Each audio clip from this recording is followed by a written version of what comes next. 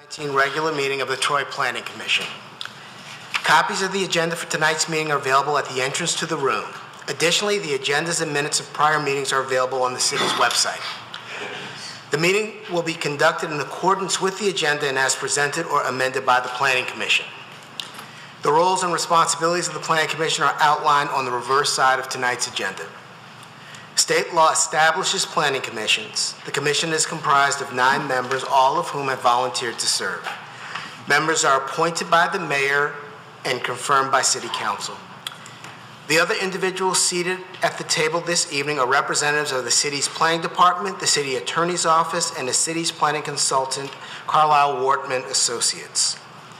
If you wish to address the planning commission, please come forward when recognized and provide your name and address on the sign-on sheet.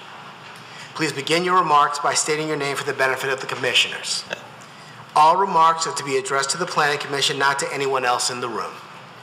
At this time, I ask that all cell phones, Blackberries, PDAs, or any other devices that might disrupt this meeting, please be either placed in silent mode or be turned off. Ms. Zarnicki, the roll call, please. Mr. Aphidian? Here. Ms. Cruz? Here. Mr. Faison? Here. Ms. Fowler? Here. Mr. Hudson? Here. Mr. Krent? Here. Mr. Lambert? Here. Mr. Rahman? Here. Mr. Tagle? Here. Quorum is present. Item number 2 on tonight's agenda is approval of the agenda for tonight's meeting. Can I get a motion to approve the agenda? Mr. Krent, and a support, Ms. Fowler. Thank you. Ms. Zarnicki? Ms. Cruz? Yes. Mr. Faison? Yes. Ms. Fowler? Yes. Mr. Hudson? Yes. Mr. Krent? Yes. Mr. Lambert? Yes. Mr. Rahman? Yes. Mr. Tagle? Yes. Mr. Aphidian? Yes. Motion carries. Item number 3 on tonight's agenda is approval of the minutes of the November 2019 Planning Commission meeting. If there are no questions or comments on the agenda, can I get a motion to approve the minutes? I'll move. Mr. Aphidian, thank you, and support. Mr. Lambert. Ms. Zarnicki? Mr. Faison? Yes. No, excuse me, abstain. Ms. Fowler? Abstain. Mr. Hudson? I was here, yes. Mr. Krent? Yes. Mr. Lambert? Yes. Mr. Rahman? Yes. Mr. Tagle? Yes. Mr. Aphidian? Yes. Ms. Cruz? Yes. You were not here. I can still approve. There we go. Motion carries. Item number 4 on tonight's agenda is public comment for items that are not on tonight's agenda. Is there any member of the audience that wants to speak on an item that is not on tonight's agenda? Seeing none, I will go to item number 5. Excuse me. Public hearing. Special use and preliminary site plan review.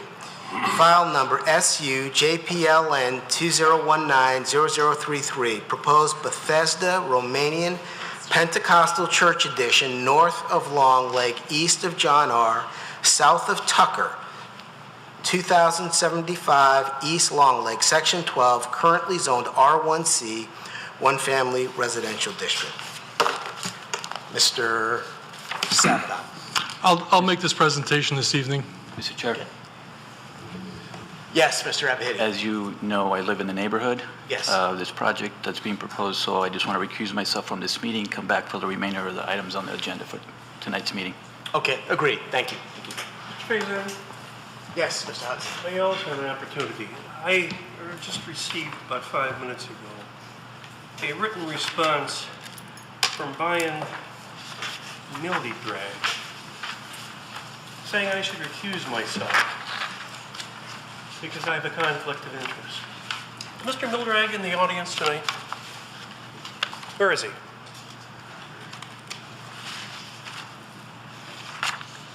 I don't believe he's here, Mr. Hudson. If he's not here and he's watching on TV, I want to make a response. He references my website as representing at one point the applicant. That was 21 years ago. And I did that in my professional capacity. I was not a member of the Zoning Board of Appeals, which I was chairman years later, or of this planning commission years later. I was a special prosecutor for a one-man grand jury in 1980 investigating alleged corruption. I have served this city well. I've been president of my bar association many years ago, and I resent the implication that I have a conflict of interest. Our city attorney has said, if I have a financial interest, I have a conflict of interest. I have no conflict of interest. I have not represented this church since 21 years ago. I am neutral, I am fair, and I'm offended that they want me to conflict. I will not recuse myself.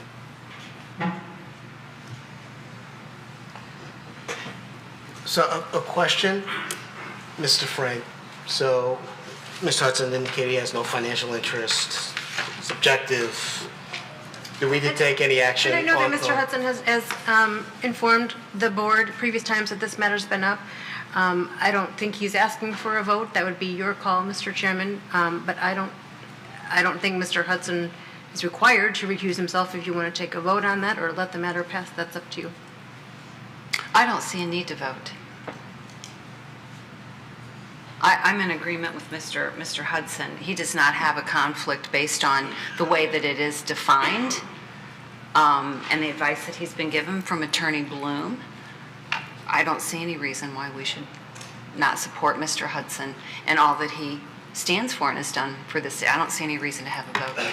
I agree with your assessment of Mr. Hudson. So did you say, so you spoke to the city attorney?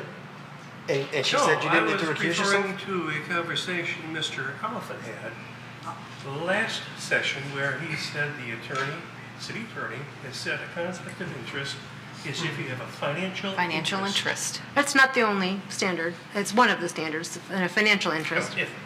If you think I've violated any of the standards, I'd like to know. I'm not suggesting that at all. Mr. Hudson, I am not suggesting that at all. I'm not the one who brought this up. You've said you're not going to recuse yourself. I'm giving Mr. Faison, as the chair, the opportunity to call for a vote. He doesn't have to call for a vote, but I'm not sure where this accusation is coming against me. I didn't bring this up. No, I'm talking about Ms. Bloom. Take a vote, will you please, Chairman? Absolutely. So we're going to vote on whether or not Mr. Hudson needs to recuse himself. Should recuse Can you just himself. discuss this a little bit, because I'm not Sure, aware of it. sure. I don't know what's going on. I didn't read the email. I didn't get a chance, so. Well, we heard Mr. Hudson say that he Okay. represented the church 21 years ago. Right. Right? And not since then. Is that correct? That's correct. Right. Okay. But I want to have any discussion anybody feels they need to have. No? Okay. So, So is the motion for him not to recuse himself? should Mr. Hudson recuse himself? I like the So way a she no worded it. means that he should not recuse himself, correct? If we phrase it that way, okay. That's just so we're all clear, right? I'm sorry? When she said, is the vote for him to not, or the motion for him to not recuse himself, yes means he should not recuse himself. That's what the question was, is should the motion read, should Mr. Hudson not recuse himself? So do you want it in the negative, or do you want it in the positive? That's what we just Okay. said, right? That's- So So just so we're clear, could you make state it one more time, just for everyone's on the same Motion is, page? should Mr. Hudson recuse himself? Ms. Fowler? No. Mr. Hudson? No? Mr. Krent? No. Mr. Lambert? No. Mr. Rahman? No? Mr. Tagle? No. Mr. Abhidian? Oh, I'm sorry. Ms. Cruz? no. Mr. Faison? No. So, again, Mr. Hudson should not recuse himself. Okay, so now we're ready for the presentation. Thank you, Mr. Chairman. Before us this evening is an application for special use for an addition to Bethesda Romanian Church. The applicant proposes a two-story addition with a total of 12,026 square feet. It's to be located 55 feet from the Tucker right-of-way. And the addition includes a fellowship hall, 8 Sunday school classrooms, and a warming kitchen. And the site is zoned R1C, and this addition does require a special use permit because it does involve an expansion to a place of worship. As you are all aware, a special use application for a church addition was considered previously by the Planning Commission. The last time we considered the application was on April 9th, 2019. It was denied. That is a separate application. That application was discussed by the Planning Commission at 4 different meetings, ultimately was denied, and this application is significantly different from that application. It is considered a new application. And here's some of the differences between the 2 applications. They reduced the overall building size from 19,000 square feet to a little less than 16,000 square feet. The building footprint was reduced from 14,600 square feet to a little more than 12,000 square feet. The height was reduced from 30 feet to 26 feet 8 inches. If you discount the window bump outs, the setback on Tucker was increased from 50 feet to 59 feet. They eliminated the gym. They reduced the number of classrooms from 13 to 8. They altered the first floor windows to reduce visual impact on Tucker, and they eliminated all second floor windows. So for the fact that all these changes were made, this was considered significant, therefore considered a new application. It's the same location. It's on the north side of the existing church, just south of Tucker. You see a photograph of it on the screen. You see this image didn't translate very well, but the proposed setback is 59 feet for the building and 55 feet for the 4 windows that bump out. There's a better picture up here that I'll show you, but the application does meet the area and bulk requirements. Here's elevations of the building. Again, the height is 26 feet 8 inches. The footprint is 12,000 square feet, and the overall square footage with the second floor is a little less than 16,000 square feet. And the window bump outs are you can see here on the lower elevation. They're triangular, and they are on the north side of the building facing Tucker, and they're oriented in such a way so if you want to look straight out the window, you can't. You have to look to the west. So this provides additional privacy for the residences across Tucker. Here's the first floor of the building. It includes a chapel, fellowship hall, 4 Sunday school classrooms, and a warming kitchen. And the proposed second floor includes 4 Sunday school classrooms. Here you see perspectives. This is from the northwest, looking at the new addition. Again, you can see those 4 window bump outs that are proposed. Here's a perspective looking from the west. Perspective from John R. and Tucker, and an aerial from the northeast. The applicant provided a detailed landscape plan which indicates landscaping and screening and buffering that's proposed. They propose a mix of trees including firs, arborvitae, and linden, and they will sit on top of a 5-foot berm, and irrigation is proposed. I think one of the issues that's been kind of dragging on this project, on the previous project, again, different project, was lack of irrigation. I think they propose irrigation so that these proposed plants would have a better opportunity to thrive. Here's a representation of the landscape plan. It also shows lines for the proposed irrigation. Yeah, they did submit a photometric plan, which is basically for the proposed lighting, and it does meet all zoning ordinance requirements.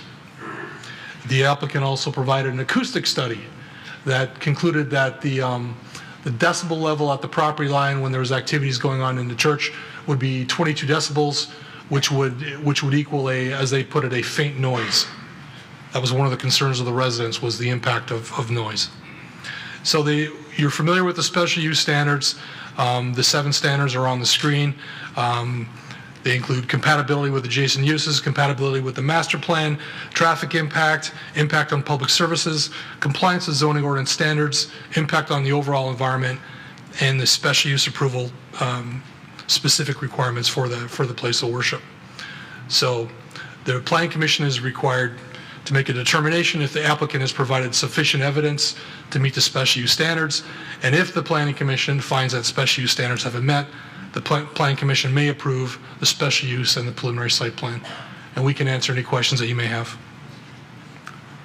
Thank you, Mr. Savidan. Just one question for you. You touched on it earlier, the landscaping and the history of the landscaping. And like I said, we've seen this project several times before, and it seems like the applicant did not adhere to the original landscaping plan, or the landscaping died. So to the extent that that becomes an issue again, what's the recourse the city has, the residents have, if that situation repeats itself? Well, we treat the site plans and all the plans that are part of the site plans as essentially a contract. It's a kind of a visual representation of what's proposed for the property, and that does include the landscape plan. So we look at proposed trees and shrubs, turf grass, other landscape elements. We look at that the same as we would a parking space or a dumpster. It's part of the site plan, it's required. So if the neighbors, if this was approved and if it was developed, it would be required to be developed as proposed. So we would, before we granted a certificate of occupancy for that addition, we would inspect the site. It's called a site compliance inspection.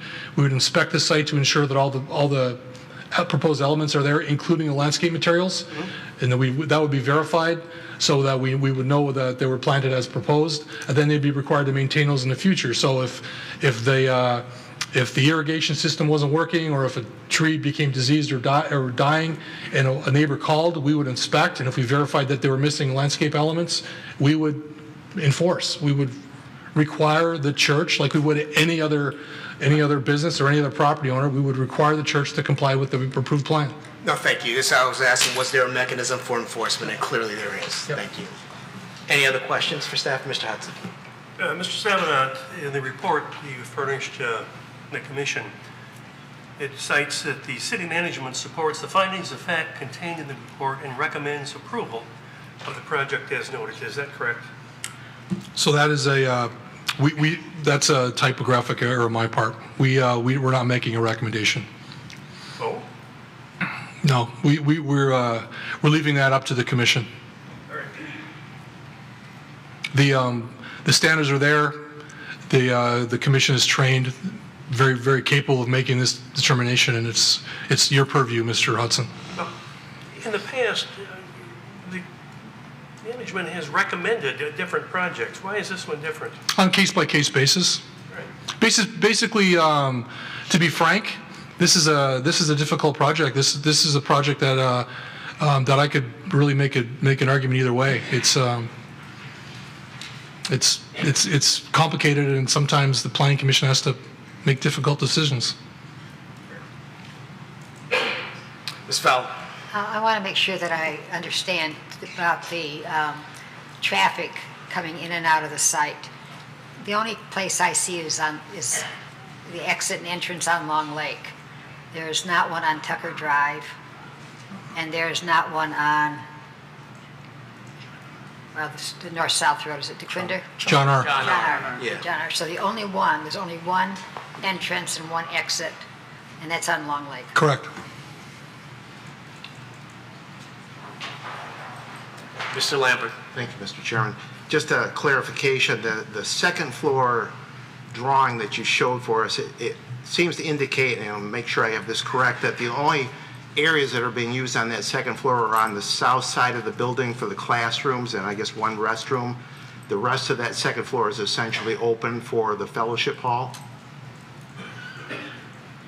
Yeah, the on the screen is the floor plan, and that is correct. Thank you.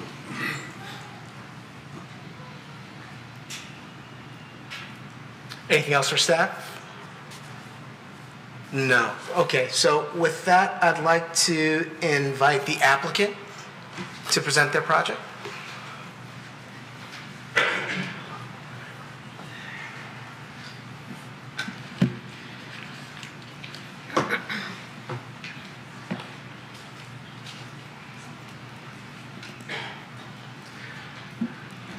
Good evening, everyone. Jamal John Hamoud appearing on behalf of the applicant today. I'm an attorney from the city of Rochester. However, I'm a longtime resident of the city of Troy. And for most of my professional career, my office has been in the city of Troy. That's not an accident. It's because I value the city of Troy so highly, and I really appreciate the environment, the welcoming attitude that I generally see in the city of Troy. Having said that, and you know, interestingly enough, one of the things that my family likes about the city of Troy so much is I think that you almost can't stand on any corner in the city and not see a church somewhere in the vicinity, and to me that's a heartwarming thing, and to my family that's a heartwarming thing, and it's one of the reasons we're here in the city of Troy. Having said all of that, I will tell you, I'm here as the attorney for this particular church. I'm not a member of the church, and I'm not being paid by the church to be here today. I'm here today because I feel very strongly about the fact that I think this church has gotten somewhat of a raw deal in the past in negotiating with the city. I think they've bent over backwards to make everything possible. And I understand the concerns of the neighbors, and I understand this board being sensitive to those concerns. I really do, and I think you're doing an admirable job in general.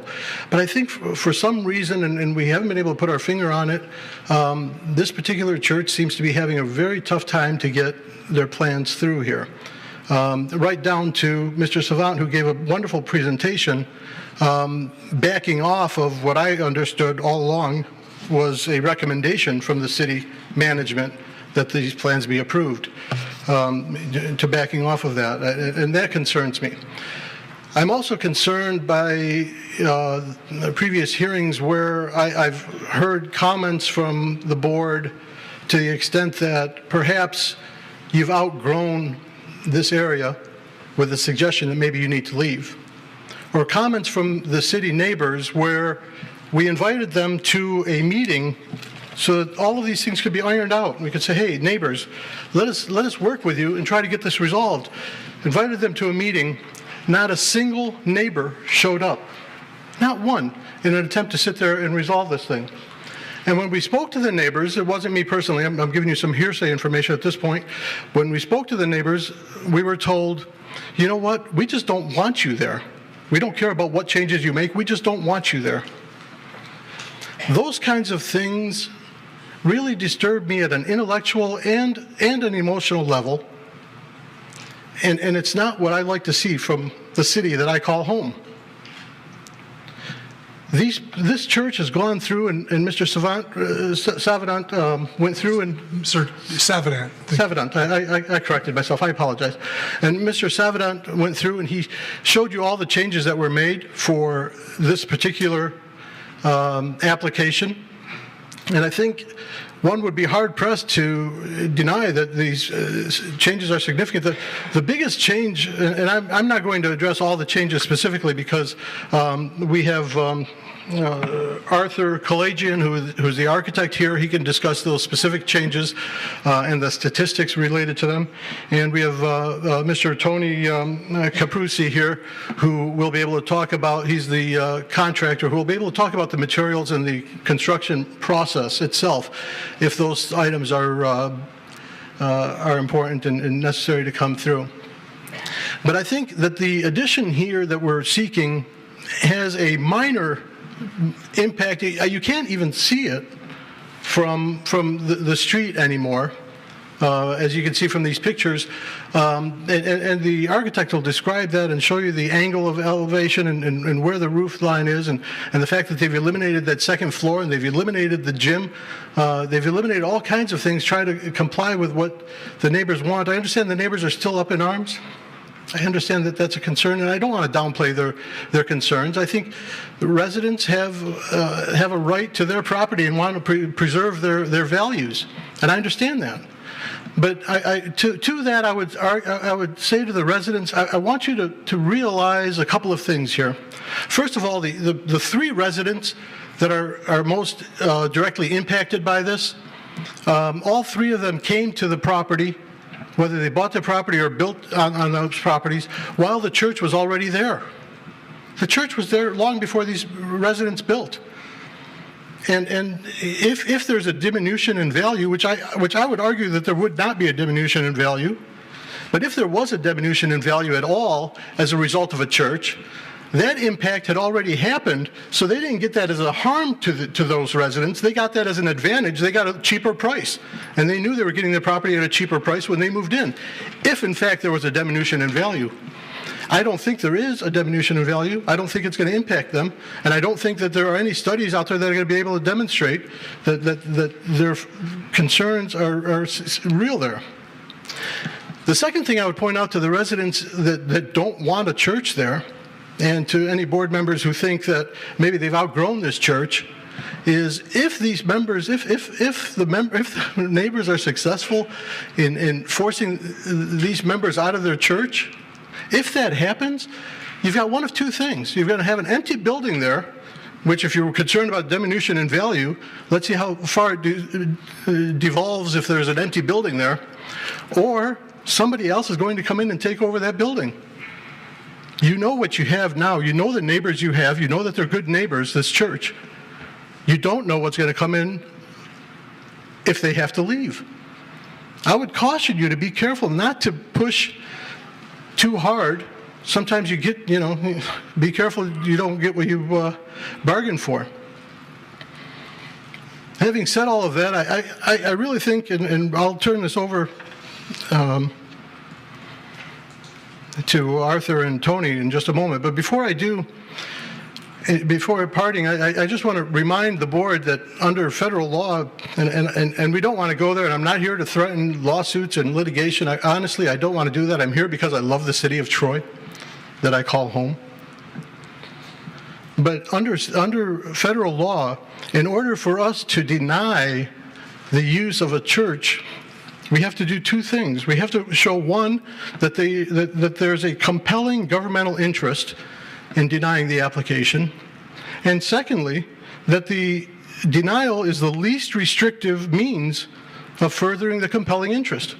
If there's a compelling interest of protecting the neighbors so they don't have to see this church, I kind of get that, I do.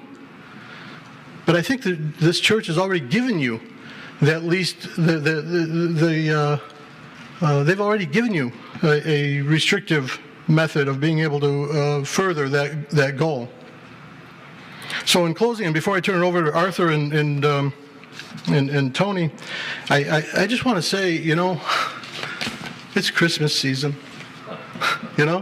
Let's hope that the charity that we find in our hearts towards this this holiday and the reason for the season continues to grow strong in the city of Troy, and that we don't shut down a church that is trying their best to just give their membership something without imposing at all upon the neighbors. And like was pointed out here by Ms. Fowler, the only entrance is off of Long Lake. It doesn't even affect the neighbors across the street. And I understand you've got about 33 signatures on a petition or something like that, and so we submitted a petition with a couple hundred signatures. Petitions are petitions, and people are people, and we'd like to see everybody get a fair shake, including the church. I want to thank you all.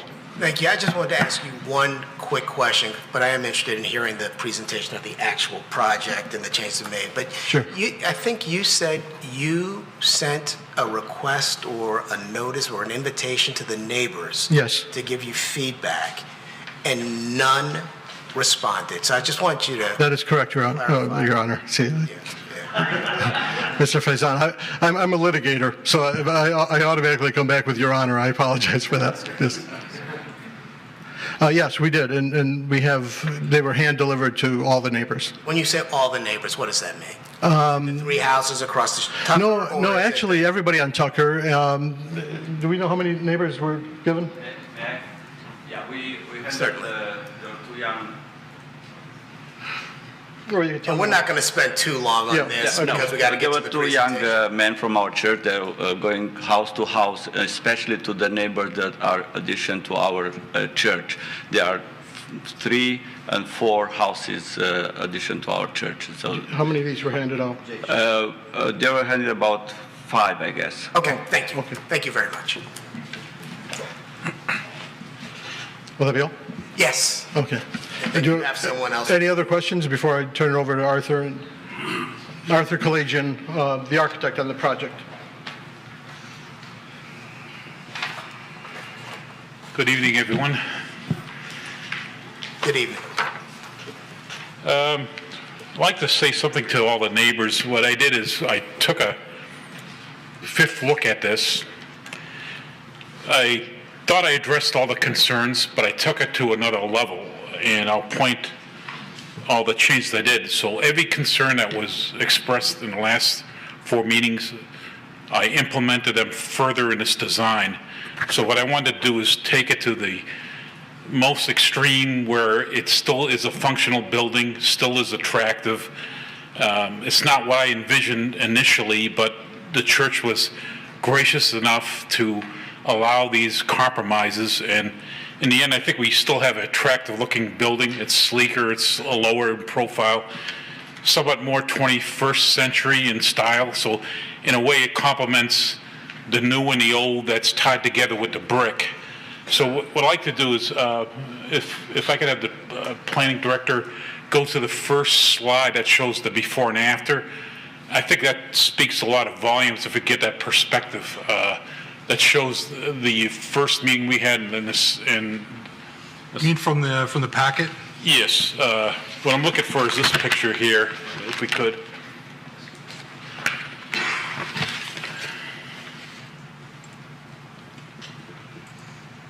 I guess it's the first slide, if you could find it.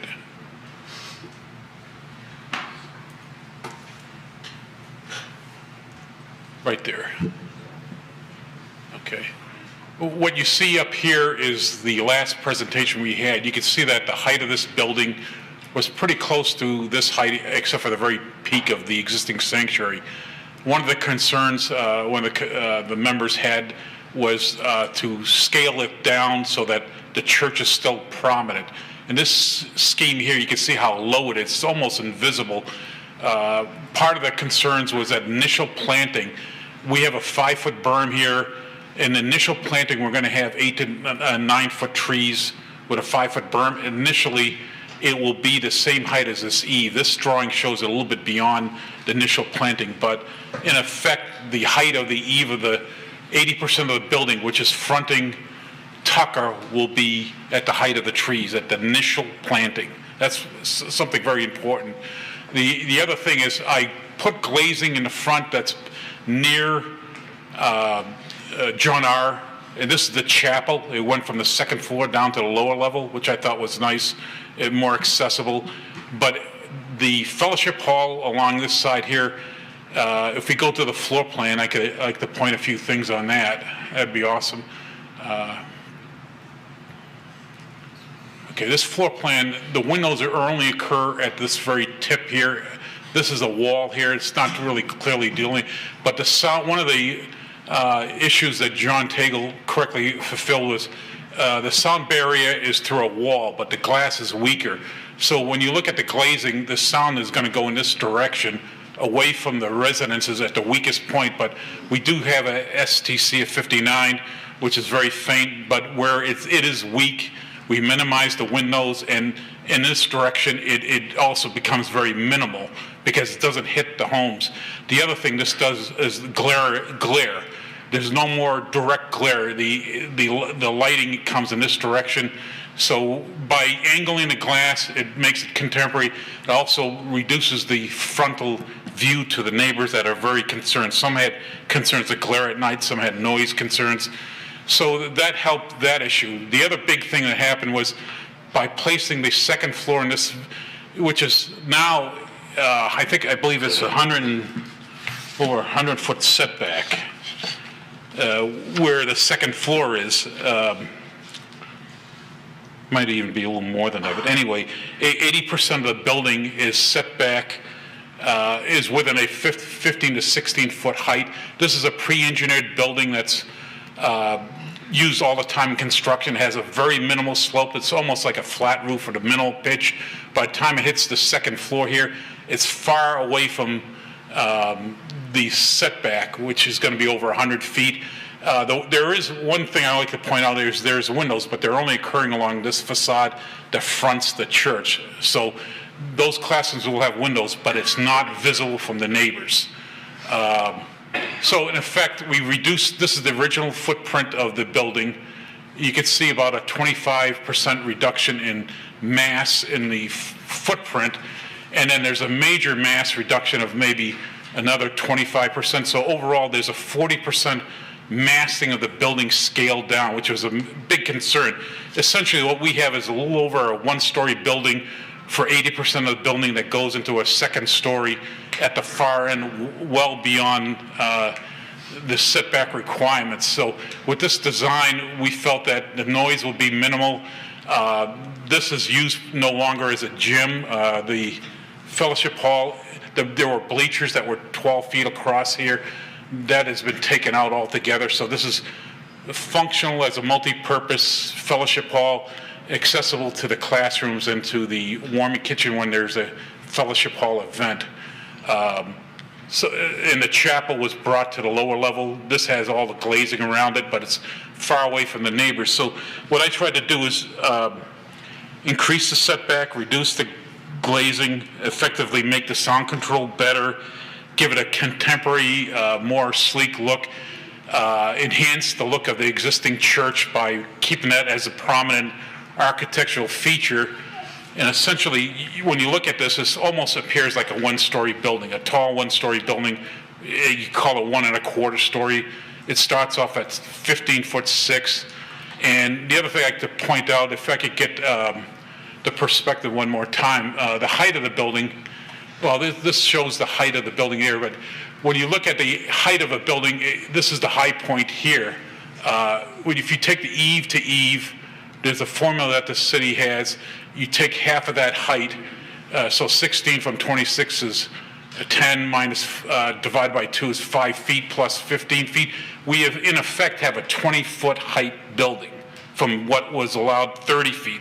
So we've reduced the height of the building by, you could say, 33%, which is substantial.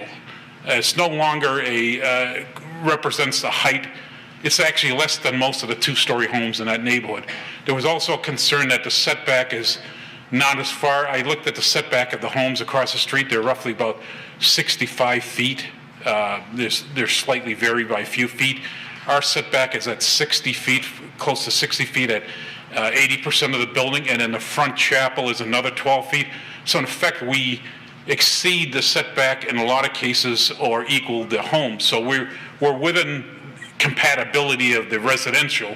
The other thing is with the blockage of the landscaping as effective barrier, it's not really going to be that noticeable at all. The only place you're going to notice this building is more or less from the chapel front, which is where I spent the glazing and the cost of the building to enhance the architecture is from the front, and then I think the triangle windows give it a nice effect as well. That's somewhat contemporary and I thought creative to the point where it does enhance the architecture. When you look at the flat elevation, it's more or less buried within the trees.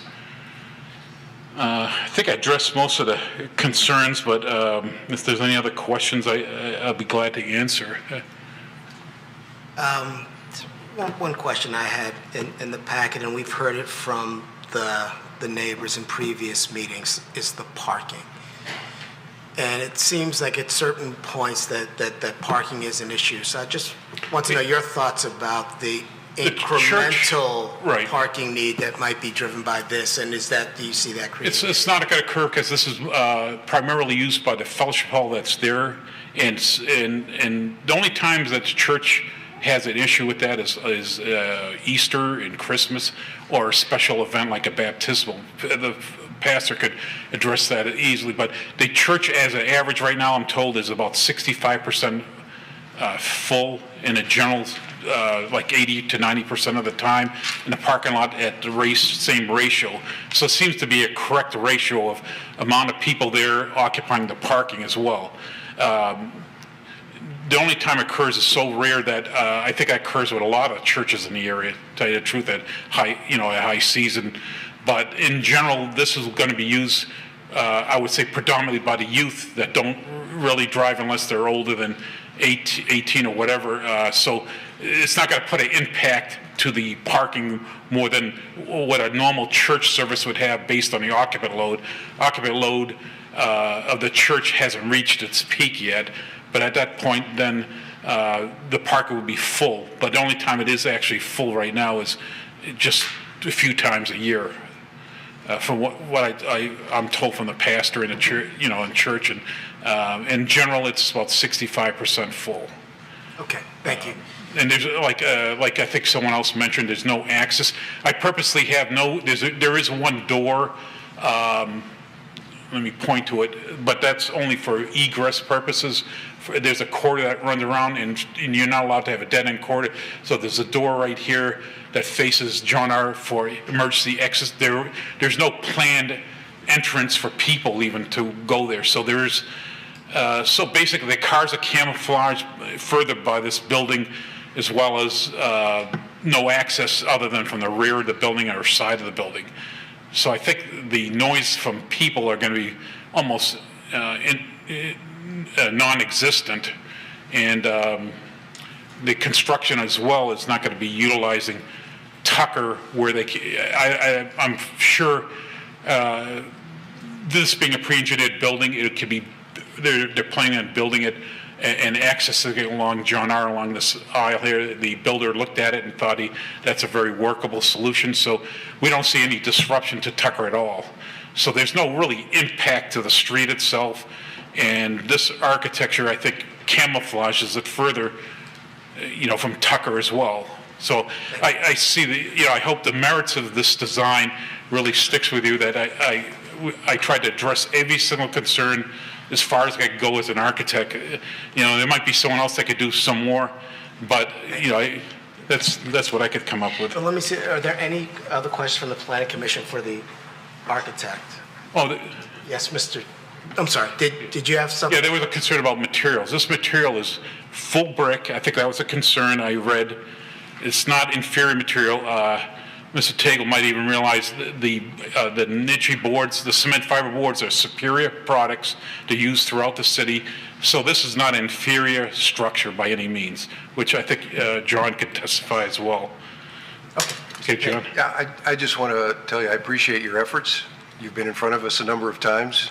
You've listened to the commission's comments, and I think you've listened to the neighbors. And to the extent that's possible, I think you've done a nice job here, so I appreciate your efforts. Thank you. Mr. Krant. The color of the brick that's being used for the new addition, how similar is it to the... Same brick. Same brick. That's the cohesive element that ties the old design with the new. So we want to use this exact same brick. Very nice. Thank you. Yeah. Mr. Rahman. Again, thank you for going back to drawing board and you made some changes, so that appreciate that. I have a couple of questions actually. The first one that I have is how many parking space we have in the existing parking lot? Can you? I don't know the exact number, but it's based on the number of seats divided by 3, and we exceed that. Do you know the exact number? I mean, it's just evident. Do you know if we? Let's see if I can find it for you. I don't think we calculated parking because the impact of Fellowship Hall and the other amenities doesn't have an impact on the overall parking. 180.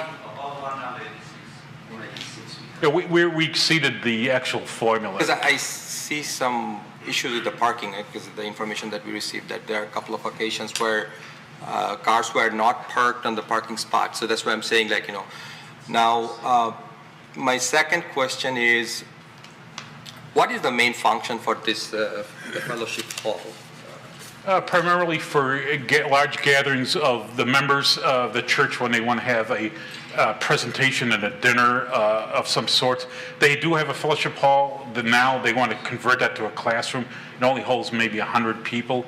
This will hold about 300 to 350 people, depending how you cram it together. And it's about half the population of the church at a regular event. So I think the 350, you said the number that? Right. It actually was, I think, 375, and now we reduced 12 feet across the board. We took out 1,200 square feet. It's probably going to be closer to 325 so to 350. So it's like 325 people sitting dinner can... Yes. Now, I think, was that considered in the number of parking spot needed to accommodate those people if we have a big event, you know? There won't be a simultaneous event of the fellowship hall and the church together. The people in the sanctuary, which dictates the parking, will go into the fellowship hall, but they won't be together at the same time. So there's no issue with the parking for that reason. You know, that one is, I mean, I don't know if we can confirm that there, because, you know, there could be big event and you can have, and both fellowship halls can be occupied and could exceed 500 people. Excuse me for 1 second. So Mr. Salvador, Mr. Carlin, maybe a discussion about how the parking is determined? So the assumption is made, so the way we've handled this is this addition with the fellowship hall and the classrooms does not increase the demand for parking per se, because the people are already there for a church service. So it doesn't have an impact on demand. This is how we've treated similar additions to places of worship in the 17 and a half years that I've been working here. It's contemplated by the zoning ordinance, and it's consistent with how we've handled these types of additions. And I thought the zoning ordinance calculated the parking based on the capacity of the sanctuary. Yes. So yes. For that calculation, the parking is sufficient. So for example, a married couple with 2 children come to service, and the parents go to the service, the 2 kids go to Sunday school concurrently. So it doesn't, Mr. Taylor, as an example. Well, I was just going to say that just as a point of fact, I've done a number of churches in my career in a number of different municipalities, and I don't know that I've ever come across an ordinance that hasn't used the zoning ordinance to apply the parking to the seating capacity in the sanctuary at a certain ratio. And that any events, whether you have a large gathering space as a lobby or a fellowship hall, the acceptance has been that you will not have events concurrently in those areas, so that, you know, and again, it's across the board. I've never come across a municipality that's looked at that differently. Understood. And I just asked for that commentary just to give you some background. Okay, no, that's fine. No, I'm just asking to make sure that we are consistent in terms of making the decision, because I know that the section B of this says that we have to look into the parking possibilities, because, you know, we are giving an approval. I understand that the things have changed, and we are not making it a gym, but instead we are making it a big hall. So do we really need that big hall? And if we need it, then can we make a parking arrangement for that? That's my question. So it's just a general discussion I like to have. My name is Simeon Timbuk. I'm the senior pastor of the churches. I just may add, we are in the building since the first Sunday of October 2000, so to 19 years plus. We never had 2 different events at the same location. The people that used the sanctuary was the people using the fellowship hall or the classrooms. So we don't plan to have 2 different events. It will be the same people who are in the sanctuary, our church members, the fellowship, that will use the fellowship room.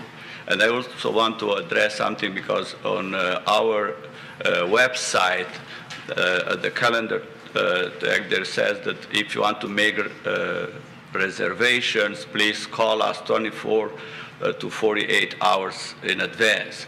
Those reservations, they are not rentals for people from outside the church, but we have, as in any other churches, some birthday parties or baby showers. So our church members, if they want to use one of the classrooms or the fellowship hall, they have to announce us in advance 24 to 48 hours. We never rented to anybody outside of our church membership. But you're planning to rent it out to the church members? We- And then planning to have this kind of event in the future? There's a possibility that somebody may have their wedding or birthday parties in the fellowship hall where you can accommodate 400 people.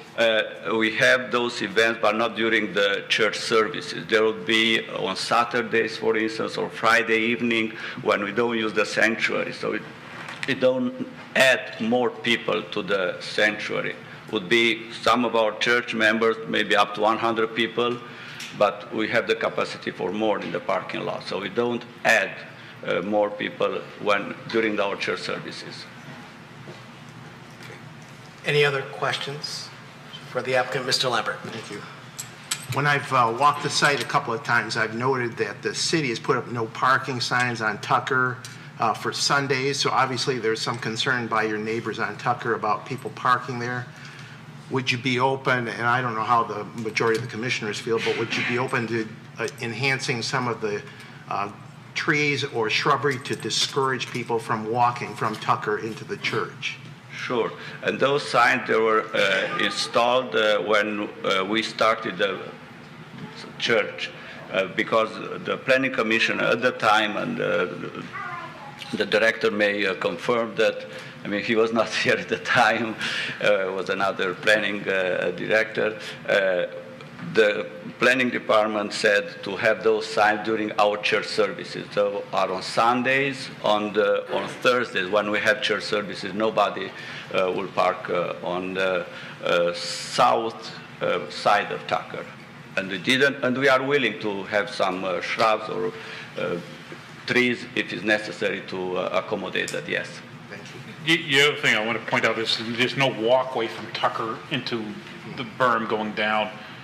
No provisions of sidewalks or anything, so that's going to discourage that. And then when you look at the landscaping, it's a barrier too, so they have to almost cross through this shrubs. So we tried to already do that in our planting, but most of the planting is on the berm, maybe 10 or 15 feet away from the street itself.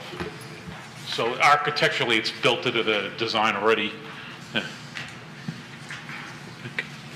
Any other questions for the applicant? Okay, thank you. Okay. Okay, so with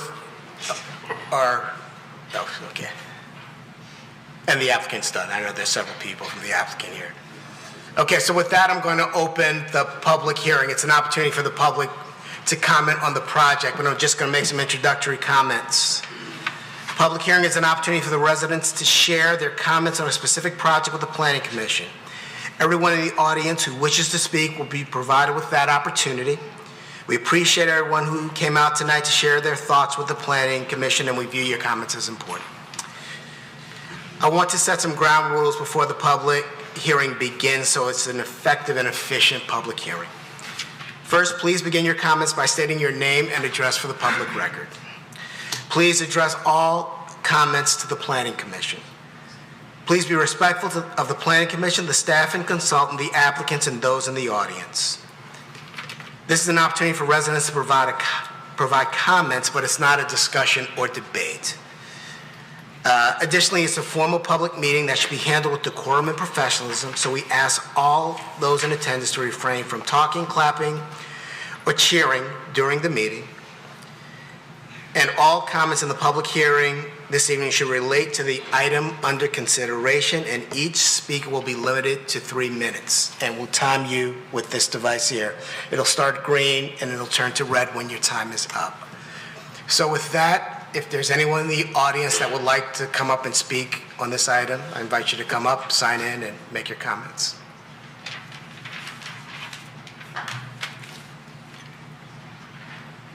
No one?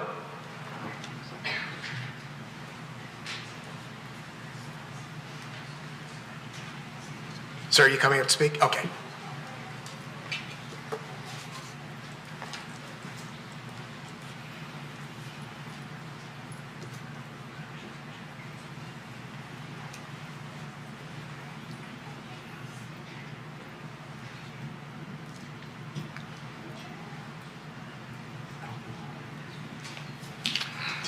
Did you want to use this PowerPoint? No. I'm just going to... You're not going to do a PowerPoint? Okay. Okay. Okay. Well, good evening. Right. Yes, start the timer. Started. Good evening. Thank you. And many of you I've seen before, and I hope you have a great holiday ahead of you. And, you know, we've been here before. We've talked to the commission before. And the residents in the area have been opposed to the doubling of the size of the building due to the mass and how it will fit and affect our neighborhood.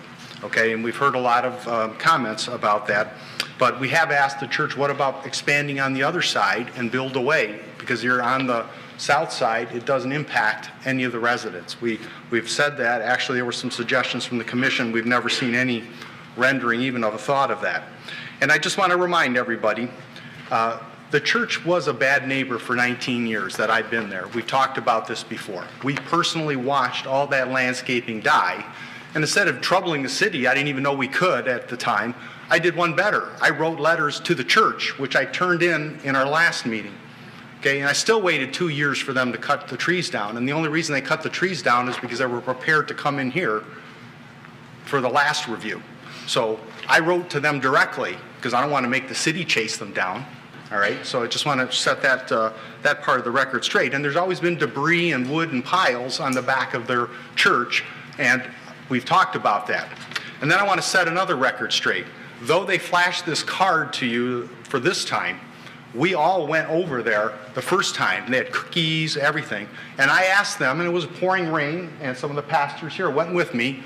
We stood on that berm. We looked at our houses from their church with no trees, just pure grass, debris, all that. We said, look how nice we keep our homes, pouring rain. And then I said, now let's walk over to my porch. We all stood on my porch, and I said, let's look this way. It was in the pouring rain.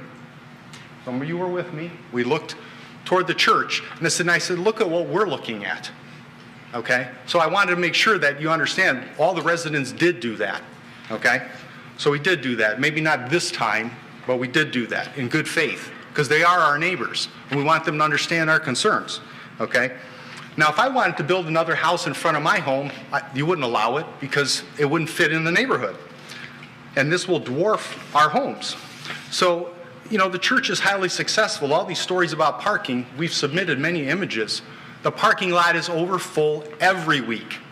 Every week. We're going to double the size of the building, and it's kind of, I don't know how we would calculate it, but you're going to double the size of the building and you're already out of space. So the residents kind of, they oppose this expansion. We submitted petitions, and, you know, the key tenet of the master plan is this is residential, R1C. This is a residential neighborhood on 3 sides. So I'd just like you all to consider that. It will impact our property values, okay? The church is set back currently. It's aligned with all the homes, so it feels like a neighborhood, and that will change when they expand. Thank you. Thank you. Have a good night. Is there anyone else that wants to speak on this item?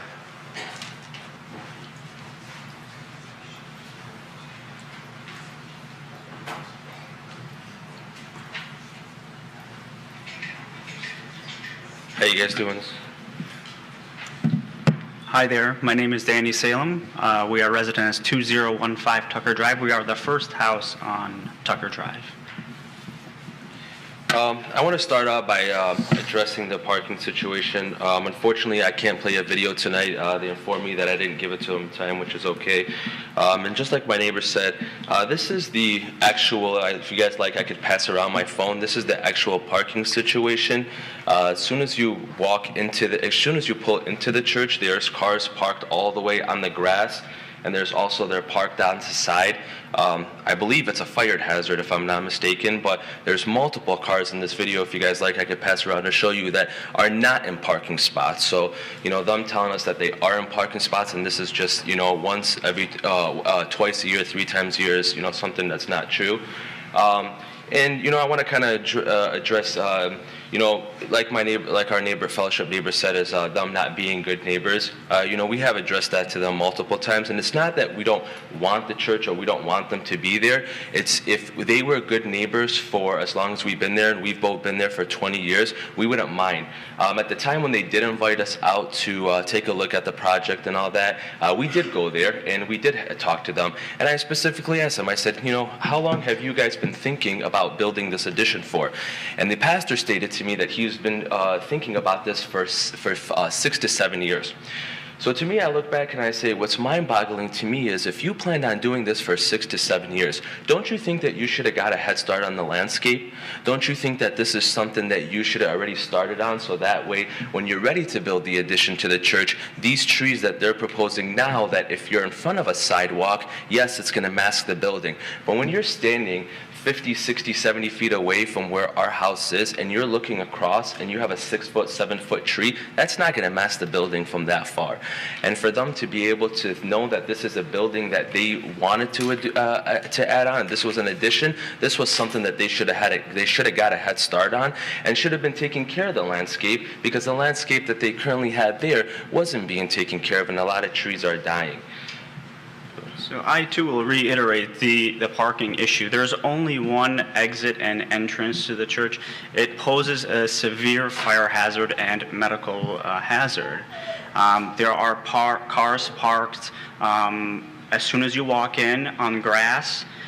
We've even had issues where church members will actually park on our street. And although the architect had mentioned that there is no sidewalk on this new proposal, that didn't stop church members currently from doing that. There's no sidewalk currently. So although there's no sidewalk on this new proposal, that doesn't mean that they still can't park in our street and cross over.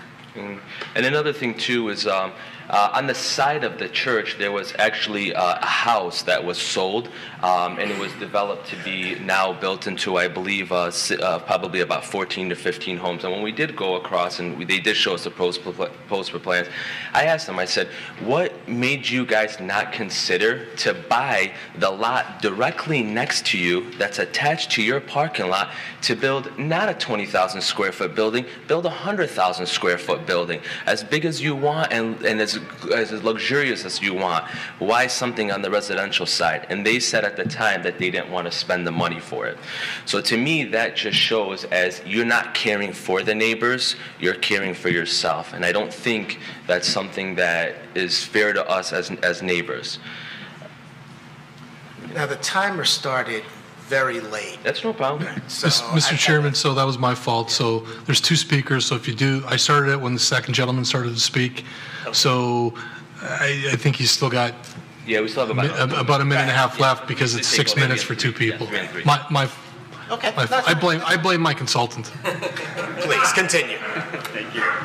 So we'd like to just conclude with saying, just please take into our considerations. I mean, we've lived there. We're the first homeowners on that house. We've lived there for 20 years. We've never had any issues with the church, and we've never once not wanted the church there. We just haven't been treated fairly in terms of bad neighbors. Landscaping is horrible, and it's been like that for 20 years.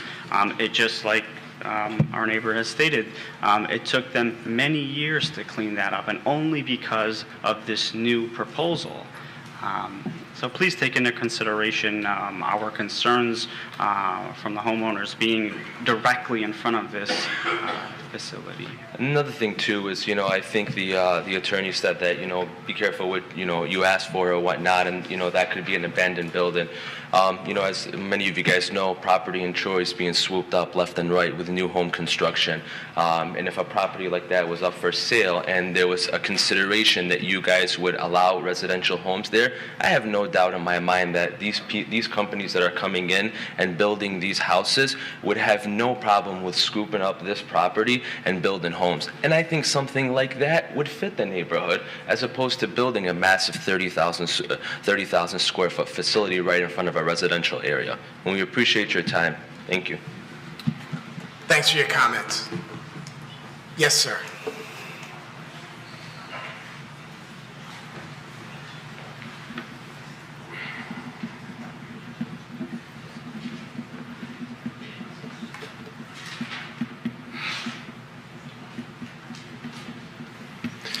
My name is Dan Mirza. I am resident on 2218 Tucker on the dirt side of the road.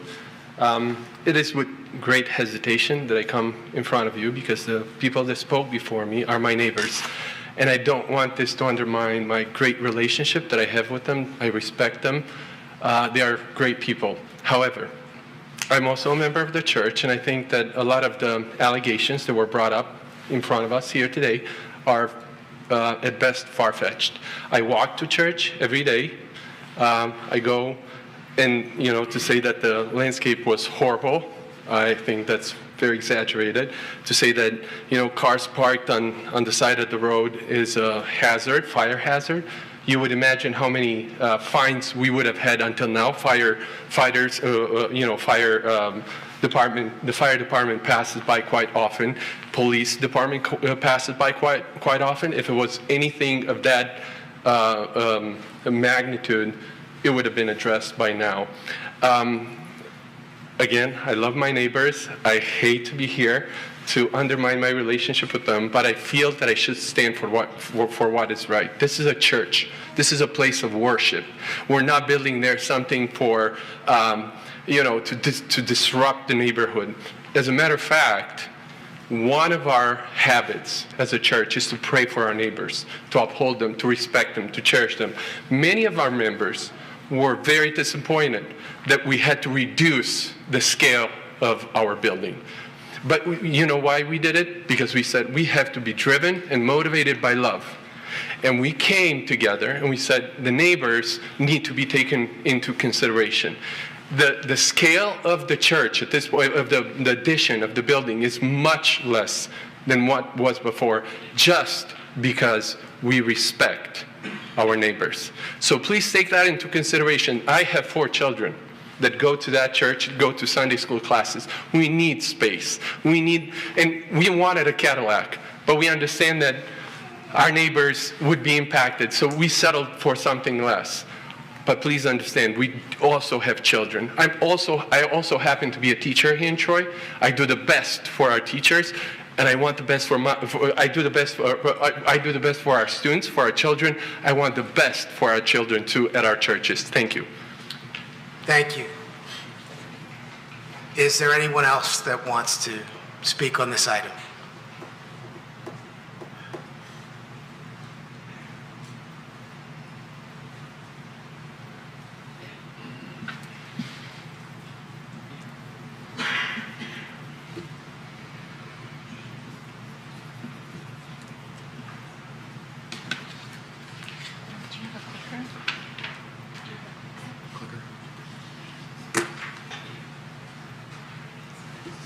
Forward, backward.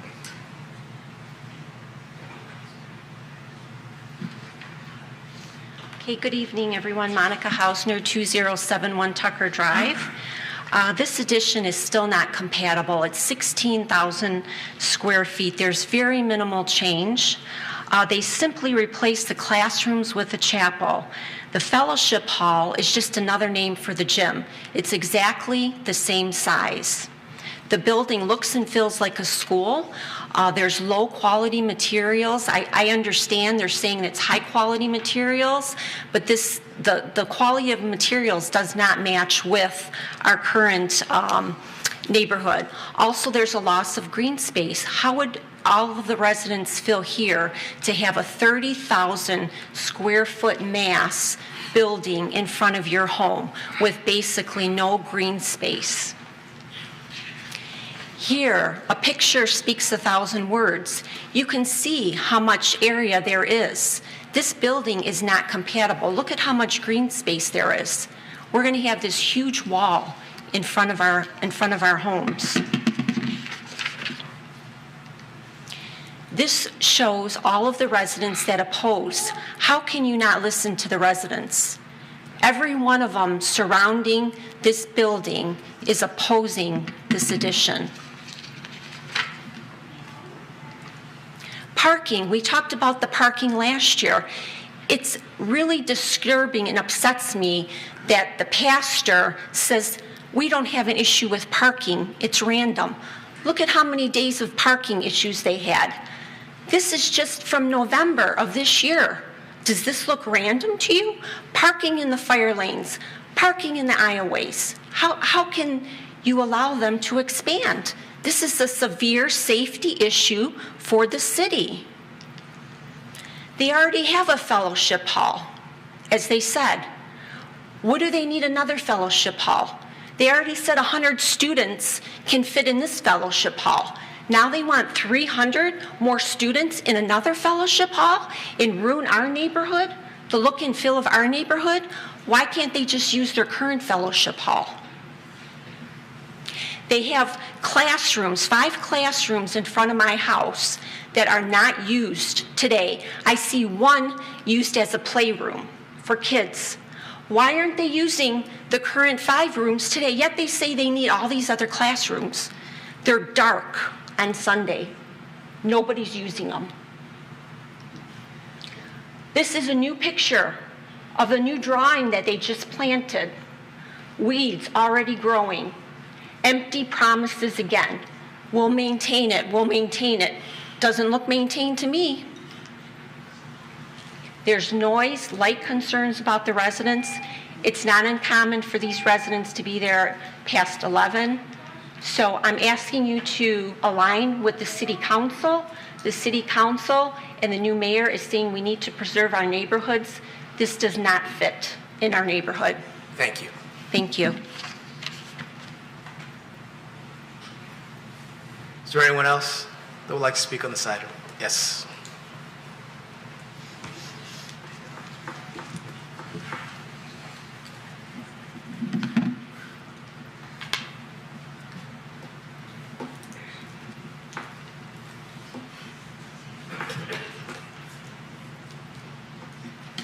Hello, I'm living in 2043 Tucker Drive, right front of the church, back of the church, and I haven't been seeing any progressive on the construction improvement. Because, sorry, I'm late because, and but I'm doing the observation for during a couple of months. And the church still have a lot of activity doing not only in the weekend but also in the normal Monday to the Friday, at least 3 or 4 days daily, and even light on in the late night. So it bothers me a lot because there's no any extra plants between my house and the church backyard. So I can see a lot of light pollution from my second floors. So this is my 3rd time to be here. I think that's the reason why it's still in the public hearing. So I want to ask everybody to reconsideration about these constructions, and at least to do the landscaping first. We are respecting for church, but should somebody respecting to us as well? Thank you. Thank you. Did you get this gentleman's name, Ms. Sonneke? I did not. No? Could you state your... He did sign it. Oh, he did sign it? Okay, thank you. Is there anyone else that wants to speak? Yes.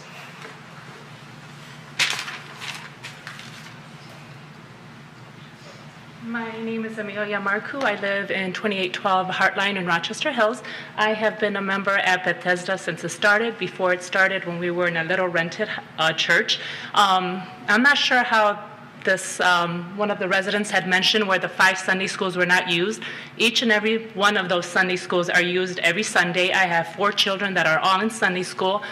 With regards to the parking, we have assigned members that are always in the parking lot, 2 of them every Sunday, making sure that there is always room for traffic, that nothing's being blocked. The fire lanes are not blocked. My husband was actually in charge of that. He's out there in the winters, making sure, especially during the holidays. And I'm not sure who would park on Tucker. We keep mentioning that there's cars parked on Tucker. I mean, I don't know who's going to go all the way across on a dirt road on the grass to go to the other side to get to church when there's enough parking in the parking structure. So I'm not exactly sure who would park on Tucker. I just know that I love this church. I've been a member here, and we do need the space. The youth needs the space. The fellowship for 100 people is not enough. There are more than 100 teenagers, so they do need the space, and they need the gathering. So just like with anybody else who has, if you live on private residence and you need an addition and you have the space, common sense would be you build an addition on the property that you currently have. Same with us, we have the property, and it's our property, we have the space, therefore why not build what we need as a church? Thank you. Thank you. Did you sign in? Oh, I will sign it. And is there any, well, this lady signs in. Is there anyone else that wants to speak on this item tonight? Yes. So you're the applicant, though, right? I'm part of the, yes. So I wanted the public to speak. I'll give you a chance to speak. I want to see if anybody from the public wanted to speak. Anyone else? Yes.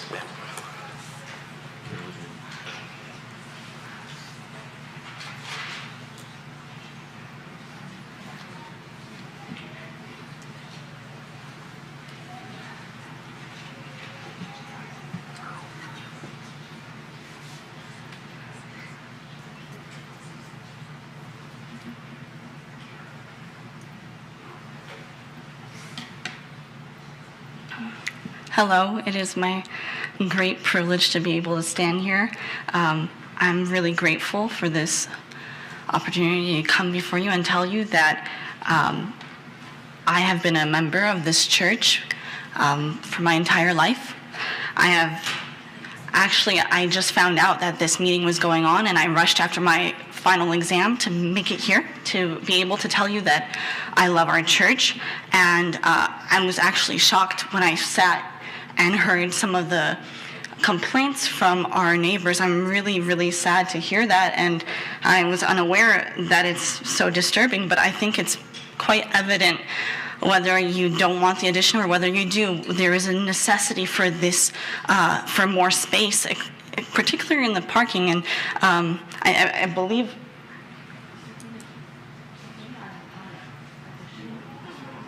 okay. Well, I really do believe that there is a need for the addition. So I have personally gone through the Sunday school. I went through all the grades, and even while I was there was not enough room. I was for 3 years a Sunday school teacher, and it was not enough. I was a first grade teacher. Our church is expanding, and we would have 20 to 24 kids in a room, and it was not enough space. Additionally, I now am part of the leadership for the youth, for the teenage group that we have a high school and college ministry, and the fellowship room is not large enough. We have more than 100. I would estimate maybe around 150, 200, maybe even more than that in the younger generation, my generation. There was a comment that not all the rooms are being used. I disagree. I'm also part of babysitting in the back so that the parents can be able to sit and listen while the service is going on, and every single room is used. We have a room for 1 to 2 year olds, a room for 3 to 4 year olds, and a baby room, and then we also have classes additionally, and it's not enough room. And actually a big problem that we're having is our youth can't meet during the night because we don't have enough room in the fellowship room, so we're trying to have to coordinate with the choir and with the band so that we all have the room for 30 to 40 minute sections. They come before us, and then it's not enough space in that regard, especially when it comes to our youth service that for 15 to I would say 25-year-olds on Friday nights and on other event nights. Thank you. Okay. Is there anyone else from the public that wants to speak on this item? Yes, sir.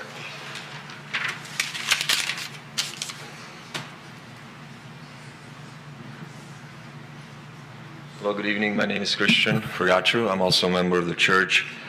And I do want to have a few words. I do believe that what the neighbors have indicated here is an exaggeration. The parking overflow at every week, or parking overflow every week, like the pictures that were shown on the screen, excuse me, is an exaggeration. We do have parking attendants that coordinate parking when we do have special events, and we do have somewhat of an overflow in the parking, as was already indicated here earlier. I have not seen ever anyone parking on Tucker and walking across into the church as well. The landscaping, also the pictures that were shown being horrible, another exaggeration. I am not aware, and we can walk on that side of the building. The landscaping is maintained on the Tucker side as well. The grass is maintained there. We are asking for a necessity, not a luxury. As it was stated already, our classrooms are being used to full capacity every Sunday. And as one who is involved with the youth as well, I can tell you that every single room is used every Sunday. This is really what we're asking for, is a necessity, not a luxury. And I would just like to have the commission consider that as well. Thank you. Thank you. Please sign in. And is there anyone else that wants to speak on this item from the public? Yes, sir.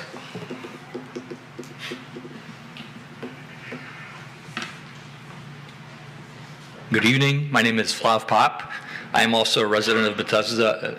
I was a resident of Troy for over 25 years. Once I got married and moved out, I am now a resident of Oak Park.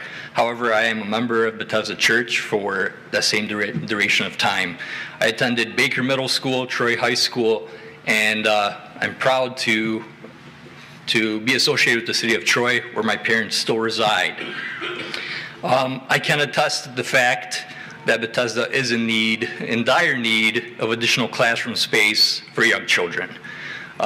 If you would be able to walk through, and I actually invite the city council on a Sunday morning when the Sunday school activities are happening, and see the conditions that we have in the classrooms, it's not an exaggeration to say that you'd have 25 to 30 kids crammed into little rooms that are definitely, you wouldn't put your children in that room if you're in a public school in Troy.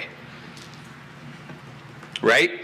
And so to say that we're exaggerating the need for this large sanctuary is an overstatement.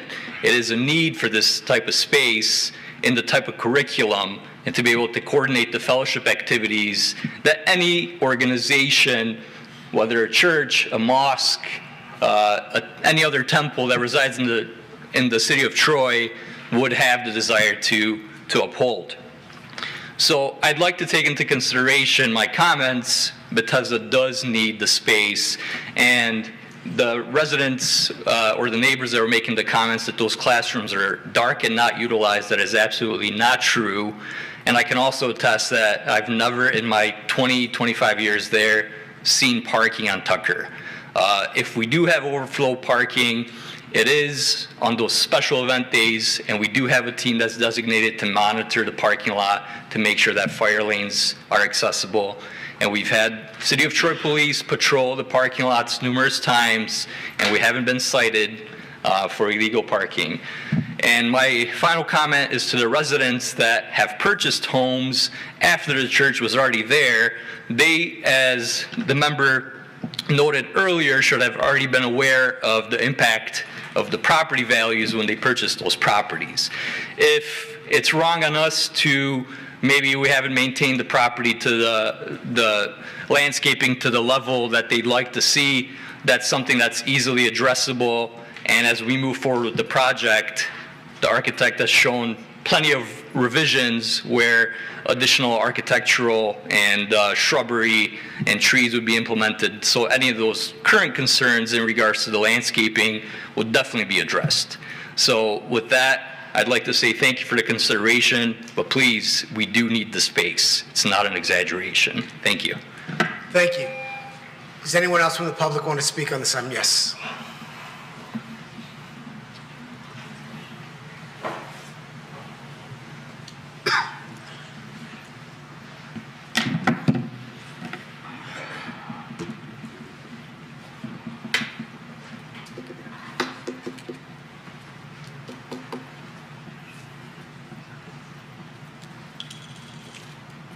My name is Iwana Timbuk, and I am a resident of Sterling Heights, 38883 Westchester Road. And my concern is that one of the ladies said that she thinks that we're only using one of the classrooms and the other ones are dark, which leads me to believe that there's no visibility from her side of view, because I'm one of the teachers in one of those classrooms that are dark. So that, excuse me, I'm a little nervous. So that just tells me that she is not seeing into the church like everyone is stating, that everything is visible to the neighbors from our church. So I do want to mention that.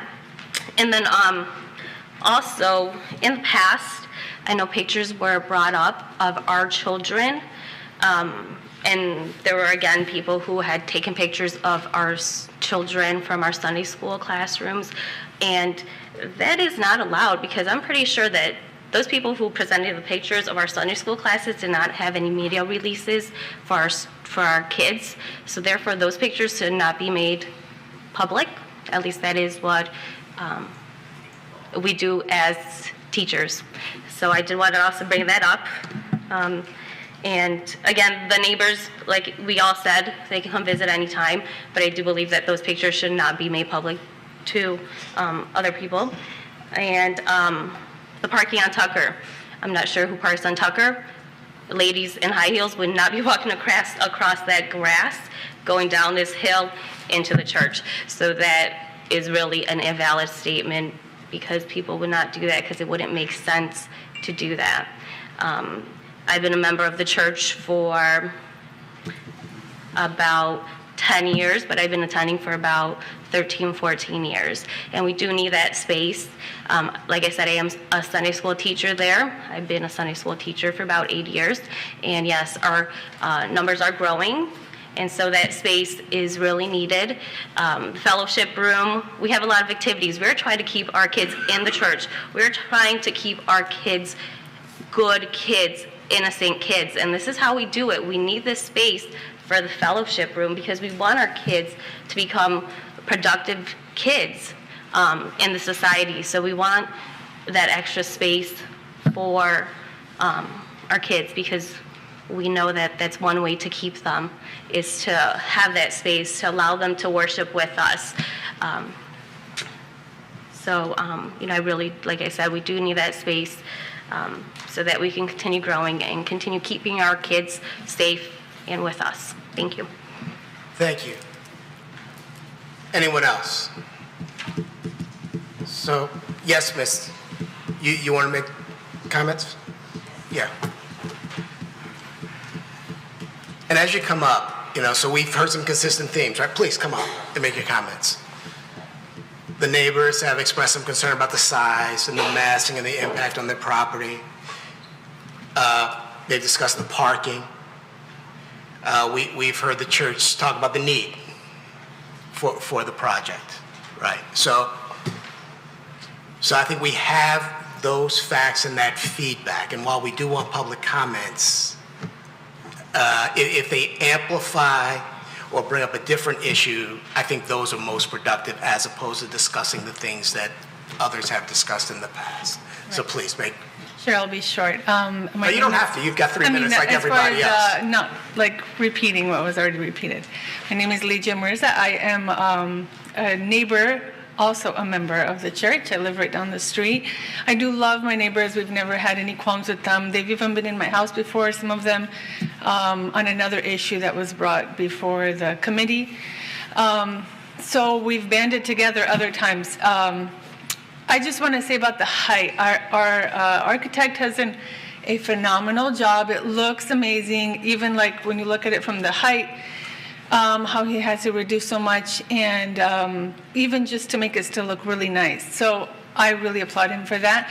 I want to say the building will remain the same height, the trees will grow, and we can add more trees, we can add whatever to make it kind of be out of sight, if that's such a huge concern, where they don't want to see this big building. That still looks nice though, like it looks like it'll fit into the neighborhood.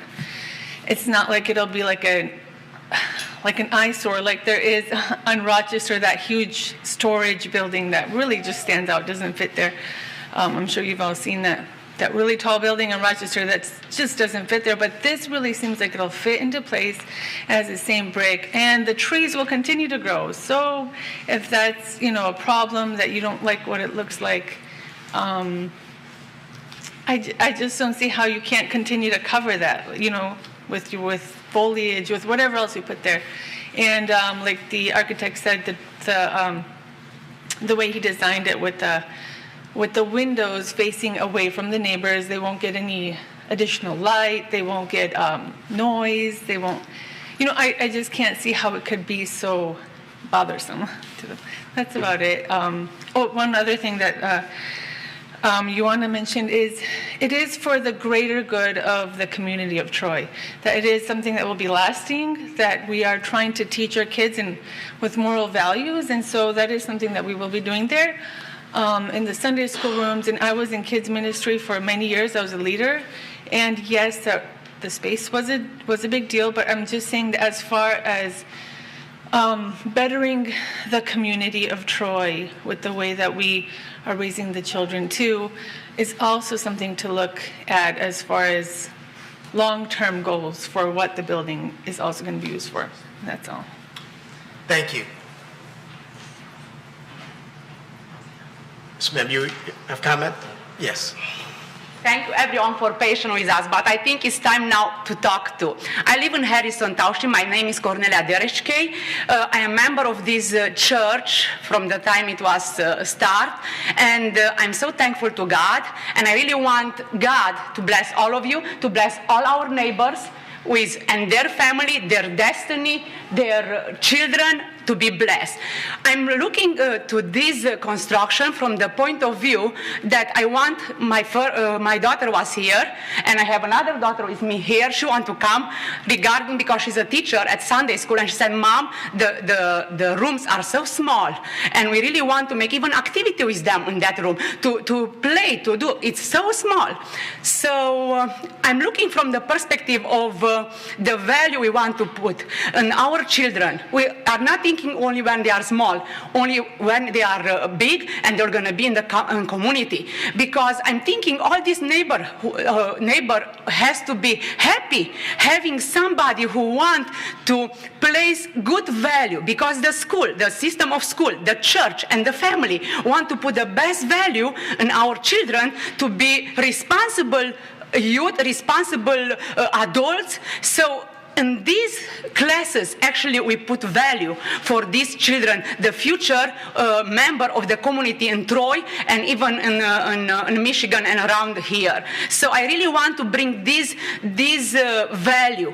Maybe this value is not so important anymore, but we really want our children, what we put in the family in them, the church to place, and this together to be a benefit for our community. Because I think more and more we can see in which world we live, and we have to be sincere to see that, and we really want our children to have the best. And another point is we are a church who is multiply, more children come, more family are married, so we will have to look even from this perspective. That's why we need more space. That's why we need more classroom. So thank you for everything. Thank you. Any other comments from the public? Okay, seeing none, I'll close the public hearing. So the applicant, did you want to make some additional comments? Yes. Yes, please. I want to address some of the issues that were brought before you earlier. Again, my name is Simeon Timbuk. I'm the senior pastor of the Bethesda Romanian Pentecostal Church. I just celebrated 25 years of ministering to the church. I grew with the church, and the church grew with myself.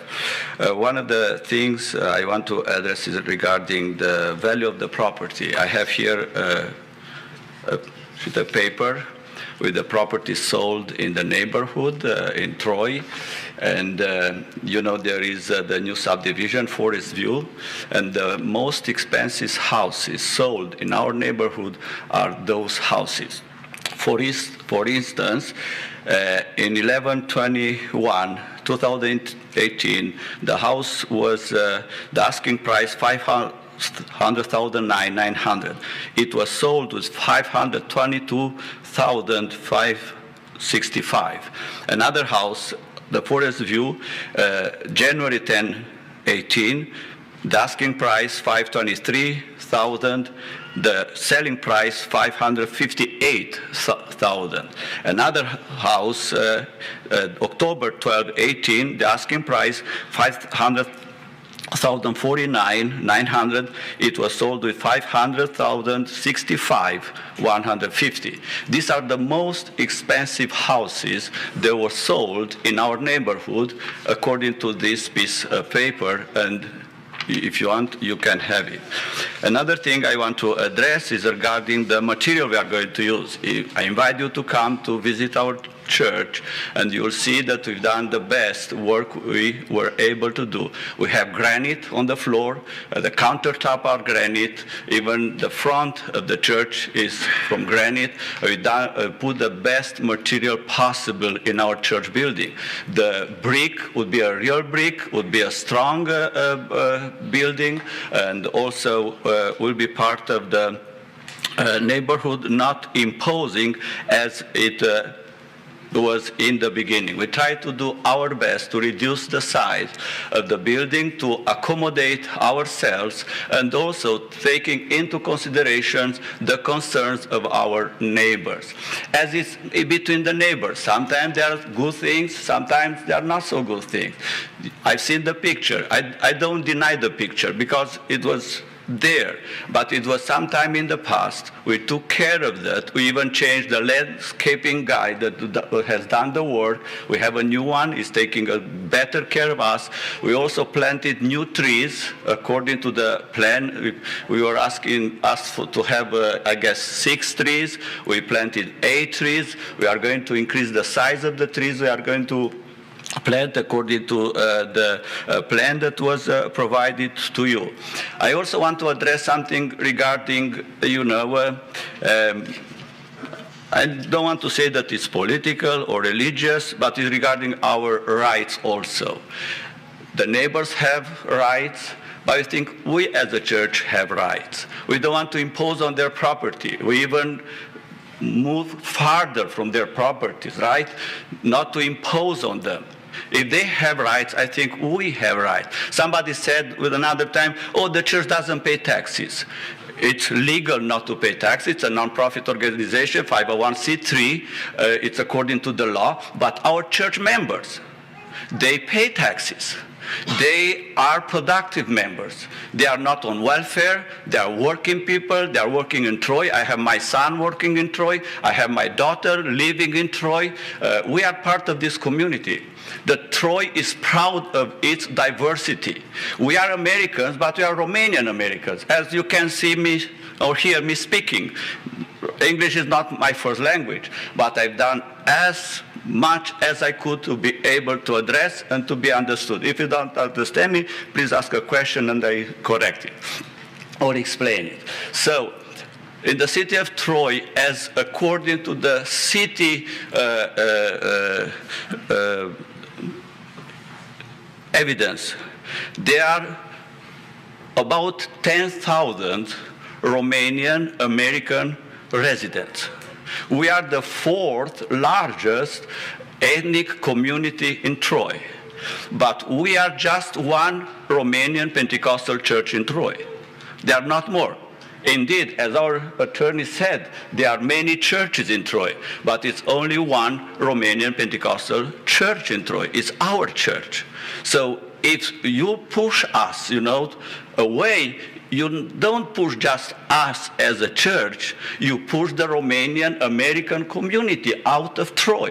And I think that is not according to what the Constitution of the State of Michigan of 1963 said in preamble. We, the people of the state of Michigan, grateful to Almighty God for the blessings of freedom and earnestly desiring to secure these blessings, undiminished to ourselves and our posterity, do ordain and establish this Constitution. And Section 2 says, no person shall be denied the equal protection of the laws, nor shall any person be denied the enjoyment of his civil or political rights or be discriminated against in the exercise thereof because of religion, race, color, of national origin. I hate to say this. I don't like to say it. I'm a pastor. I care about people. But it seems to me, and I feel this, it seems to me that we live in a hostile neighborhood. One of the neighbors even asked me, what do I have from this? and he was here speaking. What is in for me? If this is what is in somebody's mind, I think it's not right. So please take it into consideration. We try to accommodate everything, and even the building being there will be more beneficial to them instead of just being an empty space. Now the children they go there, and there is noise outside sometimes. The building being there would be nice, would be quiet, would be peaceful. If we want to build on the other side, and that was another proposal, we tried that, and I explained to you, there is a wetland over there, and if we build over there, we have to replace some of the parking space we will take from that side and put on the other side. And I think the parking lot on the Tucker side will create more trouble to our neighbors than a building still quiet and peaceful. So please take this into consideration, and I appreciate you. I appreciate you trying to accommodate any one of us, because you want to live together in harmony and peacefully, and we thank you very much. And it's in the season. Merry Christmas to you. Thank you. Mr. Chairman, was I supposed to hit the timer on these speakers? Please do, because I think we do have to deliberate. Dear members. So you have something to add to what's already been said, right? And I might be the last one, but dear members of Troy Planning Commission, my name is Romeo Palais, and I'm the assistant pastor and one of the founding members of this church, and I have the residence in the city of Troy. We, the Bethesda Romanian Pentecostal Church, we are a community of faith, and we follow Jesus and his teaching. He said, if anyone forces you to go 1 mile, you should go 2 miles. And as the many reincarnation of this project has shown, we went more than 2 miles. We went as much as it is possible in 3 or 4 reincarnations, but we kept shrinking and changing the project, but these are the facts. The initial project that we came before you initially was almost 22,000 square feet, is now about 15,000 plus. And that's a 44% reduction, as it was mentioned, from a Cadillac down to a Chevy. No offense to GM. The volume is down 40% from the initial, 40% is volume. And we reduced from the height of 32, 33 down to 25, 26. So we completely gave up the hope of our young people of a gym just to appease, just to accommodate our neighbors. And all of these accommodation and smaller project reincarnations show that we care for our neighbors. We were sensitive to their noise concerns, to their lighting. And by the way, probably you didn't see the light because we have now blinds into, just out of concern for our neighbors. We fired our landscaper to get somebody to take care of those dandelions. There's no more dandelions. We are sensitive with every single issue and detail. But at one of the meetings that we organized at our church, and then we walked together with our neighbors. By the way, November 14, nobody showed up because we wanted to show them we care. Look at all of these, not small, very consistent, major changes to the project. One of them that came here said, "We simply don't want you here." It was shocking. It was heartbreaking. I said, all of these changing, not small increments, consistent, major, just to be thrown in your face. And we were there, the oldest neighbors, now that Mr. John has moved. And it was said that we are the only Romanian Pentecostal church in Troy. We love Troy. We love our kids growing up. And I would like to make a call. Who is here that's it's for the project of Bethesda? Please stand up. Sir, your time is up. Thank you. Thank you. Merry Christmas and Happy New Year. Thank you. Okay. So bring it back to the table for the Planning Commission for discussion. Public hearing's been closed, Mr. Chair. The public hearing has been closed, yes. Yes. So maybe I'll start. And kind of go back, I think Mr. Tagle might have mentioned it earlier. You know, we've seen this project numerous times, right? The fifth time, I guess, we've seen it. I think there have been strides made to address the concerns, at least that I've heard from the neighbors, around the size of the building, the mass of the building, the appearance of the building from the neighbor's perspective across Tucker, given the lower profile. So, I mean, I believe the applicant has taken our feedback and has responded as at least I had hoped that they would. So, I don't know if anybody else has any questions or comments. Mr. Hudson? Just two observations. As you've indicated, this is the fifth go-round we've had with the same information, except the church, after each session, has listened a little bit, made some concessions, and this is the final product.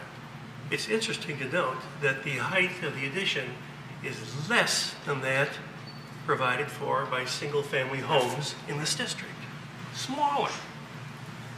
The other thing is, we hear this quite often, especially recently, that one of the tenets of the master plan is the protection of a single-family residential neighborhood. Well, you know, or in my memory, the ordinance of the city of Troy have always provided a permissive use in a residential neighborhood as a church. All the church is asking for is the same protection avoided the single-family homes in the neighborhood.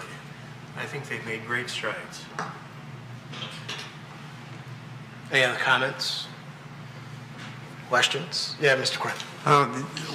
I just wanted to say that my main concern is, not just on this project, but every project that abuts a residential neighborhood, is transition, and not only the transition, but a good visual barrier between residents and whatever other organization or business is built next to them.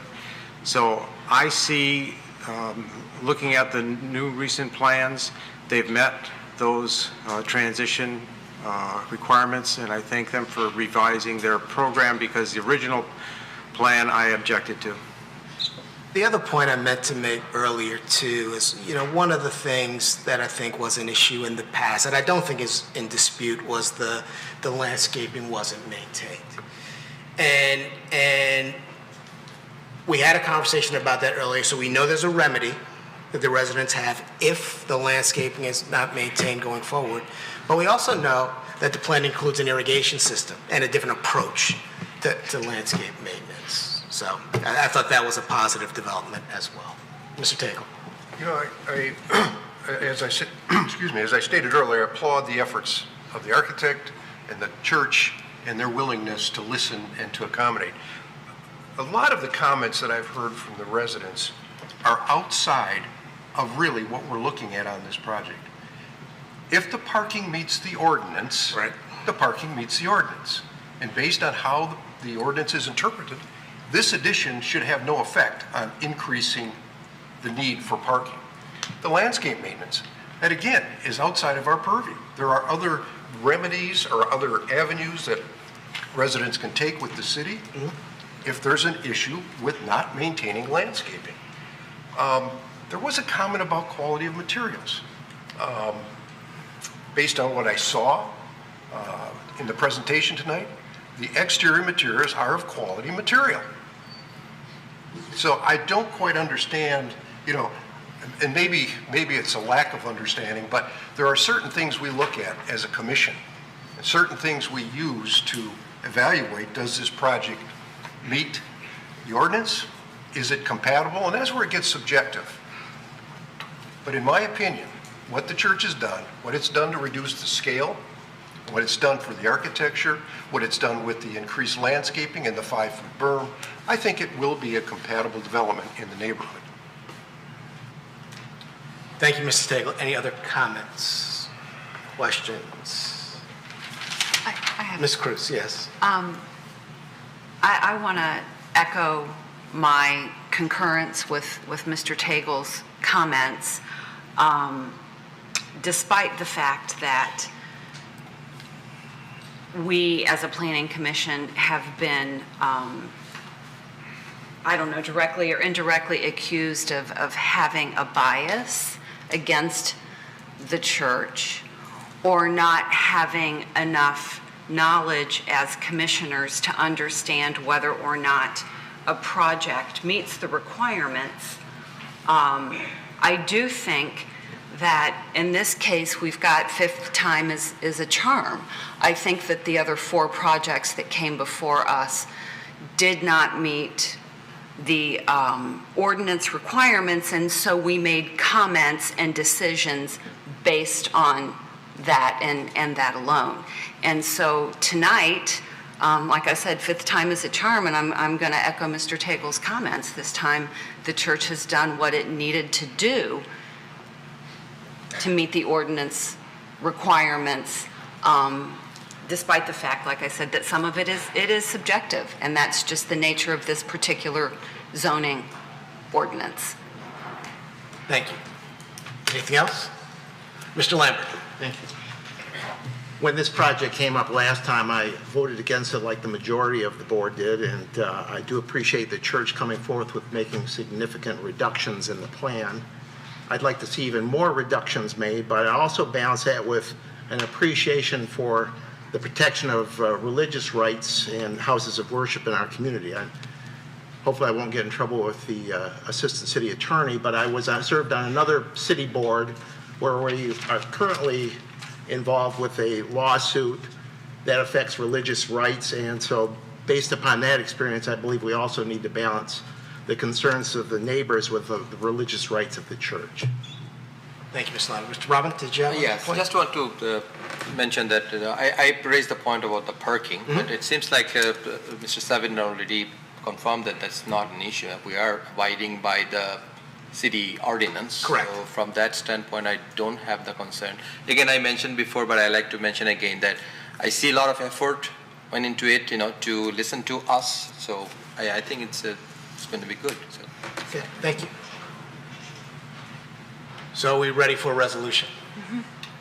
Mr. Chairman, before we go there, I have a question on some of the wording on the resolution, and maybe Mr. Savadan or Mr. Carlisle can help me with this. In item 2 of the resolution, the second half of that resolution says, well, let me read the whole thing. It says the proposed addition does or does not impact traffic on Tucker Street, and I'm fine with that. Where I'm a little bit at a loss here, it goes on to say, and does or does not significantly impact traffic entering or exiting this site, because I have no way of knowing that. We have not really looked or considered the information that might help us make that statement. So is there anything that you guys can share that would help me understand that a little bit better? Well, I'll field that. Mr. Tagle, this is just a proposed, as every time we have these proposed resolutions, these 5 or 6 paragraphs here are based on the standards outlined in the ordinance.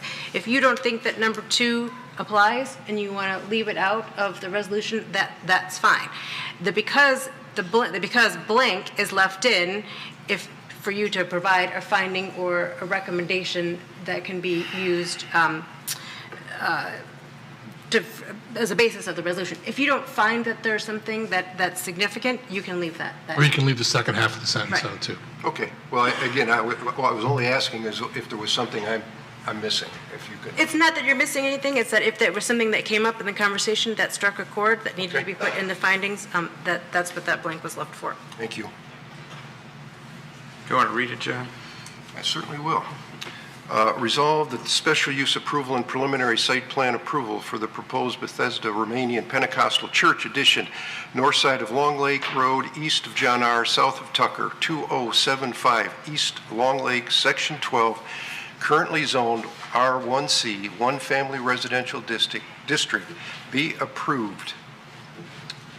The Planning Commission makes the following findings of fact and conclusions based on written materials, comments, and testimony of the applicant's representatives, other interested persons, professional consultants, and other factual material presented to the Commission to assist with its deliberation. Number 1, the building addition is designed in a manner that is harmonious with the character of the adjacent property and the surrounding area, because the applicant has mitigated the building massing and visual impact through architectural design and landscaping buffering. B, the building massing is not inconsistent with the character of the adjacent properties and the surrounding area. C, a tenet of the master plan is the protection of single-family neighborhoods. The proposed addition is compatible with the existing homes on Tucker. Item number 2, the proposed addition does not impact traffic on Tucker Street. Item number 3, the project is adequately served by essential public facilities and services. Item number 4, the addition complies with all applicable ordinances and standards. Number 5, the proposed addition does not unreasonably impact the quality of the neighborhood on Tucker Street in comparison to the impacts associated with typical permitted uses. Second. Ms. Sarnecki? Support from Mr. Crank. Please repeat who supported it. Mr. Crank? Thank you. Mr. Hudson? Yes. Mr. Krant? Yes. Mr. Lambert? Yes. Mr. Rahman? Yes. Mr. Tagle? Yes. Ms. Cruz? Yes. Mr. Faison? Yes. Ms. Fowler? Yes. Motion carries. Congratulations. Mr. Chairman, can we take 5 minutes so the room can clear? 5-minute break, yeah? Good to me. Yeah. On behalf of the Bethesda Church, we thank you very much for approving the project. And as I said previously, Merry Christmas, a Happy New Year. May the Lord bless Christmas to you you and your families and the city of Troy.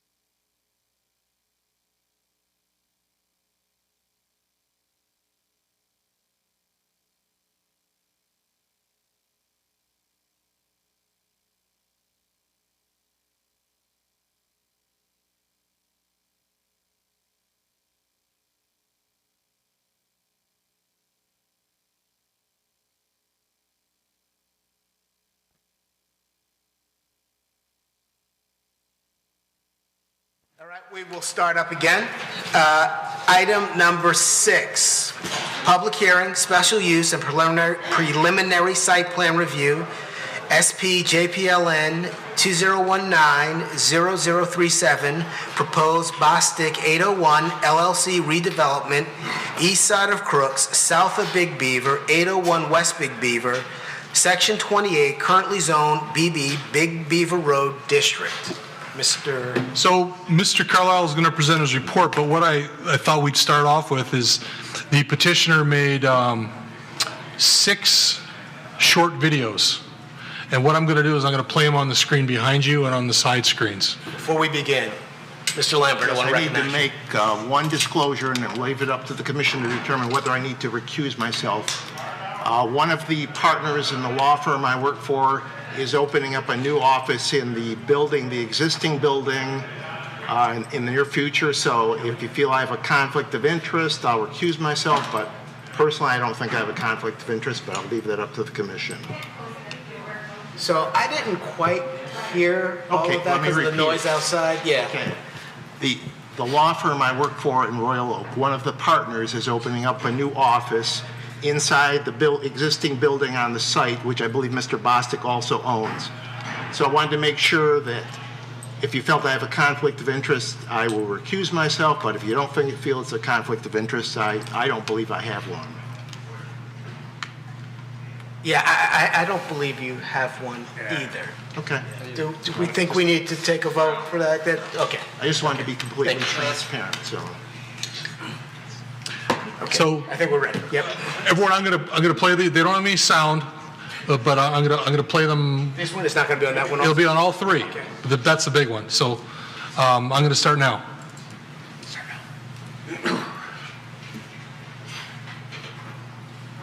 So it's Ford's garage on the front, restaurant, attached to a multi-story Hyatt Place hotel.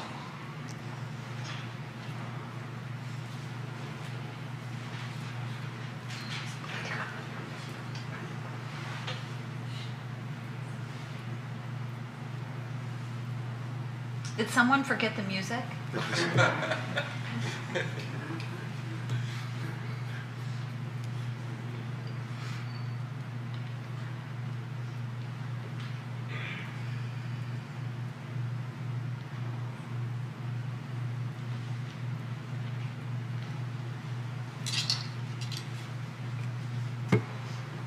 Okay, that's the first one. They're all pretty short.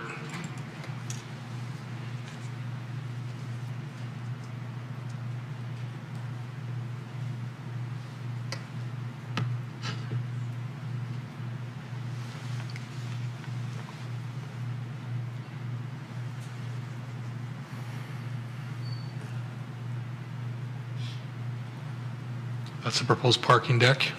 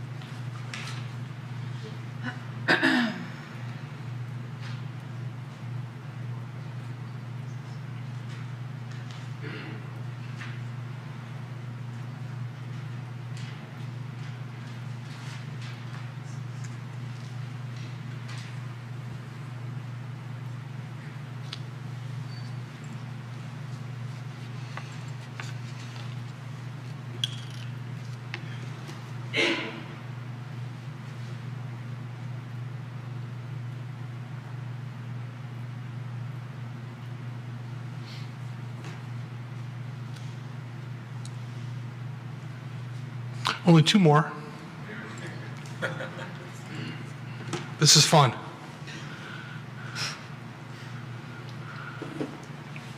It's always sunny in summer in these videos.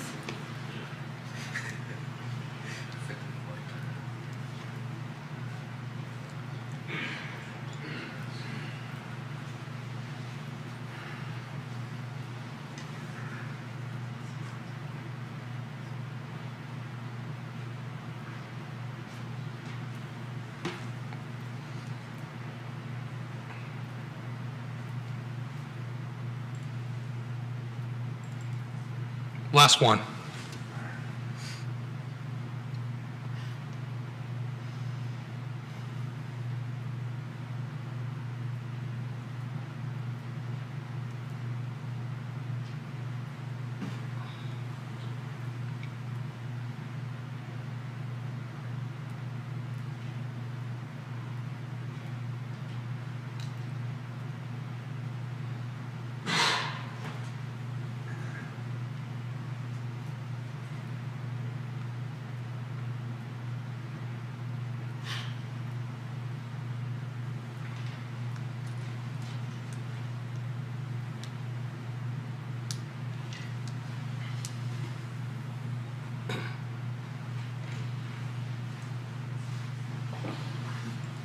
Thank you.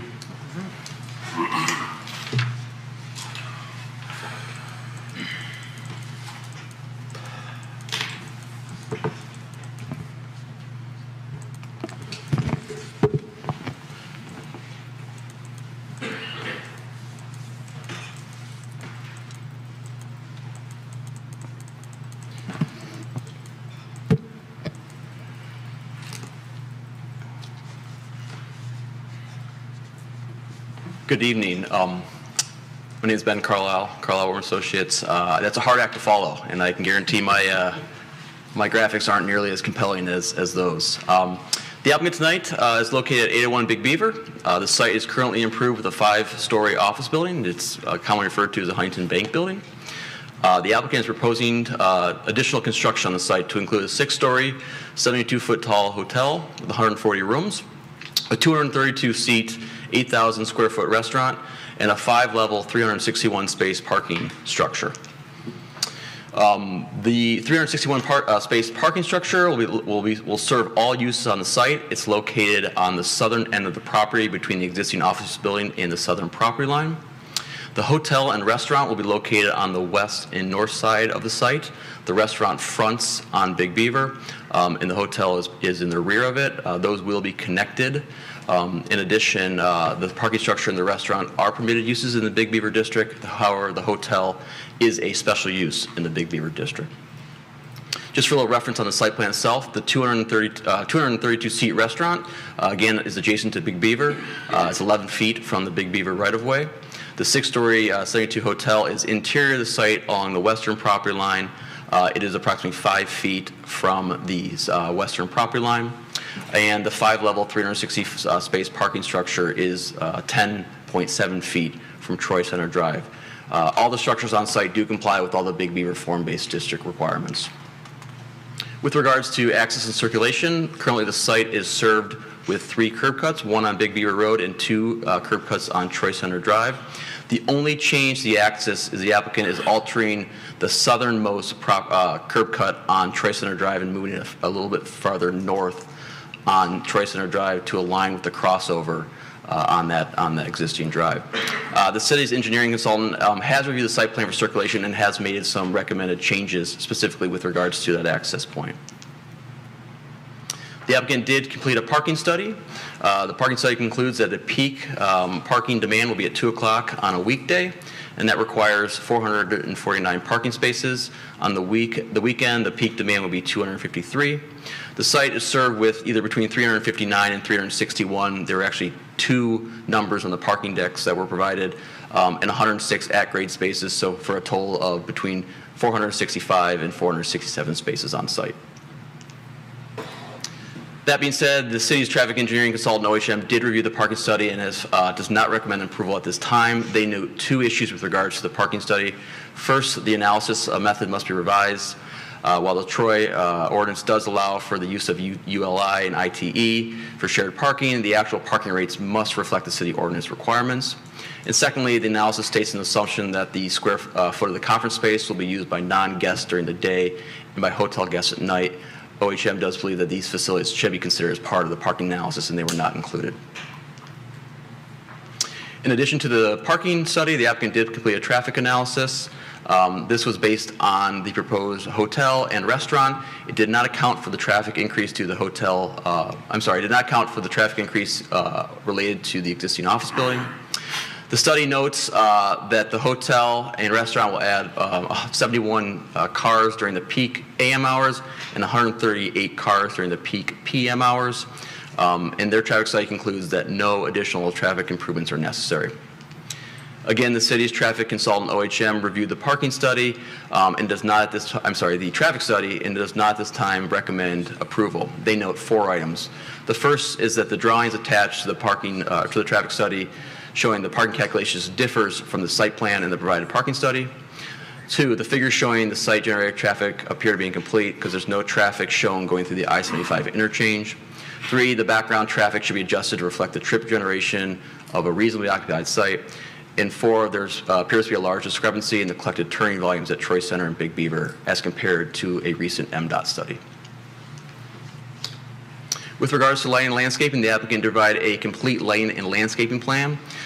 With regards to landscaping, we do note 2 issues. They should provide the hardscape calculation. It appears they meet the requirement, however, the calculation was not provided in the plans. And lastly, we note that the parking structure is adjacent to Troy Center Drive at 10 or so feet. There's no proposed landscaping or trees between the parking structure and Troy Center Drive, and we think they can soften the facade up by adding some additional trees in that location. Lastly, we do note that the lighting levels along the western property line do exceed the ordinance requirements. And lastly, we do note that the structure is a 5-story structure, and there's no lighting indicated for the interior or exterior of that structure. So we are asking that they do indicate what the lighting of the structure is going to be. Because of the height of it, it will have some visual impact on adjacent properties.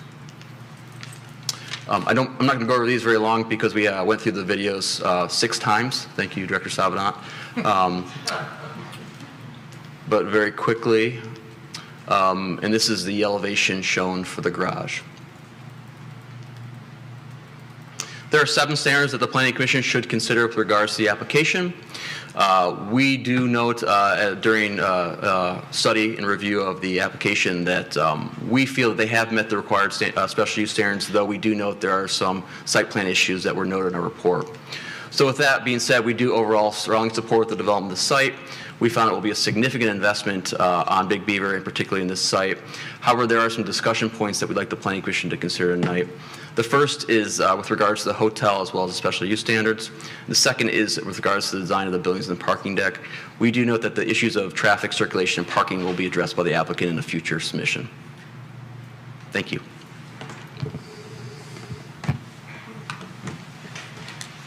Any questions for Mr. Carlisle, Mr. Savada?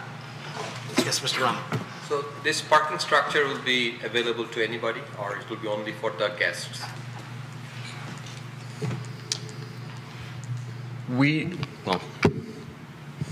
My assumption it'll be available for the guests of use of the property, so the hotel guests, the office building guests, office users, as well as the restaurant.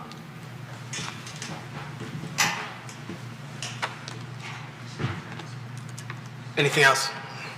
Oh, Mr. Rama, you had another No, question? I was just wondering, it's an assumption, so can you confirm that from the... Mr. Savada. I just want to piggyback on your question, Mr. Rahman. It's a good one.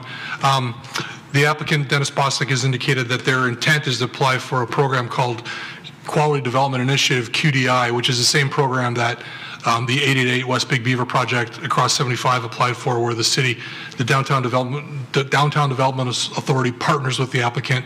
Essentially, the 60% of the tax capture for the improvement of the parking deck is reimbursed back to the applicant. One of the conditions of that program is that the parking deck be open to the public.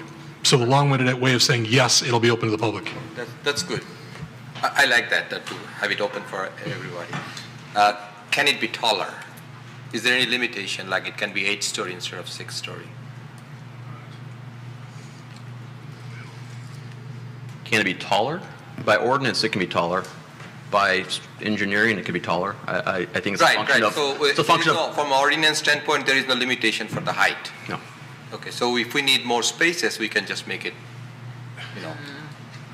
taller building, taller parking structure so that we can accommodate more cars. I'm just trying to see the opportunities there. Because I think currently the numbers are, it's fewer spots than what we need, right? Is that the way I see it? I may be wrong. Their parking study indicates that parking is sufficient. Sufficient? Sufficient. OHM not. OHM doesn't understand that. There's some questions about the methodology, and OHM wants some additional changes to the parking study based on the review. Mr. Salvin. Discussions with the applicant indicate that it's going to be constructed in such fashion that it has the potential to be additional stories to be added onto it in the future should the need arise. Yeah, that's good news. One more question is, like, I know from some study or somewhere I learned that these days we're trying to make flat parking structure instead of inclined, because if someday the cars will be all gone so that we can use the building. So is that something that we can do, that we can have different structure, flat type? This is more for... the applicant's parking structure expert is here tonight. He can address that question when it comes up. Thanks. Anything else? Mr. Grant. You mentioned that the most southern curb cut is going to be altered. Is that going to be handled administratively? Does that need to be brought before us? How does that fit in? It's part of the site plan. Okay. So when you're approving the site plan, you're essentially approving the location of that curb cut changing. But I thought it was, okay, so where that curb cut on the drawing is now has been basically approved by city? OHM has some questions about it. That's what I'm saying. Yes.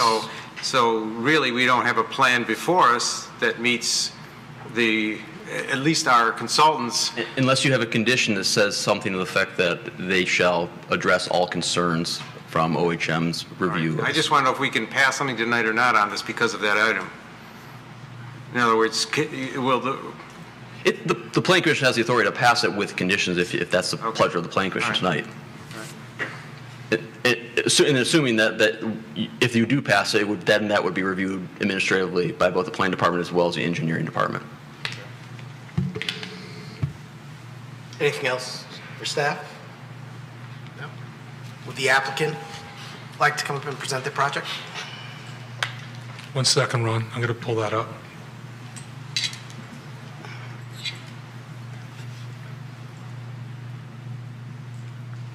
Here you go. Give it a second.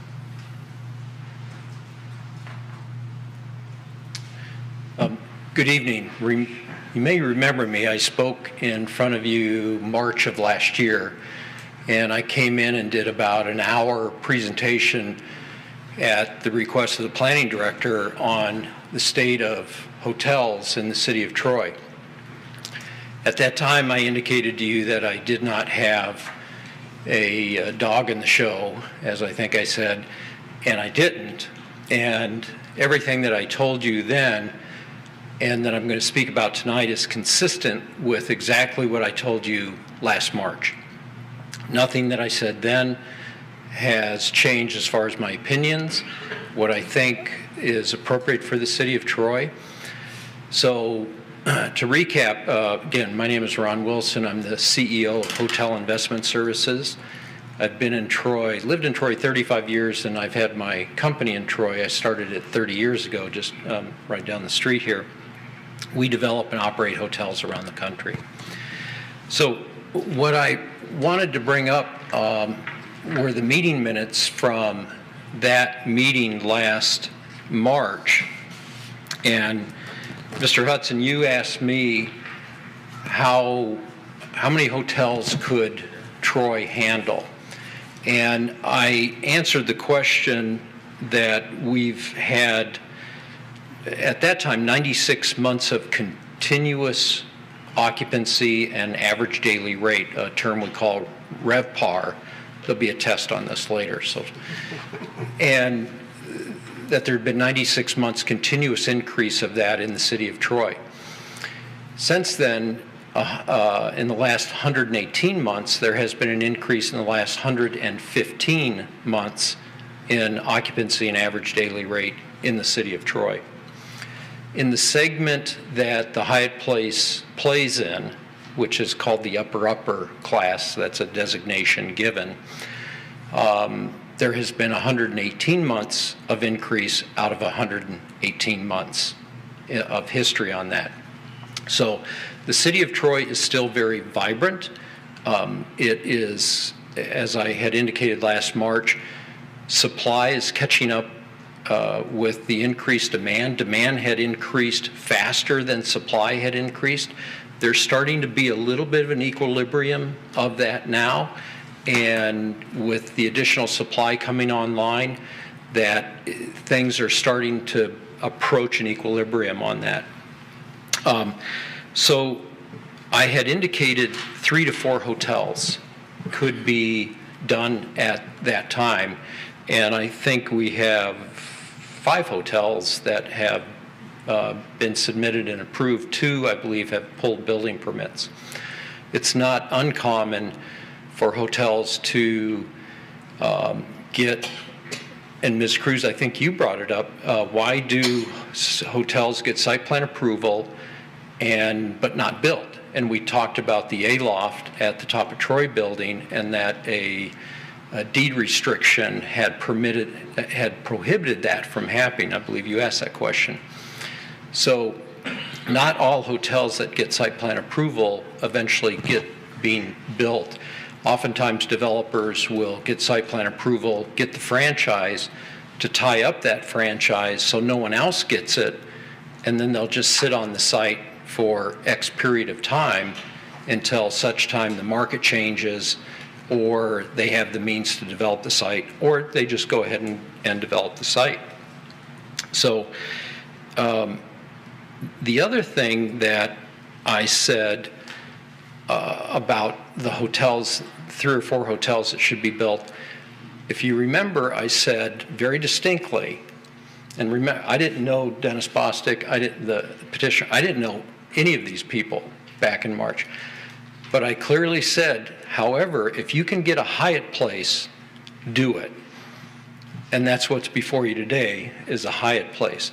The reason that I was excited about a Hyatt place then, as I am now, is Mr. Bostic and his family and Eric Rabin had hired us to do a feasibility study when they bought this site to figure out, A, could a hotel work? And B, if it does work, what should it be? And my answer was, really only one hotel works, and that's a Hyatt place. That it has to be of a certain standard. And Ms. Cruz, we talked about, you, I think, asked the question, well, how do we know what's the right hotel to do? And I flippantly said, just ask me. And I still mean that, to do that. But we talked about, as the meeting minutes reflect, that a good hotel brand and hotels with good operators. I think everyone would say Hyatt is a pretty good hotel brand. It's interesting that no Hyatt has ever been built in Troy. What we have right now, from an inventory point of view, we have 4 Hilton hotels with 2 approved for development. We have 4 Marriott hotels, or Marriott brand family, with 2 approved for development. We have 2 IHG, that's the Holiday Inn family of hotels. We have 2 of those with 1 approved for development. We have no Hyatts in the marketplace. Hyatt is a legacy brand. When you say you have a Hyatt in your community, that's why I made that statement last March. If you can get a Hyatt place, approve it. And I still believe that today because of what a Hyatt means to a community, what it means to the offices and the social environment, weddings, meetings, etc. Hyatt has an amazing legacy name. It's a gateway city kind of hotel of London, Los Angeles, Tokyo. Hyatt. We all know what a Hyatt is. And to be able to have the Hyatt here on Big Beaver, our main street, if you will, with Billy Downs and his Ford's Garage restaurant. I don't know if you've seen the one in Dearborn, but it is extremely clever. And being in the Motor City, and anyone coming from out of town, where do you think you have to go have lunch or dinner at? You have to go to Ford's Garage because you're in the Motor City. It's just what you do. So having the Hyatt Place along, and that brand equity along with Ford's Garage and that brand equity is a really powerful marketing tool and a powerful draw for our corporate clients, for our social clients in Troy. The other thing is all the other hotels that have been approved, and I talked about this in March, and we talked about building standards and sound transmission coefficient ratings and HVAC systems and how noisy those crazy things in the windows are that no one can sleep. And we talked about that, and I talked about having certain standards. This 7-story hotel is steel and concrete. There's no wood in this hotel. All the other hotels that you have approved are what we call stick-built hotels, wooden-built hotel, which is fine. I have stick-built hotels, perfectly fine, no problem with it. The quality of construction of this Hyatt Place, of concrete and steel, gives it a certain in there and a feel in that hotel. The air conditioning, or what we call the HVAC systems, will be what I talked about back in March, a VTAC system. So that's more like a forced air system that you have in your house to do that, as opposed to that window shaker. So I wanted to revisit these meeting minutes, not only because it says Mr. Wilson gave an excellent presentation, and when we should dwell on that for just a minute, but really the questions that you two asked, which were excellent questions, and we're right back here again 18 months later addressing the very same thing, that this is a quality hotel brand built out of cement and steel with a quality hotel operator. Some on the commission had talked about, do we have any 5-star hotels? That was me. That was you, okay. I'm good. sitting here wondering why I'm not getting a park hotel. A Hyatt Park Hotel? We can talk about that. Mostly the site constraints, but do we have any 5-star hotels in the state of Michigan? We don't. There's only 18 well, they're called Diamond Hotels now. There's only 18 4-diamond hotels in the state of Michigan. I operate one of them, the Inn at St. John's in Plymouth. I developed it 20 years ago, and we've operated it ever since. We're getting ready to add another tower onto it. Enormously successful hotel. I operate hotels and have operated hotels from Honolulu to New York. I know how to operate hotels. We've won just about every brand award from all the major brands that you can win. We have a good hotel, we have a good hotel operator. And that's why I think that this project works in what some might perceive a crowded field of, haven't we already approved a whole bunch of hotels? Yeah, you've approved a whole bunch of limited service hotels. The exception being the Marriott Courtyard that I think was just approved, and that and the Holiday Inn over by the CMU building. I forget if it's called the CMU building or whatever. There, and those are fine hotels. They're not in the league of a Hyatt Place, and especially this type of Hyatt Place. If we can go to the next slide. I did an analysis a little while ago, and I wanted to list all the hotels in the city of Troy, and on the left, the first column on the left is TripAdvisor.com. That's their rating. That's the customer's rating of all the hotels in the city of Troy. And just because you're a new hotel doesn't mean you're the best hotel. If you look, the newest hotel is rated last.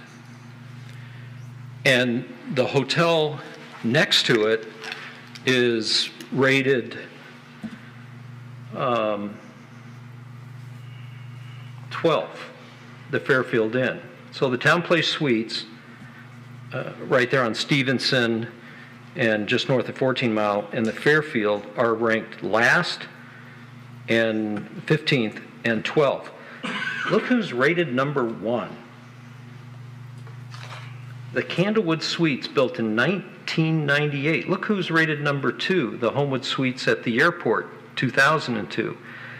Look who's rated number 3.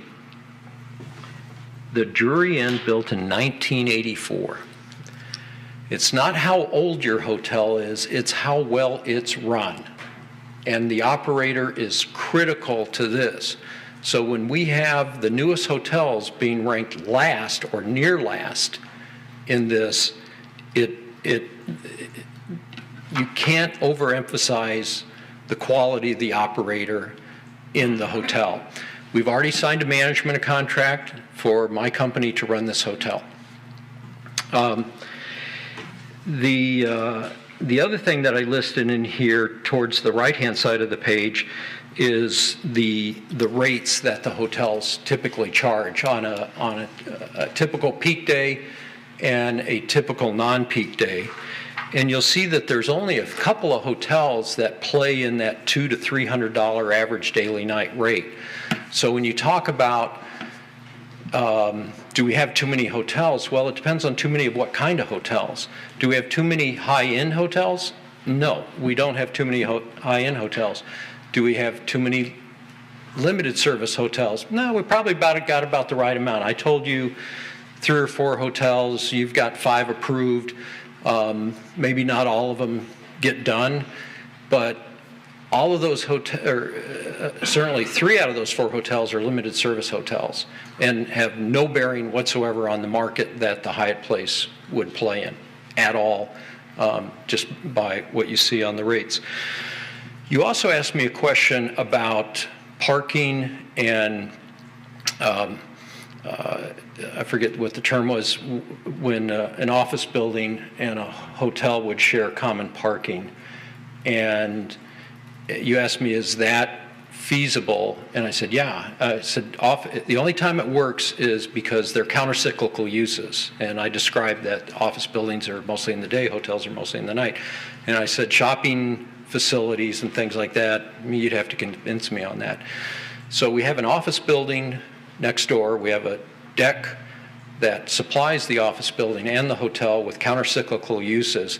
So everything I told you back in March, I am not trying to walk anything back. I'm telling you the exact same thing that I told you 18 months ago, and here I am now representing what I told you would be the best hotel that you could get, because someone asked, probably you, what would it take to do a larger convention or bigger hotel? And I said, they are just crazy, I think I used the word astronomically expensive to build and operate because of the most scarce capital of all, human capital.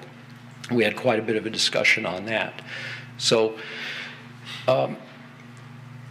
that is pretty much the crux of the review, what we're trying to accomplish here, and the fit and finish of the hotel. I can't guarantee you a 4-diamond hotel, but the objective as the owner, I've been made very clear to try and achieve a 4-diamond status for this hotel. And it would be the only hotel in Troy with a 4-diamond rating. Marriott does not have one. So, any questions as far as hotel operator? A couple of questions for Yes, you. I think you mentioned very early in your comments a stat that there was increased occupancy. You said that for 115 consecutive months? 115 out of 118 months. Okay. And then in the Hyatt category, was it 118? 18 out of 118 months. How long, if you look in your history in the business, how long is that? Is that longer than a typical cycle? Is it, like, where do you think we are in that cycle? Yeah, that's the million-dollar question. Increasing occupancy. Right. Hotels have a useful, I'm going to get to your answer. Hotels have a useful life, and we've seen 2 Hiltons go out of Troy, the Northfield Hilton and the Troy Hilton. Great hotels. they passed their prime. They went, I think last time I talked about the Ramada over there at Telegraph and 696, that it's now an LA Fitness and that sort of thing. So where are we on the cycle? That's anyone's guess. That's not my area of expertise. I did talk last year. I was just curious as how that compares to previous. Okay, good point, thank you. How it compares, that's a pretty good run, because you just look at the regular cycle of the economy. There's typically a recession every 5 to 8 years if you go back in history. We're 10 years into this recovery. Oil prices are low, interest rates are low, and we're still building 17 million cars a year. There's a lot of good things happening. How long will that last? I don't know, but to answer your question, that's a long run. And then one last question I'll let others ask. Is that a Hyatt Place on Main Street in Royal Oak? Mm-hmm. It is. I actually helped, I did the feasibility study on that, did the initial development on it, and then the partnership sold it, and Akrab Namu came in and bought it, and he does his own stuff, so he didn't need me anymore. But I put that deal together. Also, a Hyatt House, an application has been made for a Hyatt House by Royal Oak Beaumont Hospital for their retail center there. Doesn't mean that it'll get built. I also did the feasibility study for that and worked with them to figure out how to do that and where to do that and that sort of thing. So potentially, subject to approval by this body, there could be 3 Hyatt products in the general neighborhood of Royal Oak and Troy. Versus 0. Versus 0. This would obviously be the only one in Troy, and it truly is an amazing product. It really is. Okay, thank you. Is the next closest Hyatt then Auburn Hills? Correct. A Hyatt, yeah, that is a, that may be, Updike? right, that may be It's a Hyatt Place. It's a Hyatt Place, but Hyatt bought Mara Suites, I think it was, and they converted, I think on Updike, yeah, that was in a Mara Suites, I believe, that then got converted into a Hyatt Place when Hyatt bought that chain to create some instant critical mass to make a footprint. They bought 2 or 3, a chain that had 200 or 300 hotels in it, converted them, and then ever since then, everything had to be new build, no conversions. Any other questions for Mr. Wilson? What the Townsend, is that a 4-diamond hotel? Correct, that is. Okay. That is. Yeah, actually. Royal Park Hotel? Royal Park, both hotels I helped develop. And then you're saying this one will be a 4-diamond hotel? I can't guarantee that. We're going to pursue that. And with the... They seem very different. Yeah, and it's interesting. It's the diamond ratings, not to go too deep in the weeds, they give you a list of criteria. You don't have to meet all the criteria. You just have to meet enough to score 4.0 on the average. If you score 3.9, you're a 3-diamond hotel. If you score 4.9, you're a 4-diamond hotel, not a 5. So it's this aggregate score that you have to hit most of these things. So not every 4-diamond hotel has to have valet parking 24 hours. But you lose points for that. So it's a little tricky how that works. I am not here to represent that, guarantee you that will happen. I understand. But the objective is to make this a very nice hotel that the Big Beaver Corridor and the community of Troy will be very proud of. And my office is 300 yards down the road here. You better believe that I'm going to be spending a lot of time in this hotel making sure it's right. Okay, thank you. Any other questions for Mr. Wilson? Yes, Mr. Lambert. Just one quick question. Mr. Wilson, I know you've been giving some advice to the city over the past 15 to 20 years having to do with conference facilities and hotels. The project is proposing approximately a 3,000 square foot conference space. Do you believe that's optimal for this type of a hotel in Troy?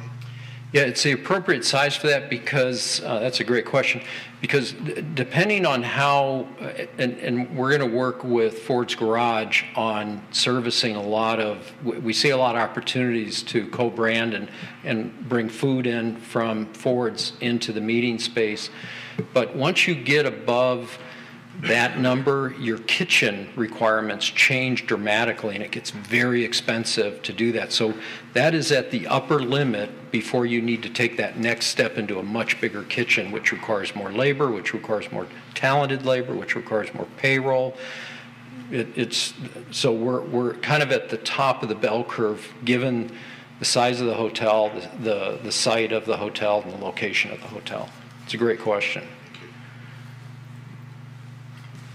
Mr. Rahman. Did I see a swimming pool here? No swimming pool. No swimming pool, right? No, we'll have. Is that the reason why you are kind of? Yeah, swimming pools are like tennis courts. They're nice to put in the brochure, but no one uses them.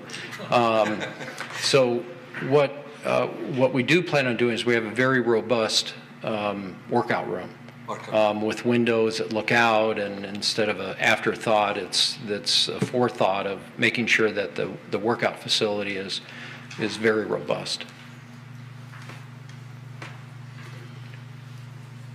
Anything else from Mr. Wilson? Thank you. Thank you. Is anyone else from the applicant want to speak on the project before I open the public hearing? Good evening, Mr. Chairman, ladies and gentlemen. I'm Dennis Bostic, the main owner of the complex and the proposed development. I'm here really to answer any questions that you might have of me. We've also brought most of our team members here, engineers, our project manager, if you have any questions for them. But if you have any of me, please. Well, I'm a little confused, I guess, about the difference in the parking from OHM, their recommendation, versus what you came up with your consultants. And I guess I asked Mr. Savidat, how concerned should we be about the parking? Well, we rely on our traffic consultants, the recommendation of our traffic consultant, and the latest information that we were provided by our consultant was that he did not recommend approval because of parking. Now, we believe that this is nothing that's insurmountable, but because there was issues with traffic and parking, we felt it was appropriate not to take action this evening. However, their team is here prepared to answer any questions you may have, and we'll see where the conversation goes. So I guess the question would be, are you able to or willing to adjust your parking availability so that it complies with what OHM is recommending?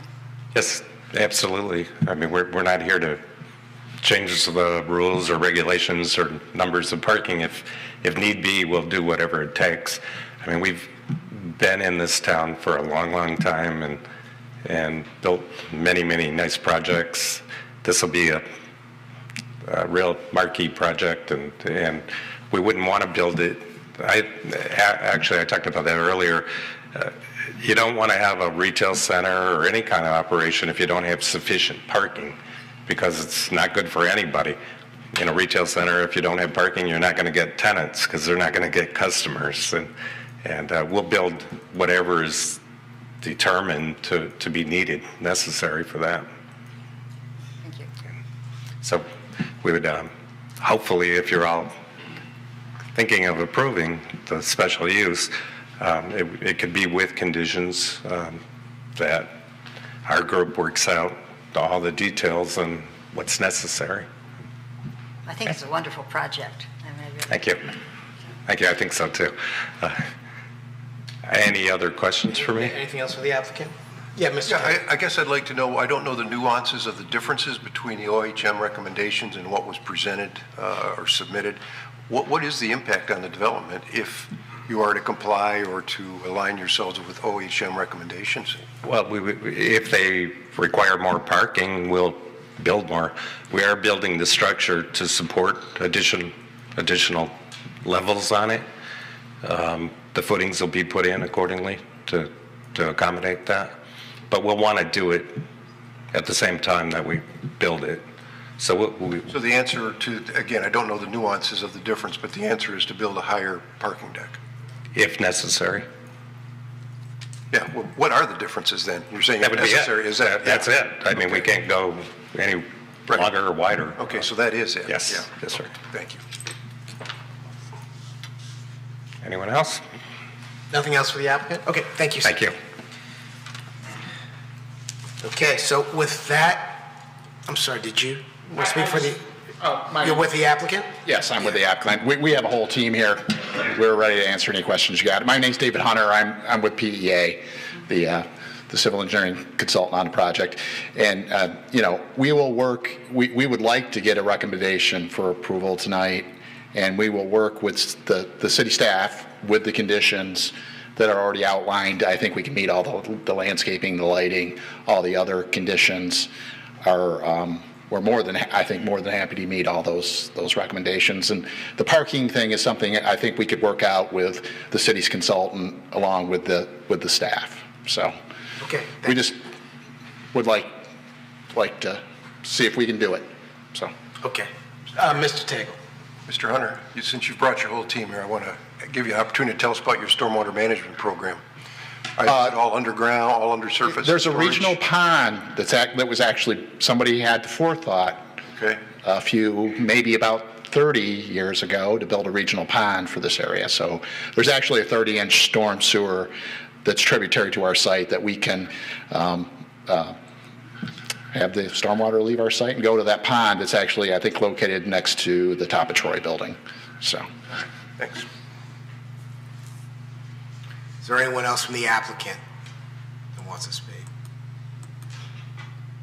Okay, thank you. So, with Ms. Chris, do you have a? My only comment or question would be, if we would consider doing an approval tonight and allowing the issues raised by city staff to be done administratively in working with the applicant, would we need to have a conversation around building materials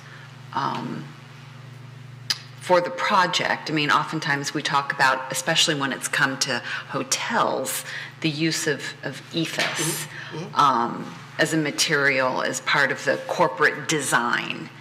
And I just want to make sure that if we did that, we would all be on the same page about materials and the quality of materials that we would expect. I think that's a fair point.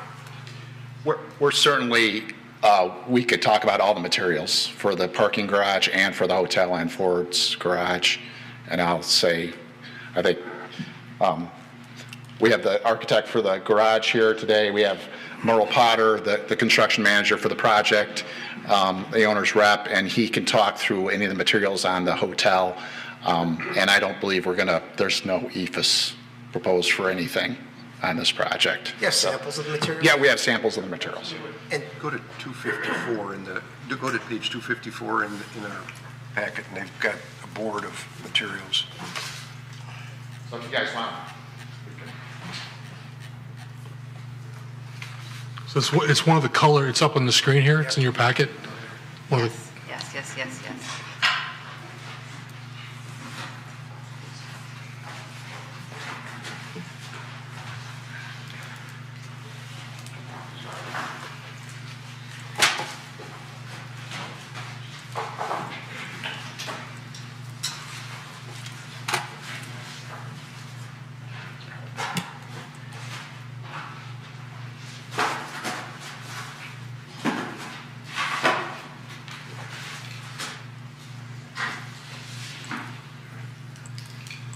So these are actual samples of the brick. The far red brick that's a little more rustic looking is for the Ford's garage. These three brick are what you see here that are on the hotel.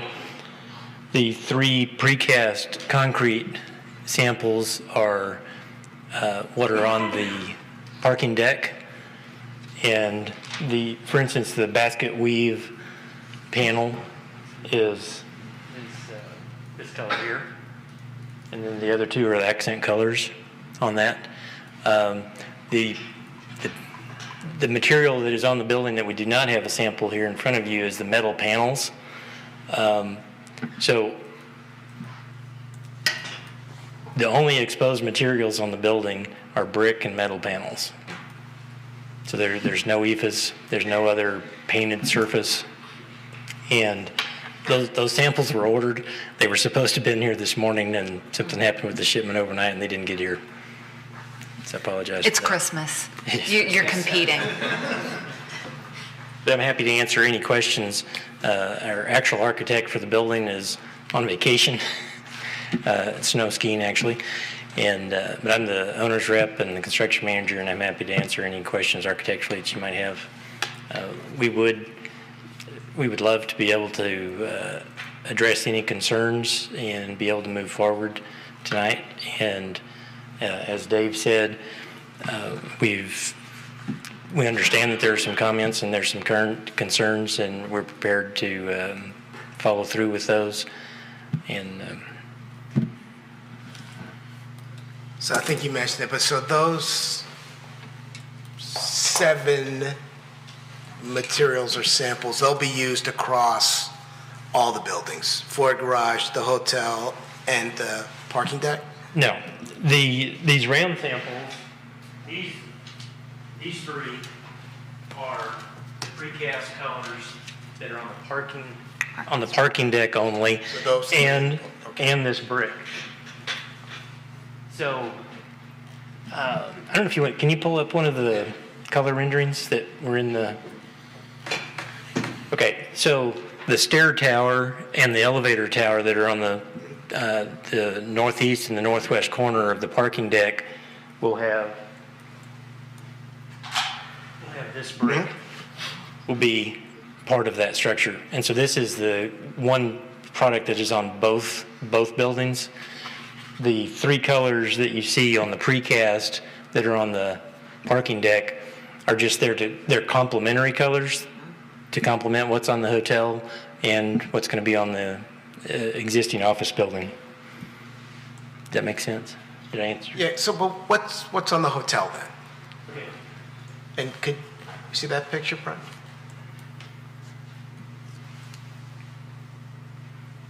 Does that one work for you? Pardon? Does that rendering work for you? It's got all the colors. Well, if there was a way to get close.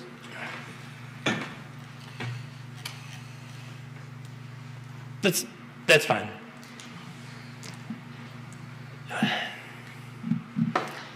It would be nice if we had something a little closer and more detailed. In fact, if you wanted to go to one of those videos and pause it when it's in front of the building, close up might, if that's what you would like to see, it might be useful. Which one do you think is going to be best? I played The 6. last one. The last one?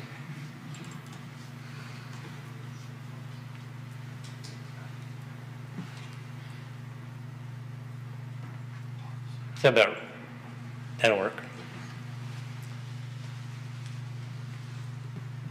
I don't have a pointer.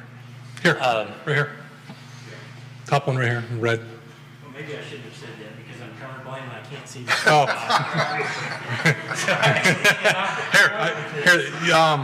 I can point with here. I can point with this. Here's a microphone. Really lovely green brick. Here's a microphone. Here's a mouse. Okay. So this gray area here, this is all metal panel. Okay. That we do not have a sample here in front of you. This is the dark charcoal brick. Okay. The brick down here on the Ford's garage is this rustic brick here on the end. This area above the Ford's garage, this area is metal panel. This column right here is the light colored brick in the sample. Can everybody see the samples? Yes. Of this? Yeah. Yep.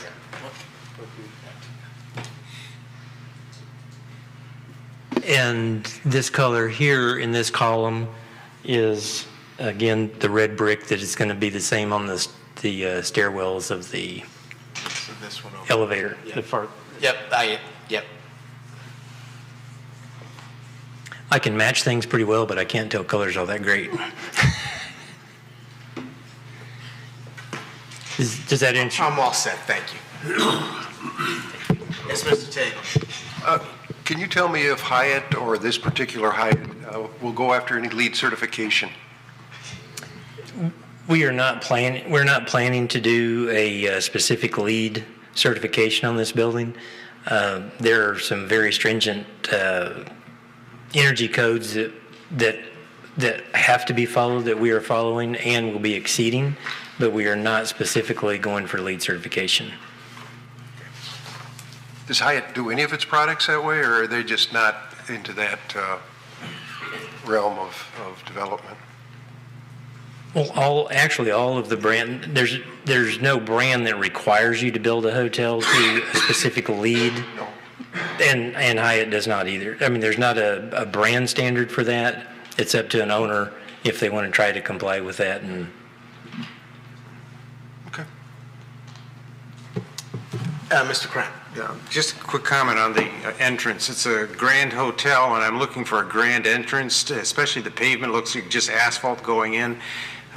Is there any ideas about treatment that would make that entrance look grand? would it be possible to go to that video that you paused? The fourth one, or the last one, I'm sorry. Yep, and you can just hit play until it comes around. It's going to come down and go straight. I'd like to see it, driving right into, as I'm approaching that's the drive into, registering to the hotel. Okay, pause there. Okay. So, from where you see the Hyatt Place sign and the blue car there in the shadow, the main entrance is there to the right. All right. Everything else on that first floor is on-grade parking. So the first floor of the building from that point south is on-grade parking underneath the building. Just doesn't look too grand to me, that's all I'm saying. Well, it's covered drop-off. I understand it's a covered drop-off. I mean, even Holiday Inns have covered drop-offs, but I'm trying to find something that just says, you've arrived. Well, unfortunately, you can't see the feature wall. There's a two-story wall. When you go in just a little bit closer, just before, right there. So, yeah, mouse, yeah.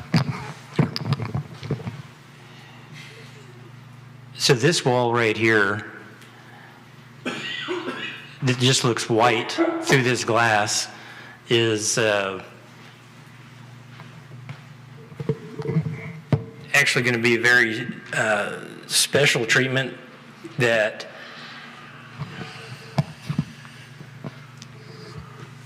it's going to have a projection with light that changes the images on that wall. It's a two-story wall inside the building. Inside the building, you would be able to see all the way down to the first floor. And that is going to be an amazing feature that once it is done and people realize that that is there, there will be people that will come just to look at that. Okay. It's going to be something that I'm just, has not been seen in this area. I mean, as I approach that on the asphalt, it doesn't really impress me, but that's your marketing business, but I'm just not thrilled with that entrance. But if you say it's going to be super duper, great. Well, and what you can't see in the shadow, there's not something that's been designed far enough in there. There will be difference in the that's not going to be just concrete right there where that car's parked inside. Yeah, I know, but you look at the entrance to the Ford. You've got gas pumps outside. You got this banner around the building. You've got the Ford logo up there. It's like, now I know where I'm at. That doesn't look like I arrived at the Hyatt. I'm just letting you know my opinion. I understand.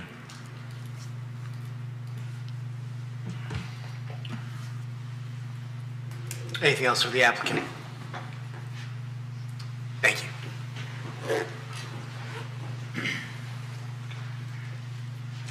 Okay, so this is a public hearing. One quick question.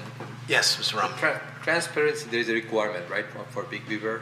So does it meet the transparency requirement? Yes. Thanks. So this is a public hearing, and not going to read all the rules again, but if you've come to speak on this item, we'd ask you to come to the microphone, state your name for the benefit of the planning commissioners, write down your information, speak to this project specifically, and please limit your comments to 3 minutes and you'll be timed on the timer. So does anyone from the public want to speak on this project? Okay, seeing none, I'll close the public hearing. Bring it back to the Planning Commission. Any more comment or discussion on this item from any of the commissioners? I got a comment. Yes, Mr. You know, Clark. in the past, when we looked at site plan reviews, if we pass it, the documents become the approval. And my concern is the traffic study and the placement of that southernmost curb cut that affects, it's a straight across. If you read through his analysis, it looks like a troublesome traffic element. And I'm just concerned that, yes, we approve it, and then that's it. It's approved. Can you speak to that? I can. So the point of the additional review is to place that curb cut in an appropriate location with expert input from the city engineer and the city consultant. What happens sometimes with developments is the application is submitted, it goes through preliminary review, and then when it's being engineered, the road commission gets involved, or underground utility or an overhead utility is discovered, or some other issue is discovered where that curb cut has to move a little bit.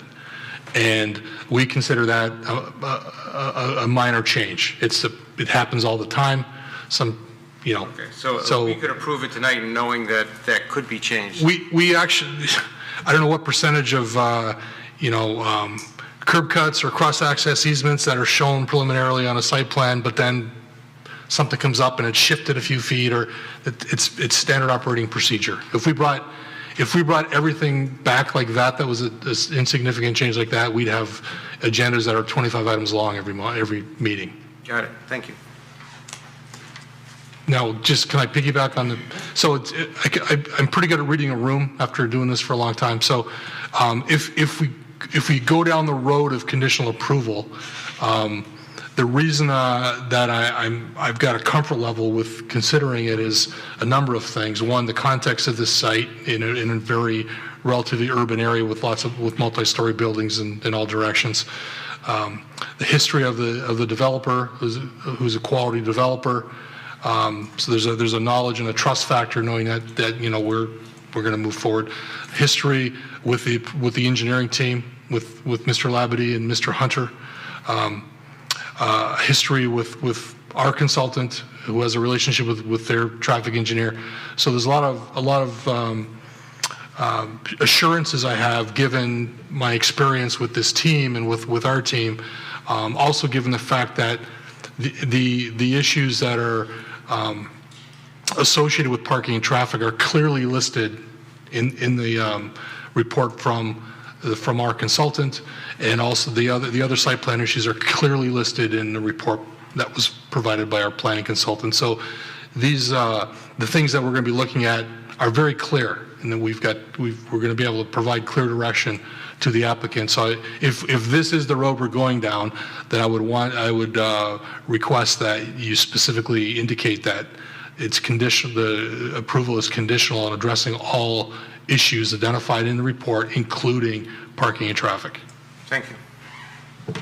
And stated just that way? All conditions, we won't need to be any more specific than that. Correct. All conditions cited in the report, including... They're accurately, clearly right. described in all the documents. Mm-hmm. Agree. Okay. And if there's something, if one more thing I forgot to mention, if this review brings about a significant change, it's going to come back. Right.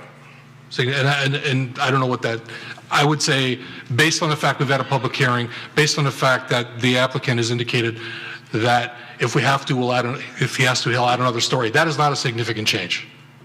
He's clearly indicated to the Planning Commission, to the members of the public, that is a possibility. He would address the issue. Right. Understood. Right. Okay. So with that, are we ready for a resolution? Okay. Mr. Krantz? Resolved that special use approval and preliminary site plan approval pursuant to Articles 8 and 9 of the zoning ordinance as requested for the proposed mixed-use Bostic 801 LLC redevelopment, including hotel, restaurant, and parking structure located on the east side of Crooks, south of Big Beaver, 801 West Big Beaver, Section 28, currently zoned BB, Big Beaver District, be granted, subject to the following. One, that the developer, the applicant, must resolve all issues brought up tonight and in the reports from our consultant and what are the other? Including traffic. Yeah, including, I'm sorry, thank Traffic you. study. Including traffic, yeah, it's getting late for me. Including the traffic and parking issues brought up by the consultant from OHM. Thank you. Support? Mr. Rahman? Ms. Zarnicki? Mr. Krantz? Yes. Mr. Lambert? Yes. Mr. Rahman? Yes. Mr. Tagle? Yes. Mr. Abhidian? Yes. Ms. Cruz? Yes. Mr. Faison? Yes. Ms. Fowler? Yes. Mr. Hudson? Yes. Motion carries. Congratulations. Item number 7. Public hearing, conditional rezoning, CR JPLN 2019-003, proposed Livernois Court, west of Livernois, north of Big Beaver, 8820 22301-008 and 8820-22301-009, Section 22, from R1C, one family residential, to BB, Big Beaver Road District. I give 2 seconds to clear out this little. The posse. Sorry, guys.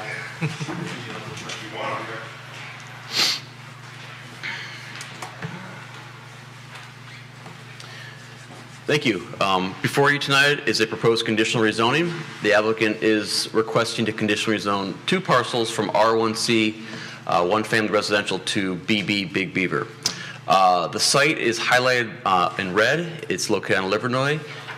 It is just south of the approved Story Point PUD development. We do note that it is surrounded by R1C and R1E to the north, south, and east. To the west is the community facilities. That's the Troy Community Facilities Center.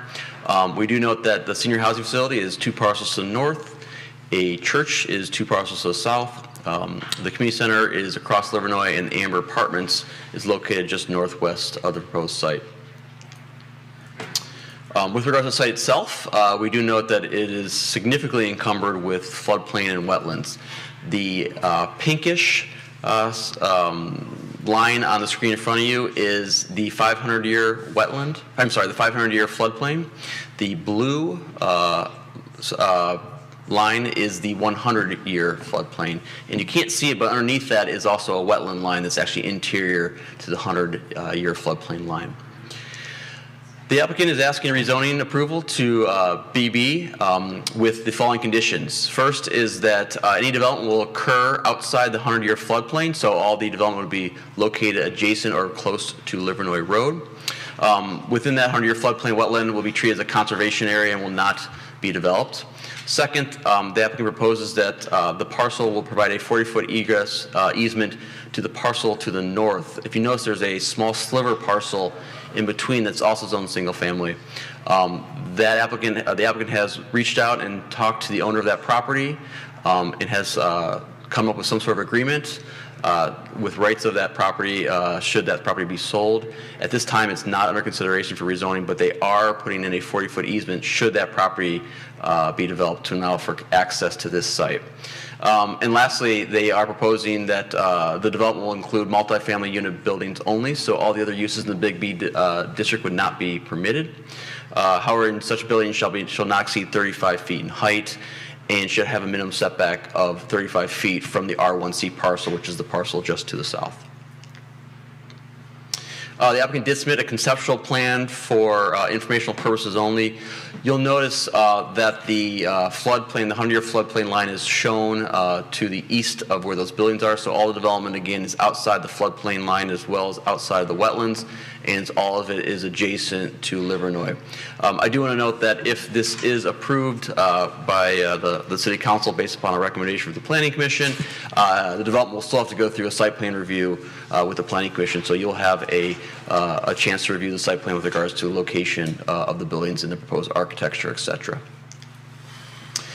The master plan does note this particular site as single-family residential. We do note that the proposed land use is more intense than the uses intended. However, it is consistent with land uses of the parcels located to the west. We do note that simplicity because of the traffic surrounding land uses as well as limited development area due to the floodplain wetland. It's unlikely that this site would be developed as single-family residential as consistent with the master plan. There are 5 rezoning standards that the Planning Commission should consider. The first is the use consistent with is the proposed rezoning consistent with the master plan? Will the proposed zoning increase any nonconformity? Can the proposed development be served by public services and facilities? Will the rezoning impact public health, safety, and welfare? And lastly, will the rezoning ensure compatibility with adjacent land uses? With that being said, we do note that due to traffic, surrounding land uses, and limited development area, it's unlikely that this site would be developed by single-family residential. We do find that the proposed multifamily residential, with the applicant's condition of limiting the height, increasing the setback, as well as limiting development in the floodplains and wetlands, would serve as a transition to the developments to the south and east and is appropriate transitional land use. However, we do note that the applicant should indicate how they plan on preserving the wetland and floodplain area. Is it via conservation easement, land donation, or some other means that was not identified in the application? So lastly, we are recommending that the Planning Commission consider the application, hold a public hearing, and consider public comments. Thank you. Thank you. And can you show, I think you had a slide where you showed the property in context with the, yes. That one? Yeah. So to the south there, that's all single-family residential? Mm-hmm. Correct. Single-family residential, and to the south here is the church is located in this location. This is all single-family residential. But if you'll note from the, let me go back one. You'll note the actual development is being proposed. It's adjacent to Livernois. It's not adjacent to any single-family residential other than the existing home located here. So all the development to the south, the existing single-family is all located next to the wetland and floodplain, which would not be touched. Not going to be. It would be located in some sort of means of a conservation easement or some other form of protection. Thank you. Yes, Ms. Cruz. Yes, Mr. Carlisle, can you tell me what the height of an average two-story home is? The maximum height in the zoning district is 30 feet, and that maximum permitted height. In an R1C? Correct. Is 30 feet. So applicant is asking to go 5 feet higher than what's in an R1C. Okay. Which, it's 5 feet higher than R1C, but it's lower than what would be permissible in the Big Beaver district if this was straight rezoned to Big Beaver.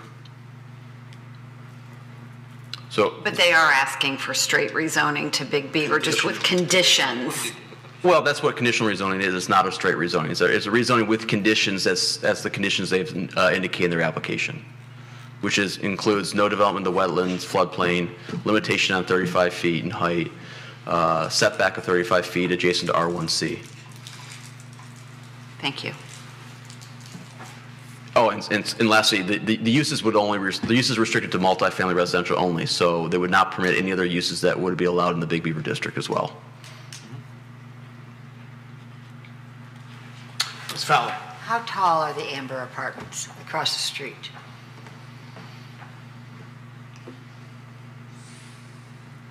Taller than 35 feet. I can double check that for you. Just because these are going to be very, very right across the street from one another, right? Pretty much. Across the street from Amber? Yeah, right there. The Amber Apartments right there. No. Conditional rezoning. City property. Oh. close, though. Close. Yeah. Yeah, but I not. mean, the not- Amber apartments are just a little bit farther north on the other side of the Right, street. right, yes, they are. Mr. Hudson, did you have a comment? Yeah, Brent, the land between the subject parcel and the church is vacant, but there is one house pretty close to the church. Do we know who owns that land? Do you know which parcel he's talking about? The church? Yes. Well, I've got one other concern. Can you go back to the graph which shows the zoning districts?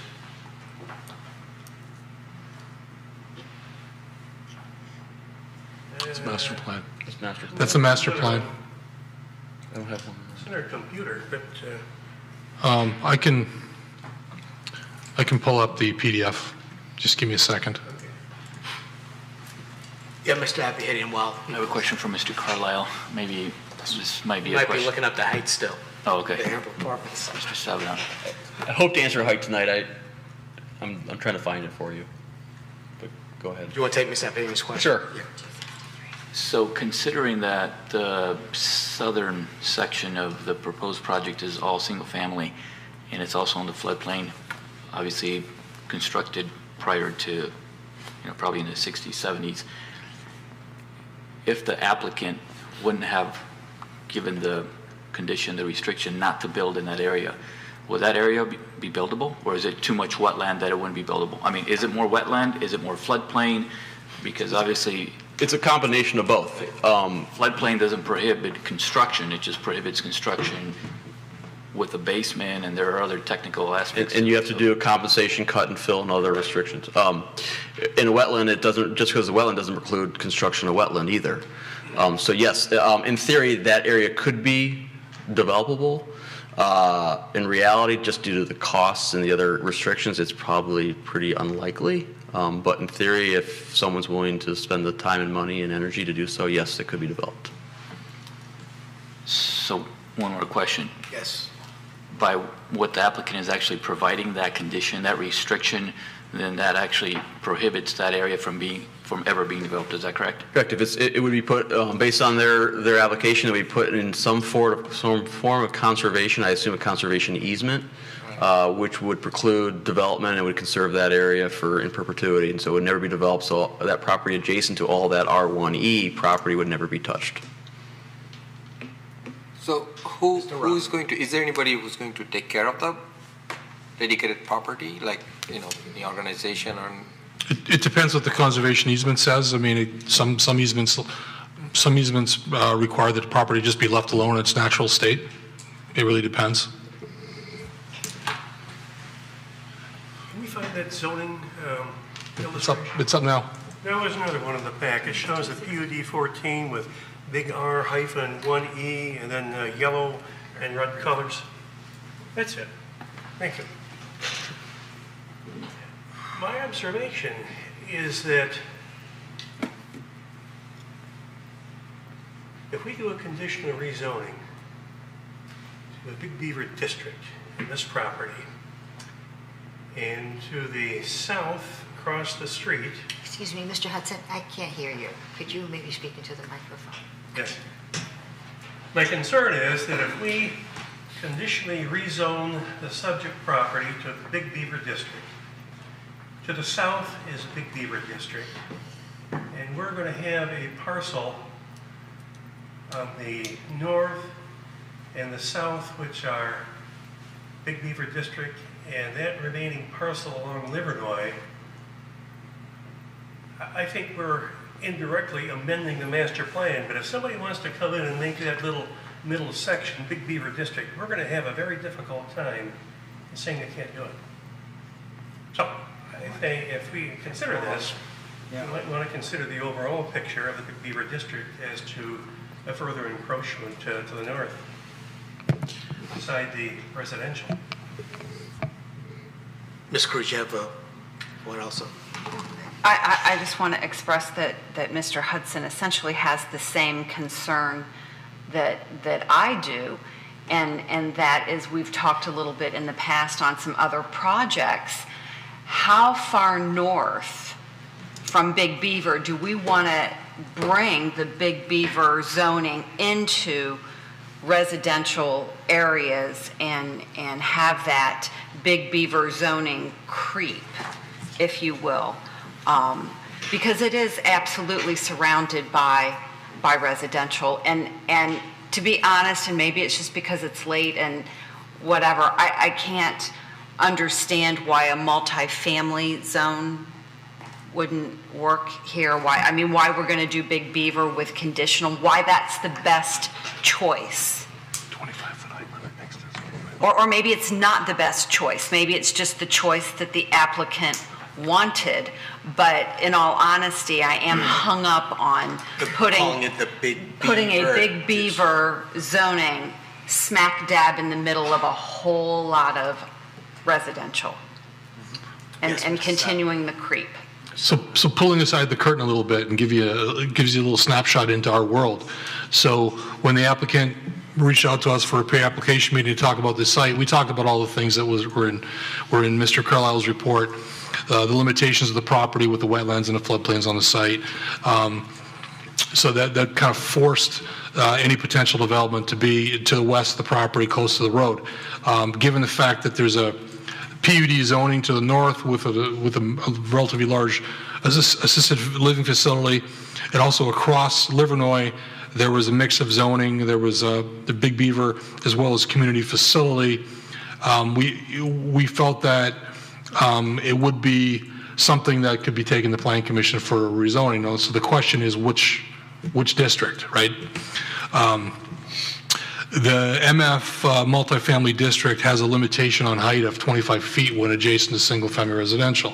That's actually 5 feet lower than the height of the homes that are next to it. So the applicant felt that was going to be very limiting in terms of development potential. 25 feet, it just wasn't high enough. So the feeling was, given the zoning and plus the fact there's no multifamily zoning nearby, plus given the fact that there is Big Beaver across the street, the feeling was that voluntarily proposing conditions and rezoning to Big Beaver would have the same effect, essentially, as multifamily, with the limitations that were voluntarily offered by the applicant.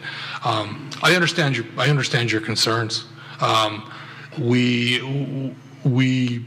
left it up to the applicant to decide, but it was a kind of a head-scratching conversation of what's the best approach to get the applicant to where he wanted to be.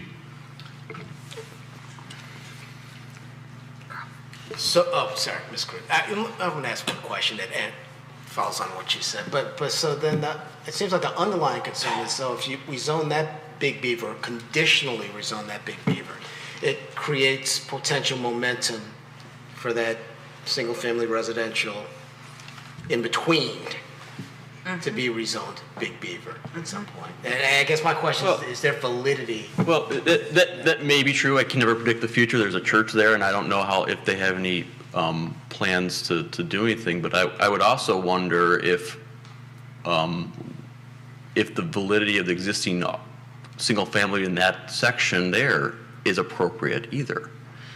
Because I don't, again, see those areas necessarily being developed as single-family residential either. So in a perfect world, we'd all do this in one swoop. It's not a perfect world. It's what's in front of us today. I will note that in terms of other districts, the only other district that would be appropriate for what the applicant is proposing, which is multifamily residential, is a UR. It's our densest residential district. There's no other UR anywhere within the proximity of this site. There is clearly Big Beaver in close proximity. I think by the applicant putting the restrictions of the conditional rezoning on their site, it's really Big Beaver zoning by name only. It's really not truly what all the other uses and all the things we think about Big Beaver zoning permits. It's not achieving that because he's put these restrictions in of what he wants to achieve. Also, when it is if and when a property is rezoned, conditional rezoning, it's actually outlined on a map as specifically indicated as conditional rezoning. You can actually see it on the drive here. It's in the legend, and it's It's delineated, as you see here at the Amber Apartment, it's delineated as conditional rezoning, so that it is differentiated. And, you know, we process applications. I mean, it's not our idea to rezone the property, but when we meet with applicants, we try to find a balance between, you know, what's going to be consistent with the master plan, what's going to work for the applicant, and what's going to benefit the neighbors as well in the city. It's going to have a red color in that map in the future if we conditionally rezone it. Correct. So I'm looking at developing some property, and I see 2 or 3 lots in between those 2 red squares, and I'm thinking, Big Beaver District, huh? I can put something in pretty good here, maybe 6 stories. Well, they would have to come. Yeah? They'd have to come to the planning commission, and they also have to go to city council and get approval. So that's up to the. But they got to come through us first. That's what. Right, it would be rezoning to the planning commission and through the city council, which you have this. Suggesting that we're going to be in a very difficult position if we don't want that yellow section rezoned Big Beaver. Ms. Cruz, did you have a point? So, yeah, I have just a couple of comments. You know, as we talk about the master plan and the goals of the city, and that is to protect the residential neighborhoods being, you know, one of the top priorities of the master plan, I'm not sure that bringing in a conditional rezoning on Big Beaver, and like I said, an area that is heavily residential, achieves, you know, the goals of the master plan. And then the other thought that occurs to me, whether right, wrong, or otherwise, is, you know, we have a lot of residents that come up in front of us in public hearings expressing concern around, you know, green space being lost in the city. And when I look at a parcel that is almost or more or less undevelopable because of wetlands and floodplains and the need to have some sort of conservation easement on it, I think, Lord, if there was ever a parcel that really should probably just stay green space, this is a good example, because it's almost undevelopable if we can't find a way to jam the square peg into a round hole. Thank you, Ms. Appitti. So just to kind of follow up to what Ms. Cruz said, considering that the applicant is actually wanting to provide that conservation easement for about 80% of that parcel, was it ever an option that the applicant submitted or proposed or in discussion to not rezone that entire area, only the frontage of that property that is being developed, and split it north-south and then leave the remainder R1E and make that the conservation? Is that something that is more protective of that property, or it's kind of irrelevant? I would say largely it's irrelevant because the conservation easement would trump the zoning, because it's a recorded document, a legal document. Secondly, you could. It's a good idea in theory.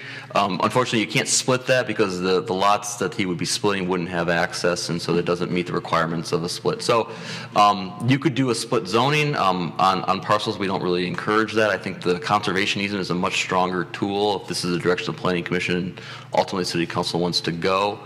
But you couldn't do a lot split per se like you have suggested, just due to the frontage requirements. So, yes. Part of my thought process there was even from a visual perspective. So let's say this gets conditionally rezoned. Next time we see that map right there, that entire section is red. So just visually looking at this map, as we move forward and we start developing and we start approving conditional rezoning up and down Livernois or anywhere else, this map is starting to look more red, and it's actually more red than it realistically is. So those 2 lots, that was just kind of my thought. It's more red than it's really not. It's 20%. It's 20% Big Beaver and 80% still single family R1E. That's kind of how I look at it. I can still look at that and say it's 80% yellow and 20% red if it gets rezoned. Mr. Tagle. I'm looking at this a little bit differently. I've heard the concerns, and I ask myself whether it's red or yellow. That's kind of a moot point, because we're saying 80% of that property is not going to be touched. Karen, you said something about neighbors being concerned about losing green space in the community, which would not be the case here. There may even be an opportunity down the road that area get developed to be used by the residents in this multifamily development. But the other point I look at is, you're very familiar with Livernois. Would there ever be anybody want to put a single family house on that yellow parcel that would be left, or even on the one we're talking? Absolutely not. No. So I don't see the downside per se as was presented. If that last vertical yellow strip between the parcels we're talking about in the Big Beaver district to the south ever wants to change, it's going to have to come in front of us. So we're going to have some say-so in what gets developed there. And, you know, I mean, again, if we're talking about the residential character of what this developer is proposing, plus the residential character of the remaining R1E that's to the east and to the south, I don't know. I'm thinking it is a good fit for this piece of property, mainly because the development portion of this is very small. I think it's compatible, that, excuse me, that type of development is compatible with the residential, and it also is something that would trump a single-family home. Nobody has ever, or a developer would never put single-family homes on Livernois there. So I don't think it's a bad idea. I don't think it's a bad approach to that property. Because right now it's just sitting there really doing nothing. I mean, we talk about preserving green space, but who uses it? You're driving 50 miles an hour, and you drive by it, you don't even, I mean, yeah, you know it's there, but it really won't be a whole lot difference with the development in front of it, I don't think. So, you know, John, just so you know where my thought process is, it's not that I'm so opposed to there being buildings on that lot or that they're multifamily buildings. Really, my concern is around what I've said before, how deep into neighborhoods and how far north or south we take the Big Beaver zoning and allow it to creep into areas that, you know, really are too far away from Big Beaver to deserve that zoning. And when none of us are on the planning commission anymore and don't remember the Right, nuance, and we just look at the that's map really my and the big, like I developer said, just I'm not looks at saying the don't map. put buildings on it or don't I understand use it, that, but I think as was presented, the Big Beaver district right now is really kind of a misnomer. It's a vehicle to allow this developer to do what he wants, but it's not a commercial property we're going to see up there or something like that. So it's a little bit of a misnomer, and that's why I said earlier, you know, if there's a red rectangle up there in the future, it's going to be or it could be a yellow and a red. I mean, but it's kind of immaterial to me. It's what's going to go into that, you know, what the conditions are that this developer is offering for that particular parcel. And also about the depth, I agree. We want to be careful about, you know, as we look at the nodes or as we look at the creep. But, you know, you've got that development, that PUD number 14, which is, I mean, that's a border, that's an edge. Nothing's going to happen there. Right, I understand. And the strength of the single family that's to the east is also, I mean, that's there, you know. So I think, you know, again, I don't repeat myself, but I think would be a good fit for that particular parcel. Ms. Fowler, did you make a comment or had something? I was just going back to the height of the possible building that might be there and looking at the Amber Apartments, once again across the street. I would not like to see another set of Amber Apartments, even though it's only going to be on the far west side of that parcel. And we're talking about, when we say that the average height of a two-story home is 30 feet, that really is 35 to the peak, right? Because you take the average from the gutter to the peak, and you say it's 10 feet, and then you take half of that. Yeah, but the height's the height. So as defined for a pitched roof, it's the midpoint So between. if I want to know what the height of the Amber Apartments, because they have such a strange slope on the roof, is the height of that halfway from the bottom part of the roof to the top part of the roof? For Amber? Uh-huh. My memory tells me it's a flat roof. I thought it kind of went angled. Yeah, I want to say, so I don't have access to my G drive where all of my site plans are, so I can't pull it up, so Ben's going to go look to see. I think it's 55 feet. 55? I think. He'll confirm. And they're asking for 35, which is really 40 to the peak. No, it's 30, the height is 35 as defined by the zoning ordinance. The height, Right, but that allows them to go, I mean, that 35 is like the 30 is. It's really 5. the height is 35 feet. I mean, because that's as Yeah, okay. as defined. Okay. Because for a flat roof at 40, the massing and the volume is at 40 with, so anyway. Okay. I hear what you're saying, but that's like saying, well, but the residents next door, that's at 30, they're really at 35. But no, they're 30 feet maximum, not 35. Does that make sense? And just a comment about creep from the Big Beaver, from the red going north.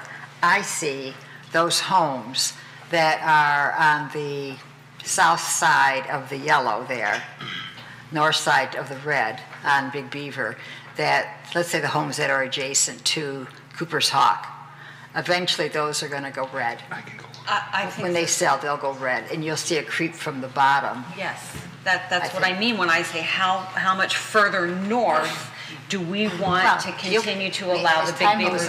I bet it touches next to the PUD. Oh, it absolutely will. It absolutely will touch. Absolutely. Mr. Rappahannock. I think there's, I guess, different ways to look at Big Beaver Creek, right? I think possibly, yes, some of those lots might go Big Beaver in the future, but that's just speculative. I mean, Right, how much can we speculate of what it goes Big Beaver and how much it creeps for a project that we just have before us today?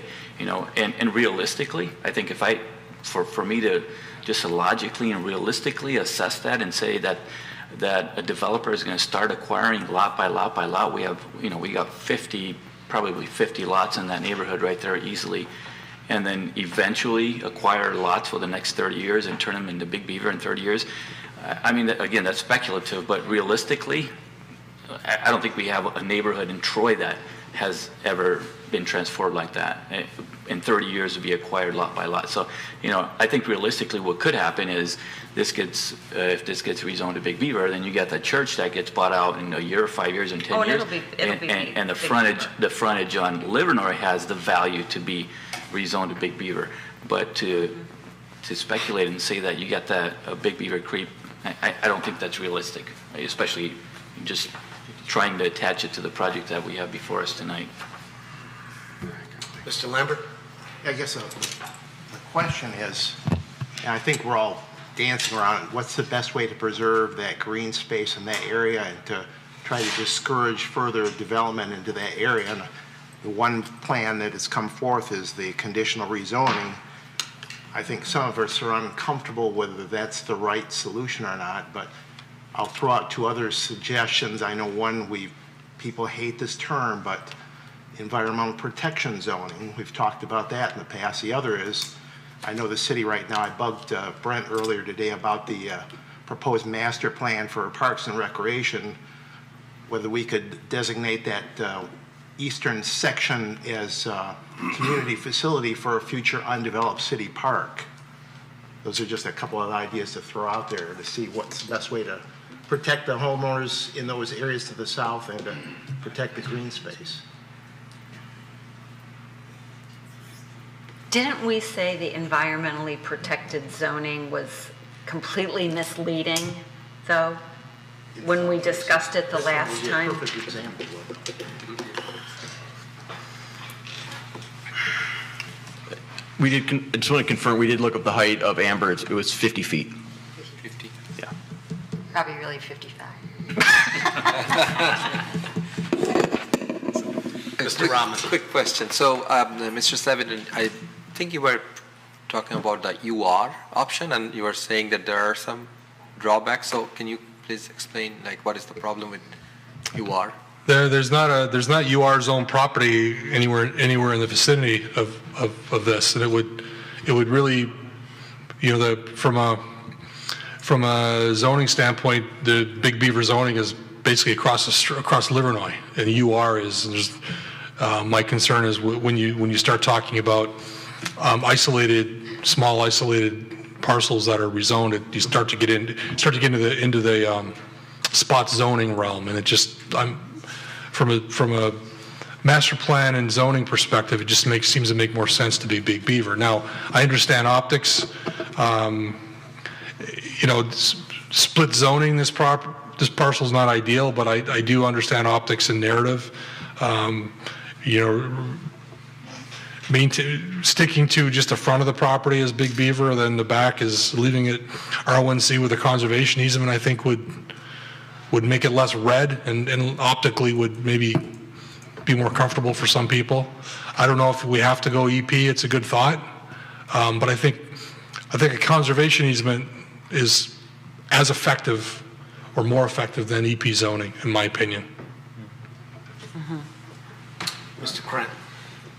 Since there's a PUD right north of this, would there be any use for a PUD, zone PUD for this piece of land? Would that still accomplish the same goal and not be red?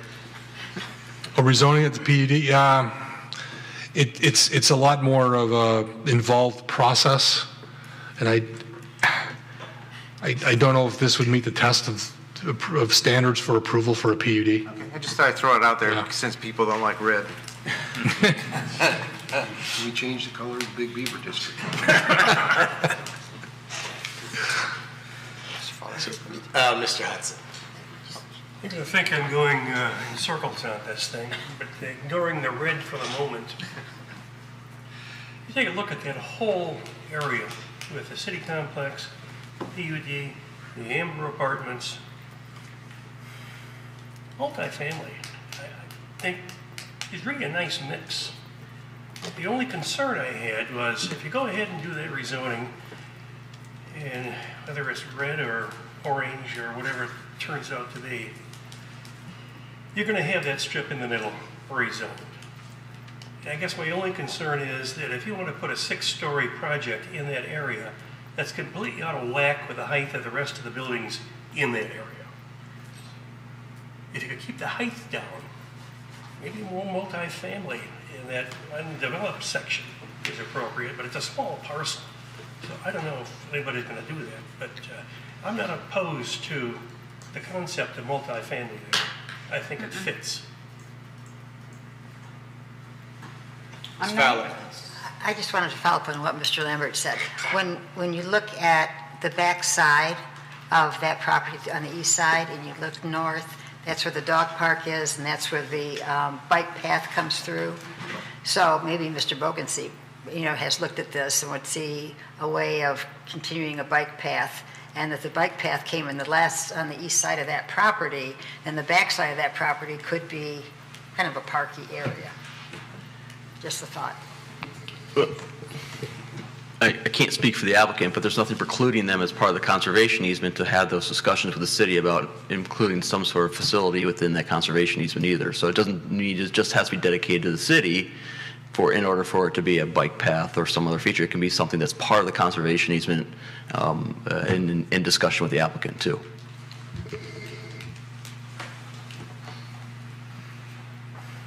Any other discussion? Does the applicant want to come and present their project?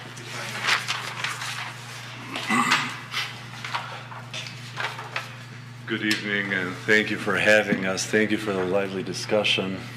My name is Renis Nashai. This is Eric Nicola. We are obviously the ones proposing this fine development. I really did appreciate the discussion and a lot of the comments that were made by this commission, and even those that went somewhat to a certain extent against sort of this particular proposed development. I take them to heart because I'm a resident of this city, and I'm deeply involved in the local affairs of my town, and obviously I know that we've undergone a period where we've talked about these issues, and I know the kind of consternation that this particular body deals with on an ongoing basis, and obviously the planning department as well, with respect to the developments. Sometimes, most of the time, not like this, but similar to this one in nature. So I'm cognizant of that. I think so. Obviously, I don't want to repeat anything that Mr. Savidan has and Mr. Carlisle have indicated.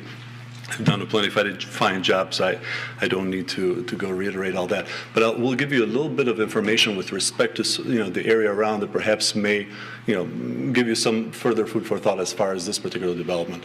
Obviously, with respect to the nature of the conservation of the rest of the property, we're obviously open to do whatever works best for the city as far as preservation.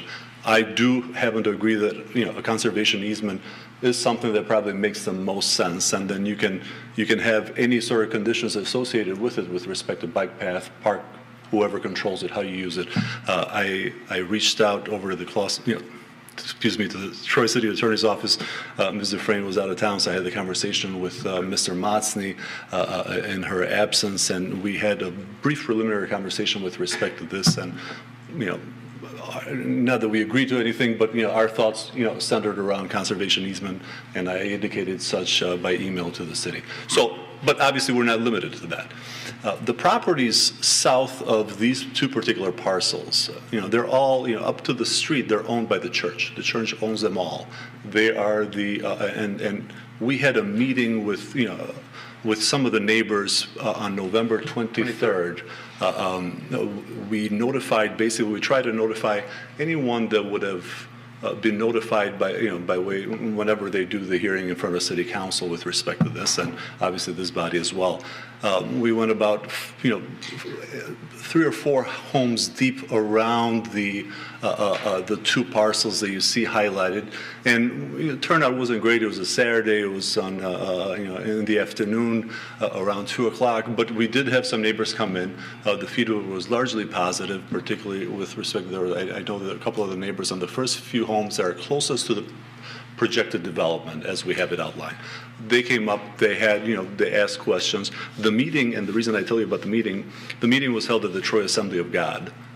We spoke to the pastor and we held it there. And the pastor has had for some time, he owns, I don't know how familiar you are with the area, there's a creek right there in between basically the two properties that we're proposing as well, and the church property.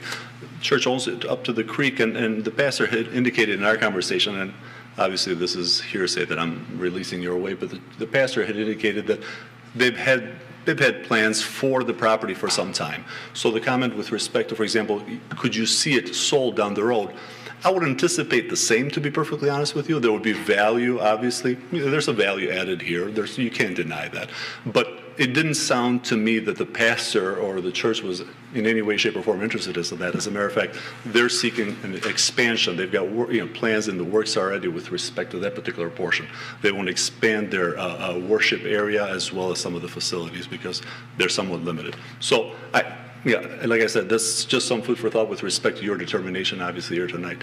We think, and to a great extent, I know that obviously there's some agreement here that the use of that particular, of this particular project, the use of space is about as good as it gets. You're limiting height, visually speaking. A 15 feet difference between the Amber apartments that look, I enjoy them for what they are, but they look like they're beamed from outer space into that particular lot. The 15 feet difference is going to be a massive difference, obviously. This is going to be, commensurate with, I think it'll be a nice use of space. Height is not going to be imposing. The area will remain, obviously, wooded for the rest, as far as the rest of the property. There's no better way to conserve this particular piece of property. Development will come to it, one way or another. And development will come to it, and if it's not, and if it's not, this is going to be something else, I presume. But with respect to some of the fears that you had with respect to the remainder of the properties, as far as the single residential homes and the rest of the neighborhood, they're in the floodplain. All the rest of it are within the 100-year floodplain. So construction there, development there is, you can write that out right now. That's just not going to happen. That particular portion of it. So which is why this particular development focuses solely in the area that's outside of that floodplain zone. There's good reason for it. So I think, as I indicated, I thank you for your consideration here tonight. We're happy to answer any questions you may have, technical aspects, any aspects, I suppose. And one point, if I may. Could you bring up the floodplain map, please? This is a technical, again, I'm going to go to the 100-year floodplain topic from a technical perspective. If you can go to that map. It's the one with the colors, the colorful one, please. It's a PowerPoint. I think it's shown right here. Well, I was going to show in context of the neighborhood of the houses to the south and to the east. No problem. I just got to flip over, and it takes a few seconds. The point I want to make here is just to look at from the floodplain perspective. From engineering perspective, of course, you can work with the floodplain if you can compensate somewhere else in terms of the volume, yeah? And that's what they did with the PUD, with the retirement community. They had to do some kind of a adjustment because they had the land and they did some similar arrangement. But if you look at that area to the south, all those single-family residential homes in the future, 30 years from now, if they want to go and pursue the Big Beaver, they have a huge issue, not just buying this floodplain issue, they have to compensate for it. If they got to compensate for it, they can't compensate it there. They got to go further east. You see, from a technical engineering perspective, it's not feasible. People that are in a business such as us, we look at this and say, this is a red flag. We can't, it cannot be another multifamily, it cannot be another development there because we can't build on it from engineering perspective. That's what I'm trying to bring. So the creeping, the idea of, Big Beaver creeping here, certainly with respect to the neighborhood, is just not feasible, not plausible. The only place it could possibly go is with respect to the Troy Assembly of God, if they ever decide to sell. But even they, so the discussion they requested from us our opinion on what they could do. If you look at their northern part of their parcel, which they thought of, they could do some kind of a structure. I informed them that there's got to be some engineering evaluation, but that there isn't much they can do with the current floodplain. They're contained. What's there, it's there. And if any of you recall, that area was for sale. That somebody bought that house. The house to the north of it has been for sale for years, and they bought it a few years ago. And they bought it with the aim that they could use it for future expansions but it was for sale for a reason for a long time because they couldn't do anything much with it based on that floodplain restriction. Now, we go north and we look at the green space. That's the green space we're trying to work with. The green space and a little bit of a brown space. The brown space is basically the 500-year floodplain, which is still okay. But anything beyond it, all that blue and the dark bluish, it's just...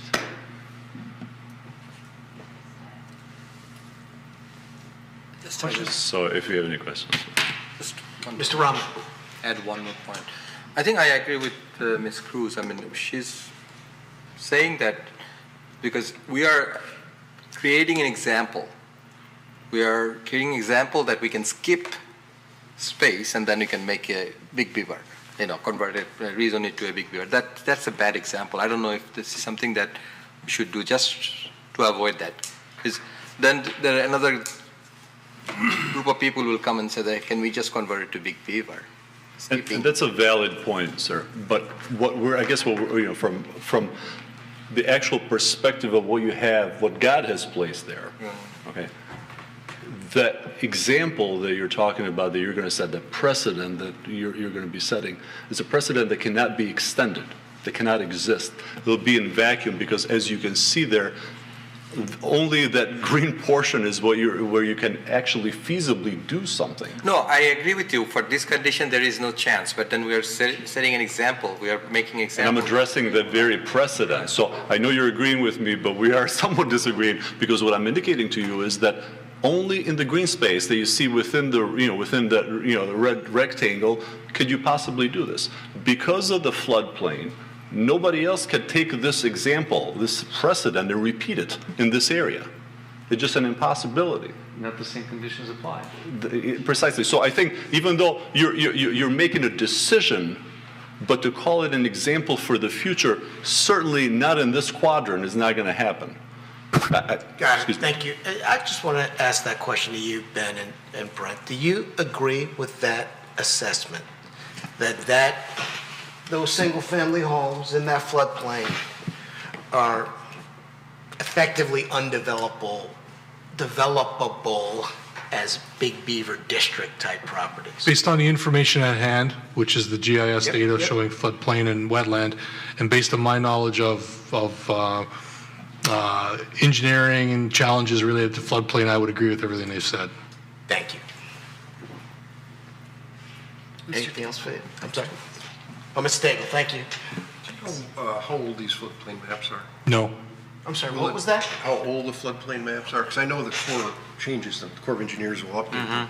Is it something that if this was to get rezoned and the project was to move forward, would it be a requirement that the developer provide current floodplain maps or make sure that these?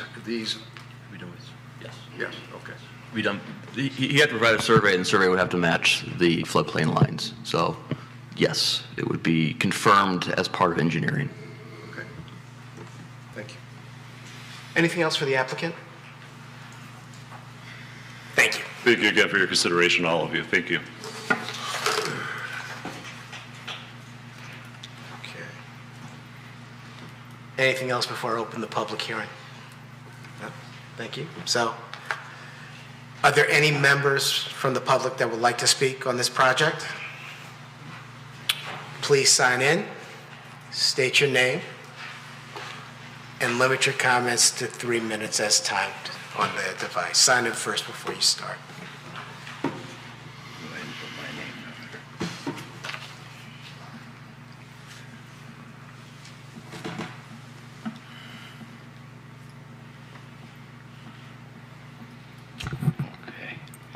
Thank you very much. We are here representing our father who lives in that small stretch of land to the north, 3364 Livernois. He is unable to be here. He's 91 and in very poor health. Just for your information, there are some things that were said here tonight that are wrong. We were never approached by a developer or the applicant about being a future site. We were never invited to a meeting at the church just down the road. And believe you, my dad pays attention to the mail because that's one of the things he does at 91. Our concerns are when the other development happened, the wellness center to the north, we were approached, but they did not want that property, okay? But they kept, their project manager was in touch with us right along. Concerns were watershed, which you're not allowed to in Troy, shed your water on another person's property, as you all know.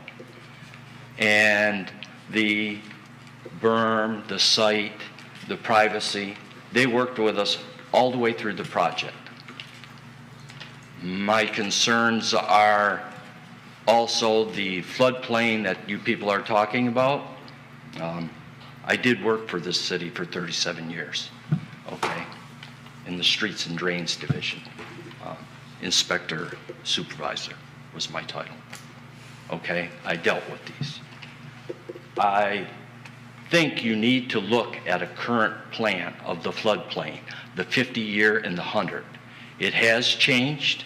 My dad's property is currently the least affected in it. And as it comes to the south, it does change. The other problem is you have a county drain there. It's not a creek. The county has jurisdiction over that.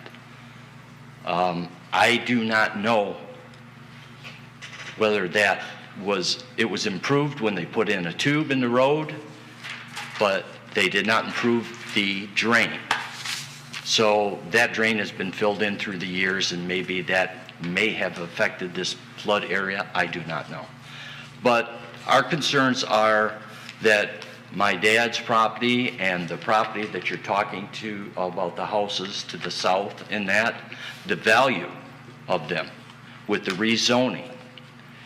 I understand progress has got to be made. And I also understand I have a 91-year-old father that doesn't want to end up with property that somebody can come in and say, here's $10,000 for your property because that's all it's worth now because of the rezoning. So I would ask you to take your time and consider what you're doing when you rezone this area down here. I would much rather the applicant would have came over and talked to us and let us know what was going on. Who knows? Maybe I could even talk my dad into moving at his age. I do not know. But right now, we're just here as his representatives saying that we are very concerned, and the only piece of paper we got was from the city about this meeting tonight. And I go over there on a regular basis. My sister called me and said, there's a sign up next door, Dave. They're going to rezone. Well, I kind of know the procedure, okay? So that's why we're here this evening. We're just asking for your consideration, and we don't want to have something happen where my dad gets left holding the bag. Thank you. Did you sign it also? I signed his name, but could I have 3 minutes or no? You went over 3 minutes, but yeah, you can make some comments. Just a couple minutes. Yeah. I live with my father there. Yes. So I also kind of agree with you. Things have changed, and the Big Beaver expansion has boomed. Next to us, we're right next to the assisted living. I have to say, there could be worse neighbors because they're really pretty good. They did come out. They came out when they were ready to build that. They stepped off property.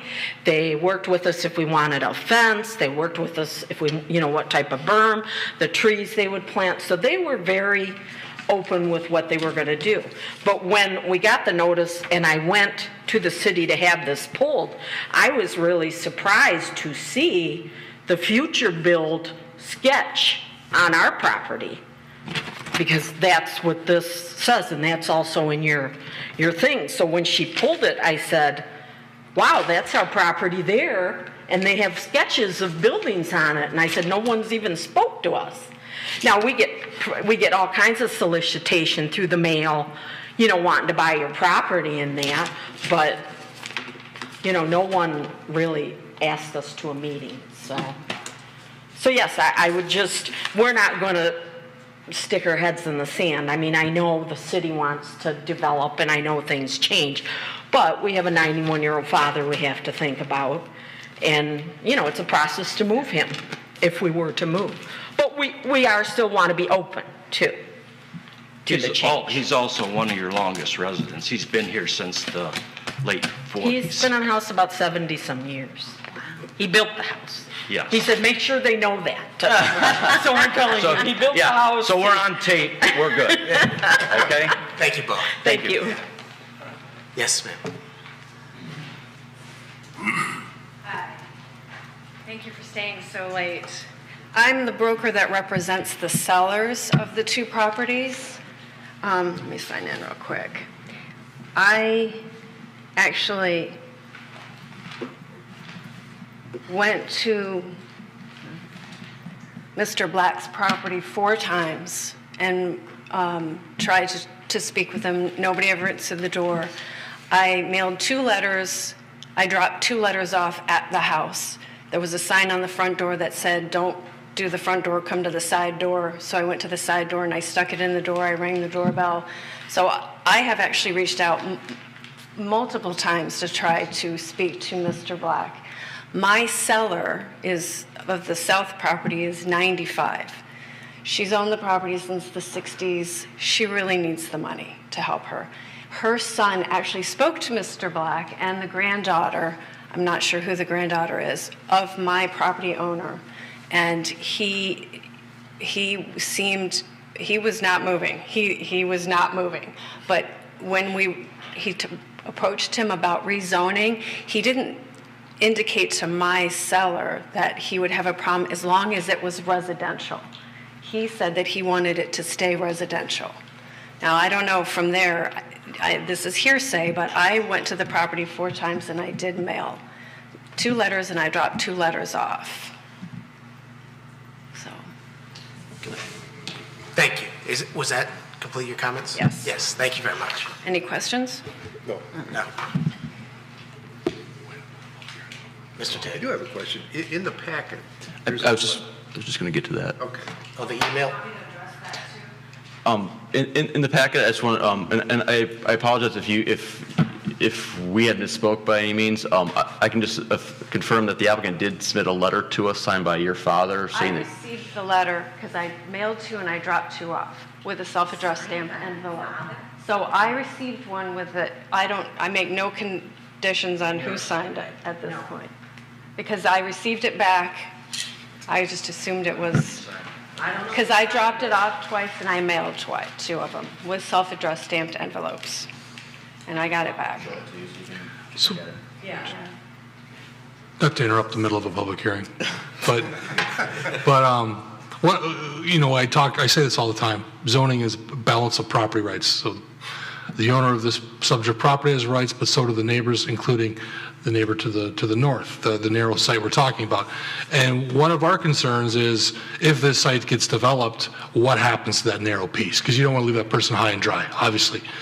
Sandwiched between Big Beaver and the PUD. So we asked that the applicant verify with the neighbor to the north that he was on board. So ideally, rezoning it together would be the most ideal solution. But certainly, if not, if the applicant or if the neighbor didn't want to rezone together, he should at least be aware of the fact, have the opportunity to rezone at their expense, and at least support the rezoning. So we do have a letter that we believe was signed by the petitioner, and we also wanted to ensure that, if in the event that this property is available, can it be developed? So the sketch showing the potential units to the north was really at our request, because we wanted to make sure that property wasn't just going to be unusable and that person left high and dry. So our intentions were good.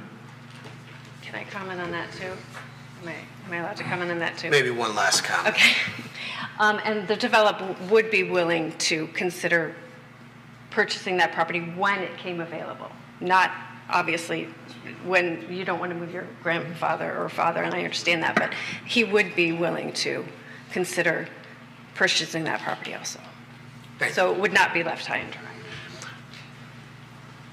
Which was one of the reasons why we requested the easement provided, so that even if this applicant didn't develop the property, it would be developable by someone else, so that there was a potential market of more than one buyer.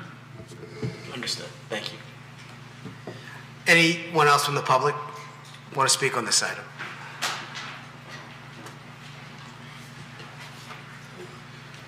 Hi, my name is Jerry Raupke, and I'll sign in. I don't really have any skin in this game, but one thing that I didn't hear mentioned tonight was attached residential. And I wonder whether that was an alternative to single-family residential in terms of developing this.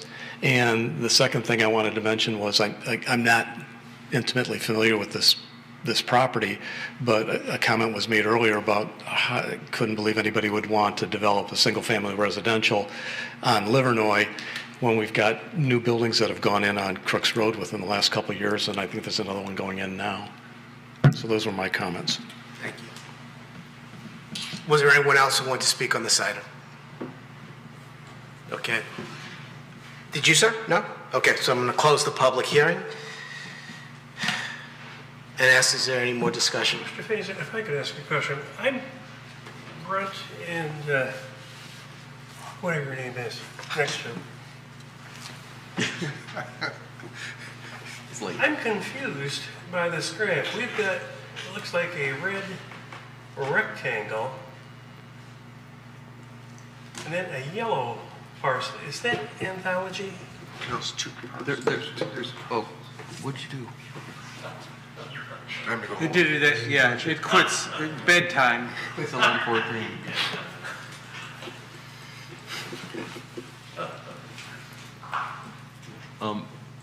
Keep going. There we go. Mr. Hudson, the outline in red is the proposed 2 parcels that are being proposed for rezoning. This parcel that we just talked to, Mr. Black's parcel, is this small sliver of parcel right here. And this, how big is the parcel? I don't know. 40 feet by 300 feet or something like that? It's 1.9 acres apparently. I'm sorry. 1.9 acres, but I don't know how wide it is. I can look. 70 feet. Okay. Is that big enough to be developed independently or something? No, I hate to do a conditional rezoning, squeezing the next property owner out with nobody to buy it except the guy who just got rezoned. That gives me a little fairness problem, but be that as it may, is it possible to develop something in that 70-foot, 1.7 acres? with the floodplain back there? Yes, that's why we put the easement in there so that he could get the future owner or developer of that parcel, if it's not this applicant, could get access to it, and yes, it could be developed if rezoned. But again, we have a letter on file from I saw that, the, but the speaker So, seemed to say that maybe that wasn't true.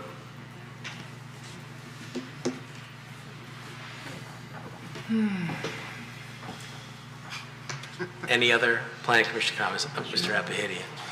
So my question is regarding the parcel to the north, does that parcel have to independently get rezoned to Big Beaver in order to be attached to this project or developed in any other way or anything other than single family? I mean, what? Yes, right. I mean, right now it's zoned single family, and the applicant, the owner of that parcel is not part of the application tonight, so they wish to remain single family. So if it is to be developed anything other than single family, they would have to come in at a future date to get it rezoned. So if it's a different developer, they can come before us and not have anything conditional. It can be straight rezoning request, or it can be anything else, right? I mean, it can be totally, it's completely independent of what we're looking at tonight. Yes. Okay. Which means totally different, it could be a project totally different height, right? If it's under Big Beaver, it doesn't have to be 30 feet. It can be whatever Big Beaver is, 50, 60. But would have to get rezoned. But it would have to come back. Get rezoned. It has to be rezoned, has to come back before the planning commission and ultimately go to city council for the determination. But I want to note that Mr. Black's property is looking at the map is even more restrictive from a floodplain and wetland restriction than the other properties below. So Mr. Black's property is even more limited in terms of developable area than this parcel. So that just leads me to another question. If that parcel would be proposed to be developed independently of these two in the future, do setback requirements apply independently to that parcel? Side yard setback requirements that apply to Big Beaver. I mean, you have a 70-foot lot. Now you're dealing with whatever Big Beaver setback requirements are. Everything applies independently, not together with this project, even though you got an easement for access. Is that correct? It would be under whatever rezoning restrictions are in place when it's rezoned. So even if it's rezoned now with Big Beaver, it would still be the same restrictions of setbacks that Big Beaver applies to now. Right, but there would be only really a setback to the north requirement, because if it would be combined with this project, there would be no setback requirement to the south. It would be all one parcel, right? It'd be totally different. They'd have to combine the parcels. Right, right. Okay. Mr. Chairman. Yes, Mr. Tagle. I feel a little bit uncomfortable moving this forward tonight, only because of this latest development of this, the black parcel to the north. And I guess what I would like to see happen, if the petitioner would actually have an opportunity to talk to Mr. Black and his son and daughter, and come back to us with a plan, whether this is going to be part of this development, or whether it's not going to be part of this development. But right now there seems to be some question or miscommunication, and I really would like to get that made clear, for at least for me, before I could feel comfortable voting. I concur with Mr. Tagle. Yeah, I think I agree as well, but I guess, and maybe we can't answer this question, but what will we get that would assure us? Right, we've got this letter that's purportedly from Mr. Black that says he supports it, and then we got feedback that he doesn't support it. Yeah, right? I would like to see the developer come back and say, we have or will purchase this property, and the Black saying, yes, we've agreed to the price, or whatever that, and that's the deal. So it's not just the two parcels, it's the three parcels. Right. Yeah, that's slivers. I agree. There seems to be some consensus. Let me recognize Mr. Apahedian. So I tend to agree with that. There's some kind of uncertainty here, but why would we condition this project on a potential purchase of another adjacent property. I guess that's kind of my thought. It's like any other, when we've had other petitioners come up and let's say the neighbors and the petitioner are at odds, we usually say, look, go back, see if you can settle your differences, and then come back in front of us. This case is a little bit different because there just seems to be some confusion. Of what the situation is, right? Yeah. So I'm not conditioning an approval on anything. All I'm saying is come back to us with more information. So we're not requiring some kind of a contractual agreement. We're requiring clarification. That's what we're asking for. Not a contractual agreement between I don't them think and we their... have the purview to do that. Okay. It's not in our, exactly. But that could be an outcome, right? It could be, but that's not a requirement, right? Okay. So we seem to have consensus on an approach. So are we ready? So we would then postpone.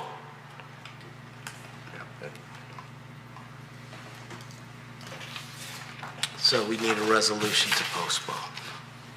Anybody awake enough to do that?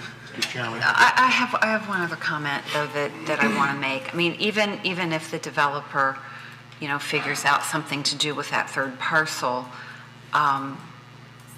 then it still doesn't answer the question, is the Big Beaver zoning this far north from Big Beaver still appropriate?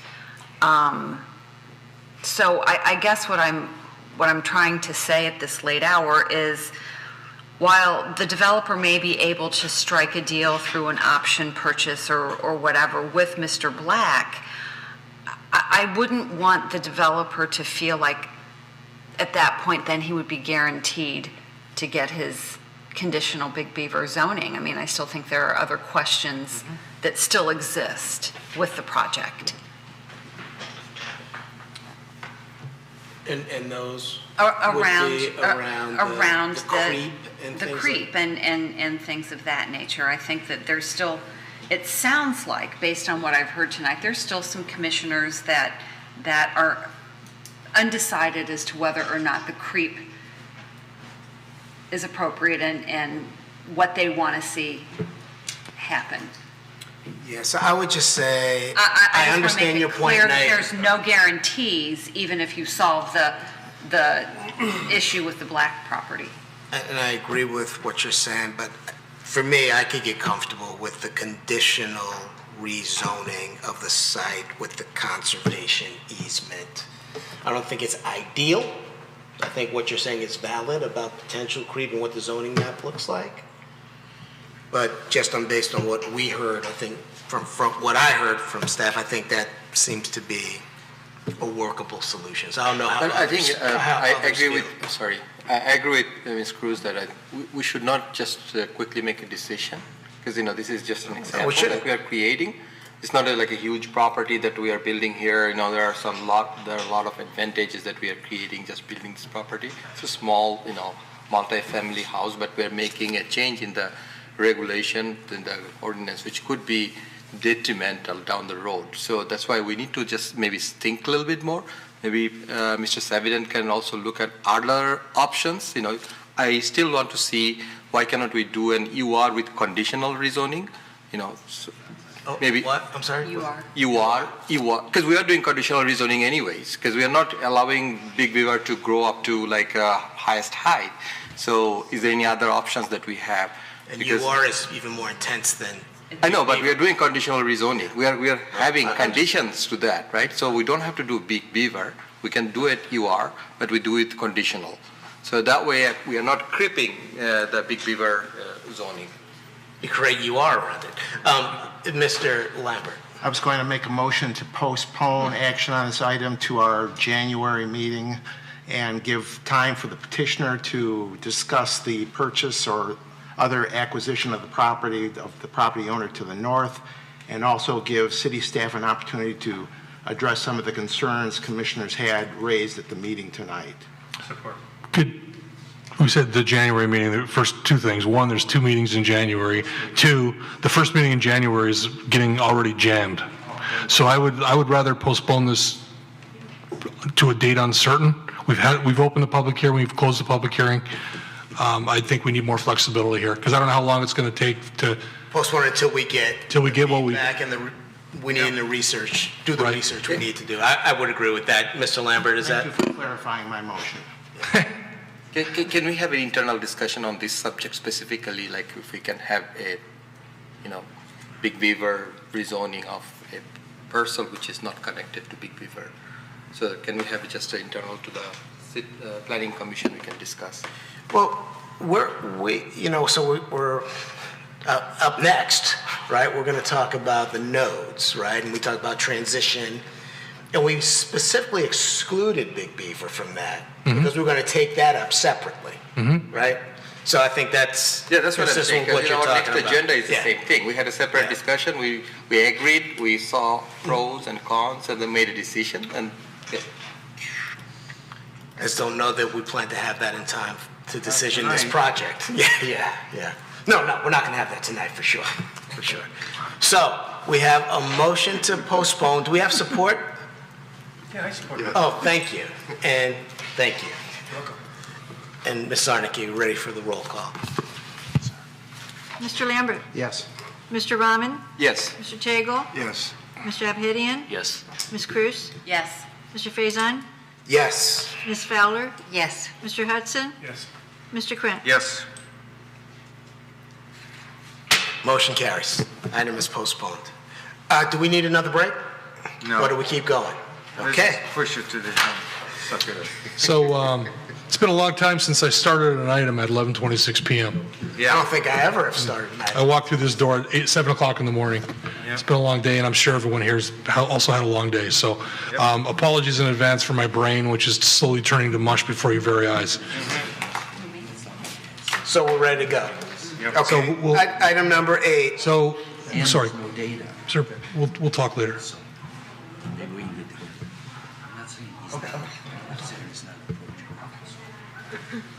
Item number 8, public hearing, zoning ordinance text amendment, file number ZOTA 254, cluster square footage. Mr. Stavina. Yeah, we've talked about this numerous meetings. You're all aware of the cluster option. We've had 7 or 8 developments that were approved under this option. One of the incentives for cluster is to develop homes that are relatively small for empty nesters and seniors. The provision now is to qualify for that density bonus option. The units are not to exceed 1,500 square feet in area. We've not seen. There's nowhere else to talk in City Hall except right outside the door. Yeah, they don't understand that yet. Thanks, Ben.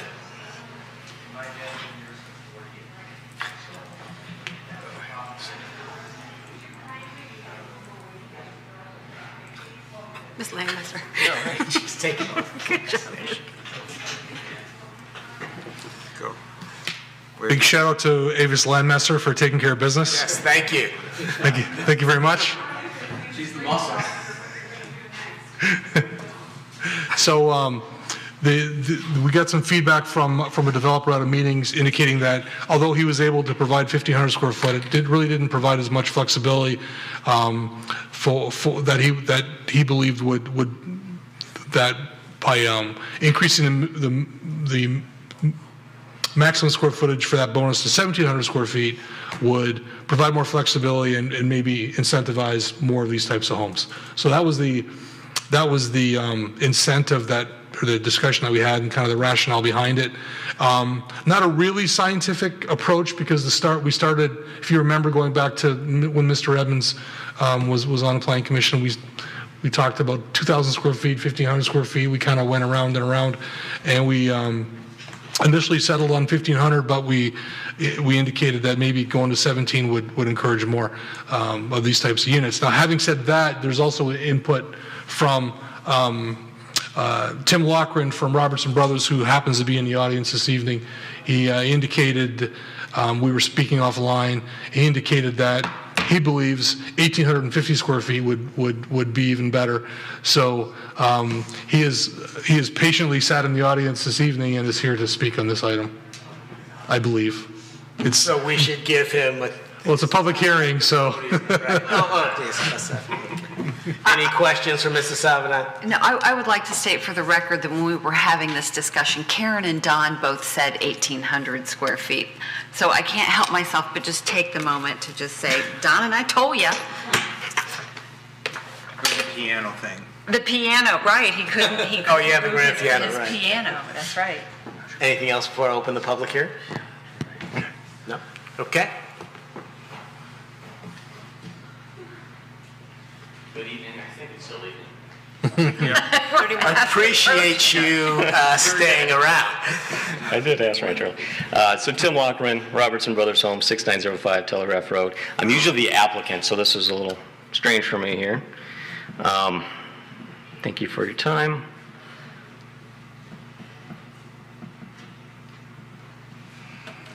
So yes, first of all, I'm in agreement with what you're trying to do. Asking for a little bit more flexibility, which I sent a letter and hopefully kind of spelled out a little bit. I'd like to talk about a little bit more. You're going to do what you're going to do. This is, your zoning ordinance, and I respect that completely. In fact, I'm a planning commissioner, so I truly do respect that. Robertson Brothers have been around for 75 plus years. We've done a lot of condos. In fact, we're the self-proclaimed condo kings of southeastern Michigan. Of course, that's self-proclaimed, but I think it's probably true. So we've done a lot of this, and hopefully we can kind of give you a practitioner's perspective on these sorts of ordinances. I don't know how many times Ben and Brent, I've come in and met with you guys, and how many parcels of land we've looked at to do exactly what you're proposing to do. That's that, first floor master bedroom, downsized type of product. There's demand in Troy, obviously. We know it. We just can't make the numbers work every time we look. So what happens is we're basically struggling with competing with the home builders that want to build a 3,000 square foot home. There's certain value placed on land because of that. We don't want to build that. We want to build what we think is truly in demand here. But every time we look at the economics, it just doesn't work out because we have to pay for the land acquisition, and land development costs are even more these days. So when it really comes down to it, the density is great, but really limiting it at the 1,500 square feet was almost impossible. Going to 1,700 square feet does help. We do have products that are under 1,700 square feet.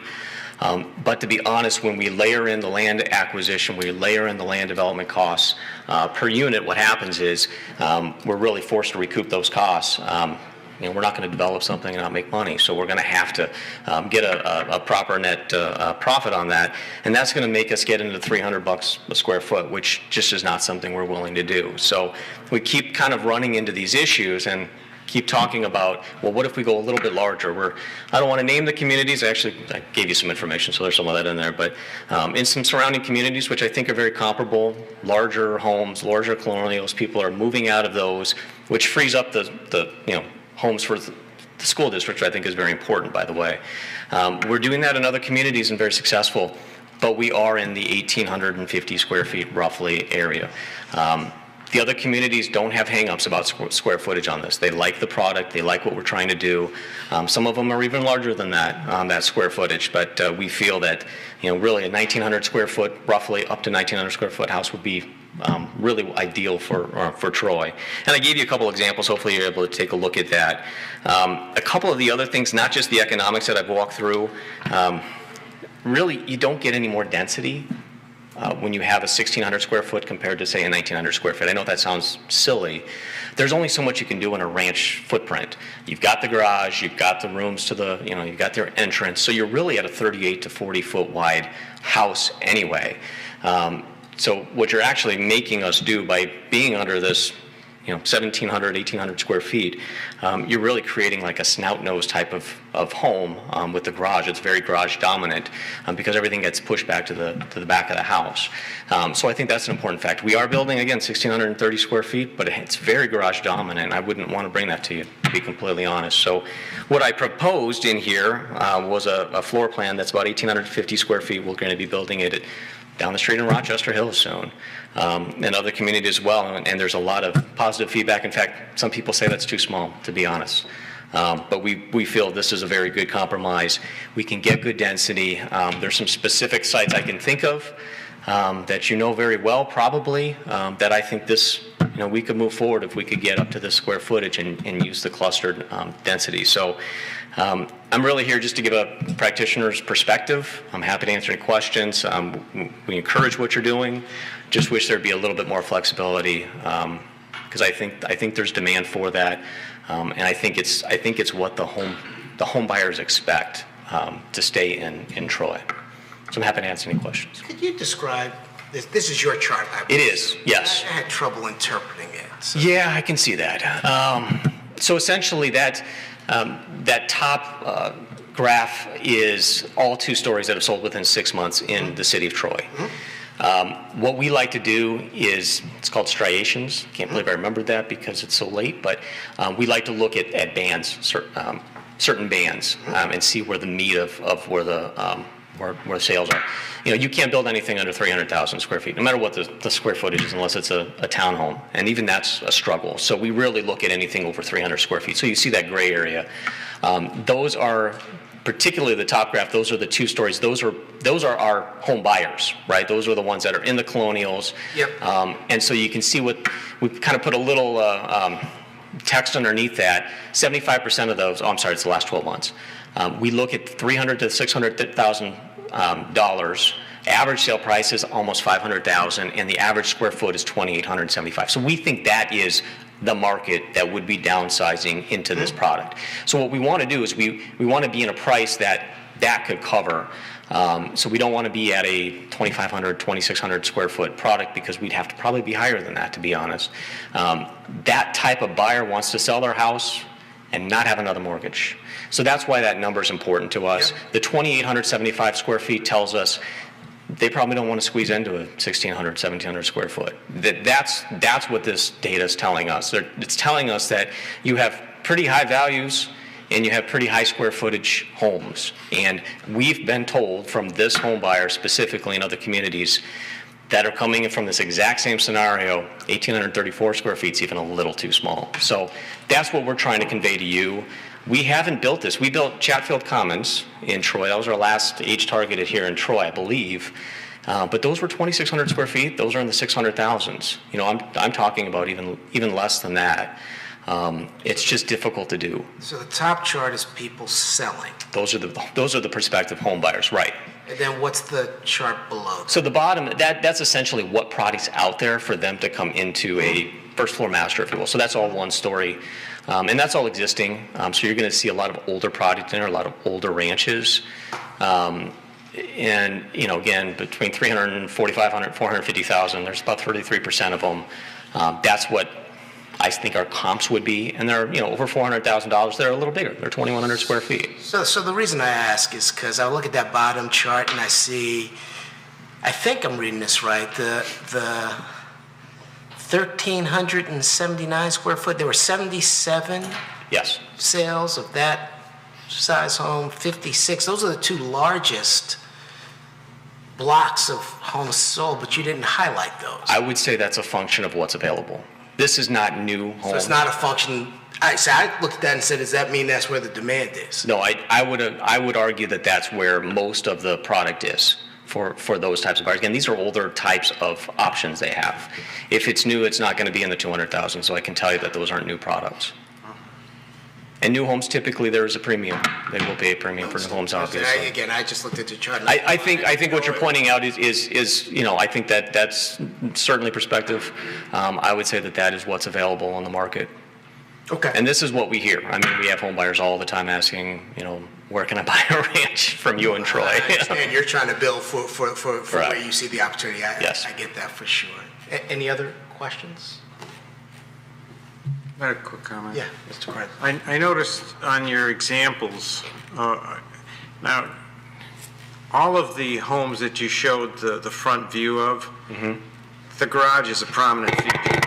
That's what we were, when it came up to the discussion where 1,500, the developer for a cluster project came in and said, if we could squeeze it to 1,700, we could put the garage on the side.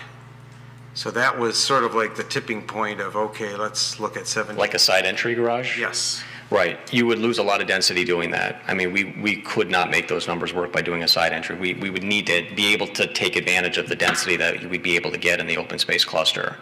I wouldn't say these are garage dominant. I mean, these, if you look at the floor plans, these are 5 foot, at least a 5 foot bump out in front, which is far more than what we can do on a smaller. And then some of these even have a porch in the front as well. So it's probably a very bad perspective to look at it. I would encourage, in fact, I would walk you, all of you, through our Northville model to show you just what these look like, because I think this would be a home run here in Troy. Okay, well, like they say, the other developer we talked with wanted the 1700 so you could have side garages, and that made it not garage door dominant. Right. And, you know, whatever. I'm just saying, if they can do it for 1,700 square feet, I think other people could too. That was their tipping point. I understand. Anything else, Mr. Abidi? So, if I remember correctly, one of the incentives that we offered for first floor master that the ordinance has right now for a cluster is pretty much 1-for-1, right, for the density bonus. So this would still apply if we would up the square footage to whatever it ends up being, 1,800, 850, we'd be doing 1-for-1, which would really mean that we potentially could have a site that would double the density and would reduce some of these frontages. It would result in lots with the frontage of 40, 50 foot lots in terms of the cluster layout, right? And that's how you can get the density to get this product. So that's what we're looking at, potentially. A 1-for-1 bonus incentive to get this product on 40-foot lots or 45-foot lots. They're 40 foot. Yeah, they're 40 foot wide house. So on a lot, yeah, I think 50 to 55 or so would be typically what we target. Yes, and you know, I'm showing you a detached. We do have, even in Northville, we did have duplexes. We do not see buyers wanting that. We had to completely stop and switch gears, and it took a lot of time and money to change to this product, which has been much more well received. In fact, these are smaller than even what the clusters we were building. So I'm sorry, the duplexes. So there's more demand for a product that's detached. Far more. With smaller setbacks to the side yard setbacks and smaller setbacks. Far more demand for this, yes, than attached. And frankly, as crazy as it sounds like construction costs, there's no savings with going to duplexes from what we've seen.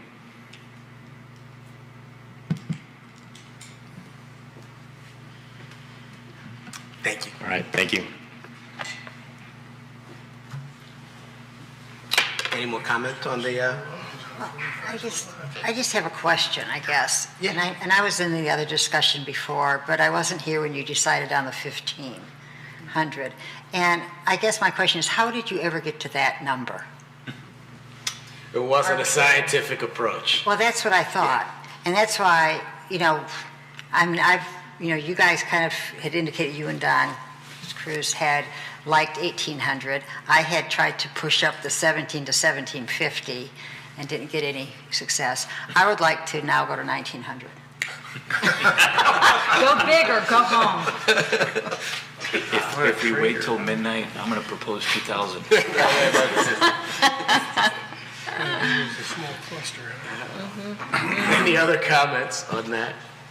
Ms. Cruz? Let me tell you what, I'm not buying anything that is not minimally 1,900 square feet. Personally, as I think about downsizing from a 3,000 square foot home, I need that. I want that space. I don't want to go from living in a lovely home to a tent. I think women kind of drive the market, personally. Well, yeah, you would, I would agree. If Mama ain't happy, ain't no one happy. Well, I guess one way to look at it is look at one of these floor plans that's in the neighborhood of 1,900, let's say 1,950, and say, okay, what can you cut out of that? What can you cut 175, 180 square feet, 200 to still make that floor plan, marketable, sellable? You'd have to completely reconfigure that floor plan, cut out probably either one of the bedrooms or cut out one of whatever the family room, the living room is, or an extra bonus room. So cutting out 150 or 175 square feet out of 1,900 has a significant impact on a floor plan that small. There's not much wiggle room when it comes to going from 1,900, saying, you know, if you go down to 1,825, that 75 feet is not going to gain you much. It doesn't, no, No. it doesn't. So you have to kind of jump from the 1,700 band in 1,900, and then maybe to 21, 22 to gain an extra room somewhere. I mean, that's the way I see these floor plans in terms of the ranges of square footage. But again, we did talk about cluster 1,500 square feet as a minimum, or you know, to get the density. I mean, like, you could do a cluster project and not do a 1,500 square foot structure, right? You could do a cluster project and do 2,000 square feet. You just wouldn't get the bonus. Right. And so really, by increasing the by increasing the number, it's just to qualify for the maximum bonus. The developer can do whatever they want. It's just how much of that bonus do they want to qualify for? I believe of all the clusters that have been approved here, only 35 units are going to be 1,500 square feet or less, or around that number. Most don't take advantage of it. Right.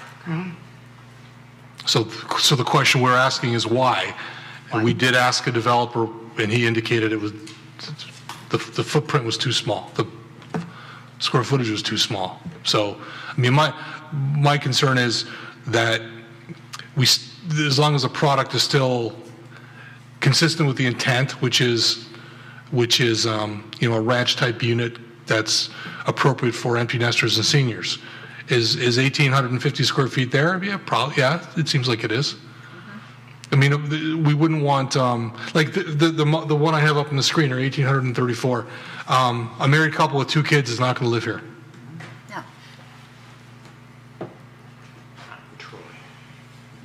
No. There is a basement though, so. That's for the college. There's no right number though, right? Or there's.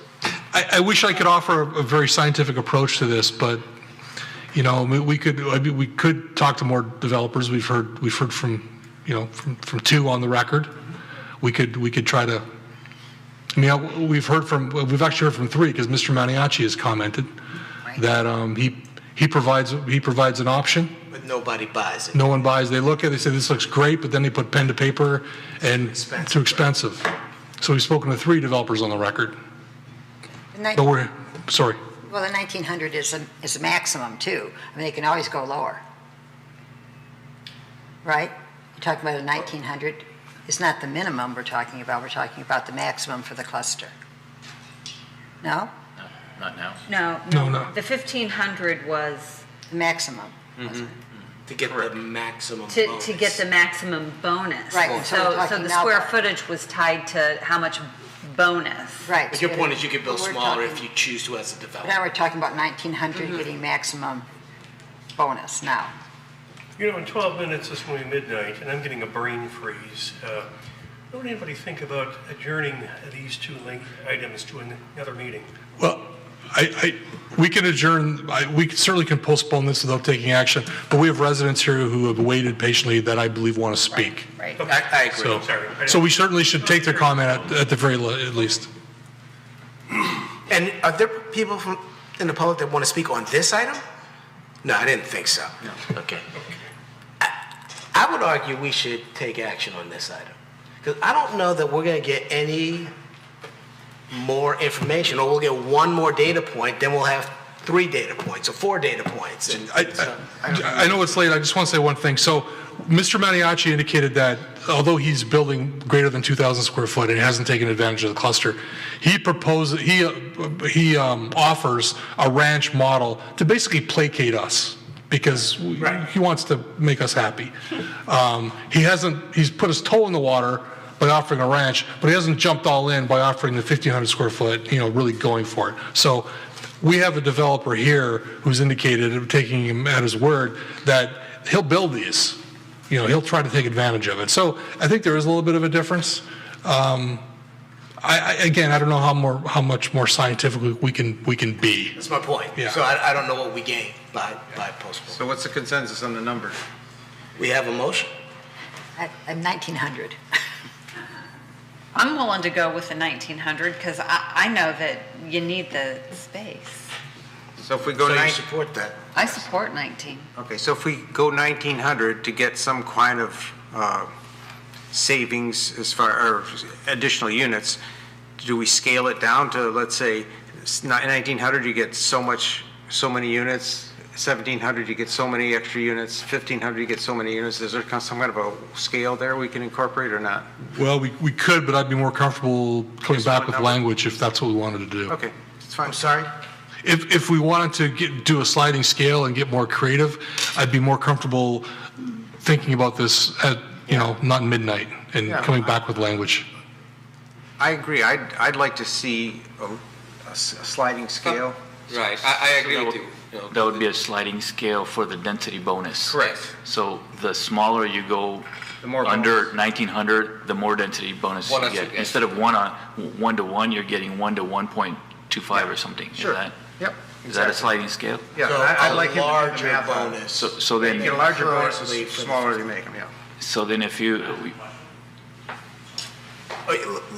Just one second. So I'm sorry, finish your point. so I guess whatever that ends up being, You have to get something for 1,900. then we're getting to the point where we had this conversation before where we actually set the bar for the cluster at 1,900, but we're incentivizing the 1,500 even more than the 1,900 if we're giving more than 1-to-1 bonus, right? Well, like 1 to 1.5. My initial reaction is that's too complicated, but that's just my initial reaction at 11:51. Okay, Yes. well, that's why I want him to Yeah. sit on it and figure out, as opposed to just blurting out the answer. I think our guest. I know. Did you want to make one more comment? Then we're going to have to move on. I was going to agree. I think that'd be complicated. I think that'd be complicated to do. And I guess my only question is, what is the purpose of the square footage? I mean, I guess it's trying to, I don't want to answer for you, but I'm thinking it's to try to keep the price as low as possible. I get that, but really, I think the market demand is how I see is where it should be set. So I didn't make that comment before, but I'm just curious on why there is such, because I haven't seen this with really any other community as far as the square footage limitation. Trying to incent the building of housing that we think has demand for those empty nesters. So trying to land on what the right size. So there's more value from the city's perspective to keep them low. We want to keep people in Troy, people age in place, and Well, I we're trying to understand. figure out where that demand is. Yeah. So whether it's 1,500, 1,750, 1,900. I'm curious. I've never figured out why there's a square footage limitation, so that's You're why I asked the saying the question. market is 1,900. I'm saying the market could be even more than that. I'm just wondering why you're setting it at a certain Right. square footage. That's the only question I have. Okay, So, thank you. Thank you. So do we want to table this? I would, Yeah, I'd let Brent I don't think it's bad idea. grind his gears for a while and see if he can't utilize what the comments are today and maybe come up with something creative. Thanks, Brent. I feel like we've kind of had this conversation before, but obviously the majority is going to rule, so we're going to postpone. Do we need a resolution to postpone? Yep, it's public hearing. Okay. I'll make a motion to postpone so that staff can have a little more opportunity to maybe come up with a more creative solution for the square footage limit. Support? Mr. Rahman, thank you. Ms. Sarnicki? Mr. Rahman? Yes. Mr. Tagle? Yes. Mr. Epinian? Yes. Ms. Cruz? Yes. Mr. Faison? Yes. Ms. Fowler? No. Mr. Hudson? You go, girl. Yes. Mr. Krent? Yes. Mr. Lambert? Yes.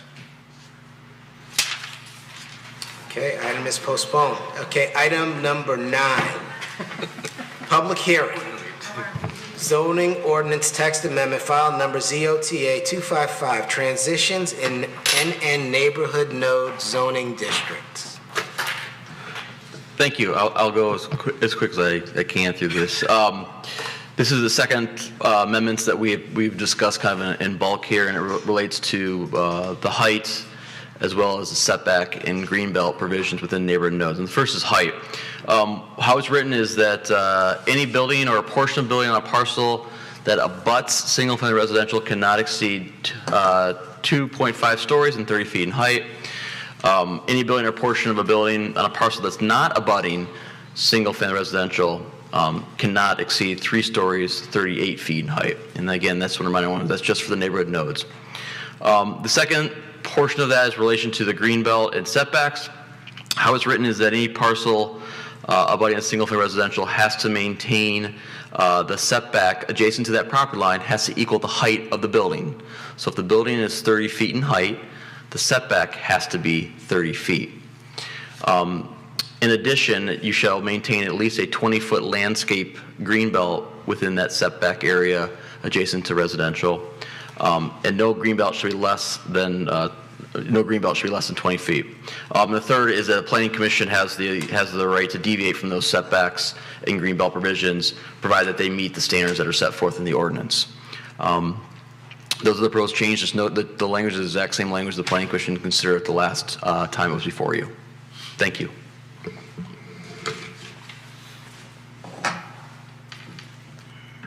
Any discussion? I like it. Mr. Appihedia.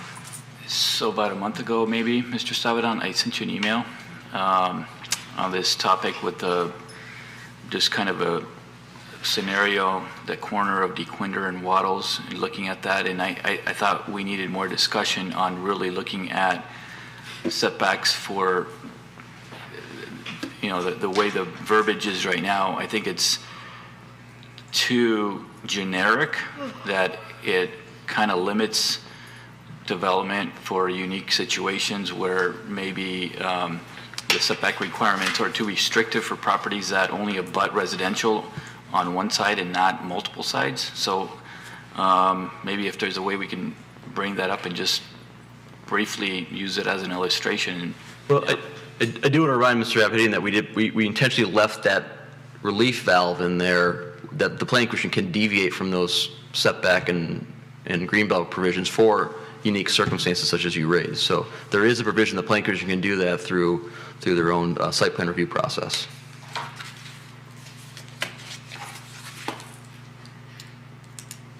Could you speak to that concern? And just describe it a little bit more fully. So maybe, Mr. Stavridon, is there a way you can pull up that corner? Because I was kind of looking through the verbiage of what was being proposed, and then I looked at that corner just as an illustration to see how it would impact that corner in terms of future development. And in my opinion, I think there was too much, it became too restrictive for those lots, even though that the Planning Commission is given discretion for each unique situation, but maybe in general is too restrictive. DeQuinder and Waddles northwest corner.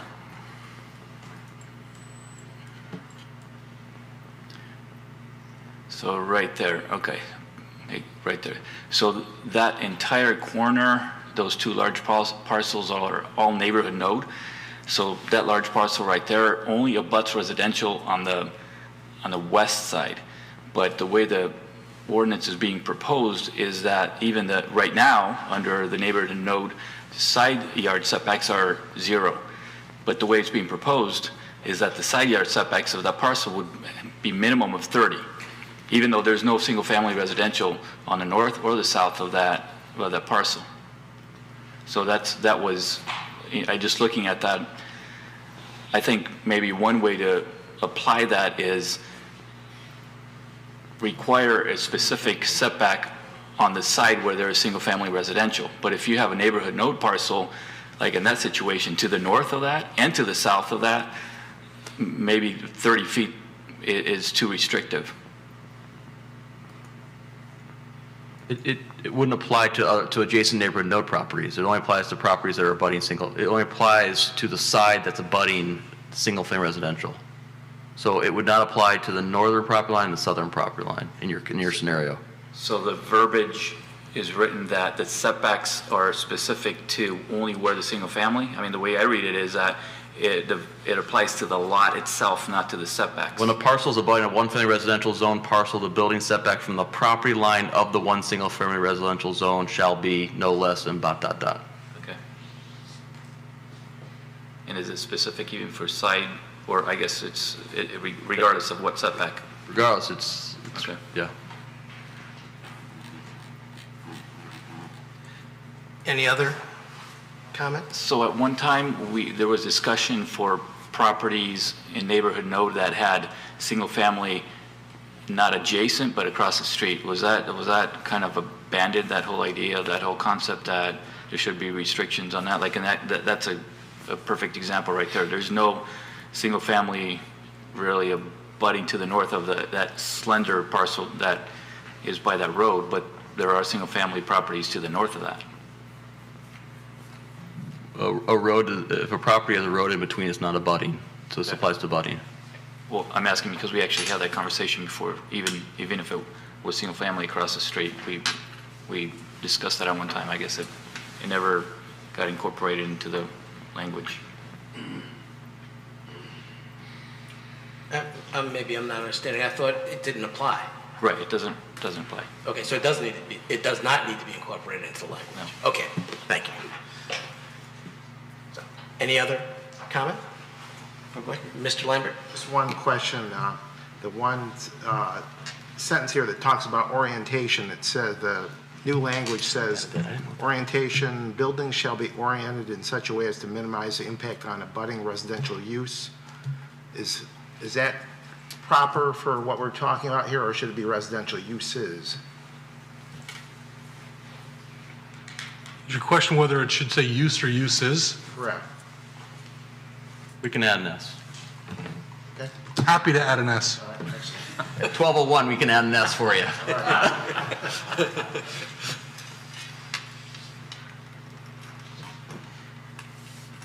Anything else? So,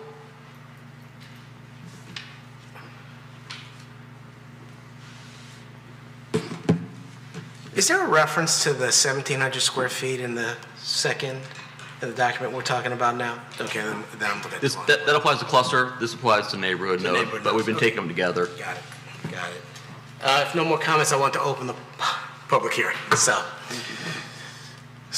if there's anyone who would like to speak on this item, On a bright Wednesday. please, if you've stayed this long. My brain has turned to mush.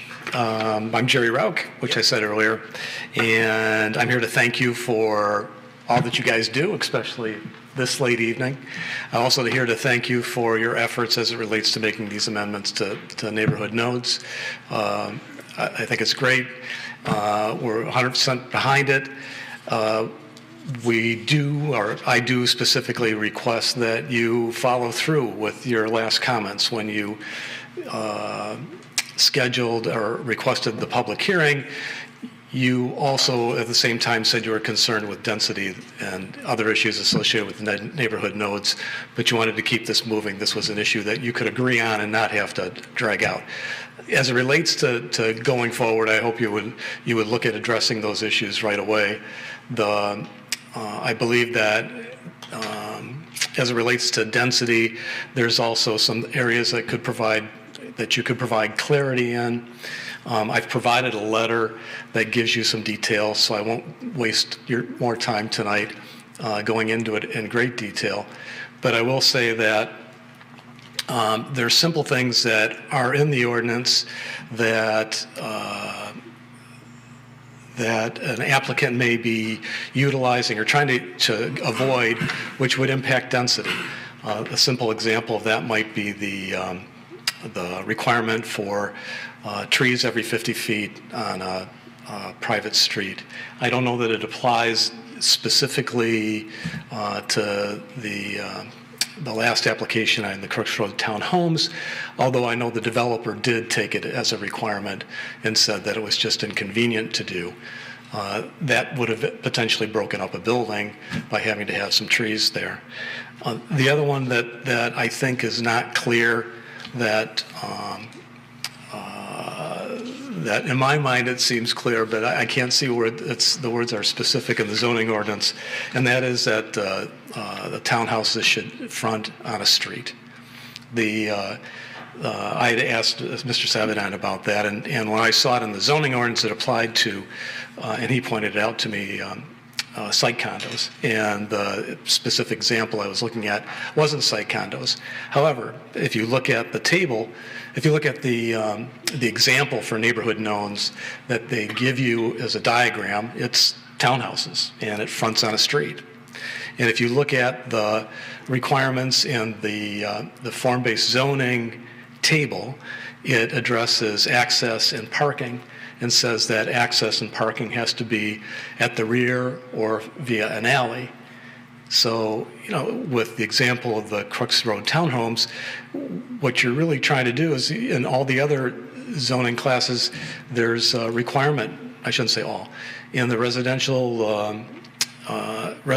office research, I believe, all require frontage on a street. And I can't see where this would be any different. You've got the example of a frontage on a street in a diagram. You've got a requirement that driveways and parking be on an alley. So if you had the frontage on a street, which would make the most sense, that would dramatically reduce, I shouldn't say dramatically, but it would reduce the density. It would provide a reasonable density where you end up having a street front for the buildings. I think if you look at those kinds of issues and provide some clarity, I think it would help you with your density issues. The only other thing that came to mind for me that I've experienced a lot elsewhere in the country is whereas you have building coverage limitations, like I think neighborhoods nodes might be 30% or something like that. Where I found and have been up against elsewhere in the country that's worked really well for providing more green space and limiting density is a limitation on impervious surface. So instead of just the building area, you've got the parking area and you've got the street area that you're taking into consideration in requiring reasonable green space. So those are my comments. Thanks again for doing this. We really appreciate you guys taking the effort to trying to correct this problem for us. Thank you. Thank you. Does anyone else want to speak on this item? Brent? Hi, Laura Lipinski, 4233 Carson Drive. So I'm just kind of, thank you also for being here, and I know it's really late. I'm really tired too. But yeah, the same thing too. I mean, the density aspect, we really need you guys to look at the density because especially up against single family homes, it's gonna be a whole lot of extra facilities for us, traffic and all, a lot of other stuff and density just in general. But it's just a shocker to us because there is no really transition in regards to the Crooks Road development. And I think Jerry said it really well. I think his letter is really good. So I hope you guys all look at his letter, and I will bid you adieu because I'm sure all of us want to get to bed, right? Thank you. Thank you for your comments. Is anybody else want to speak on this item? Yes, sir.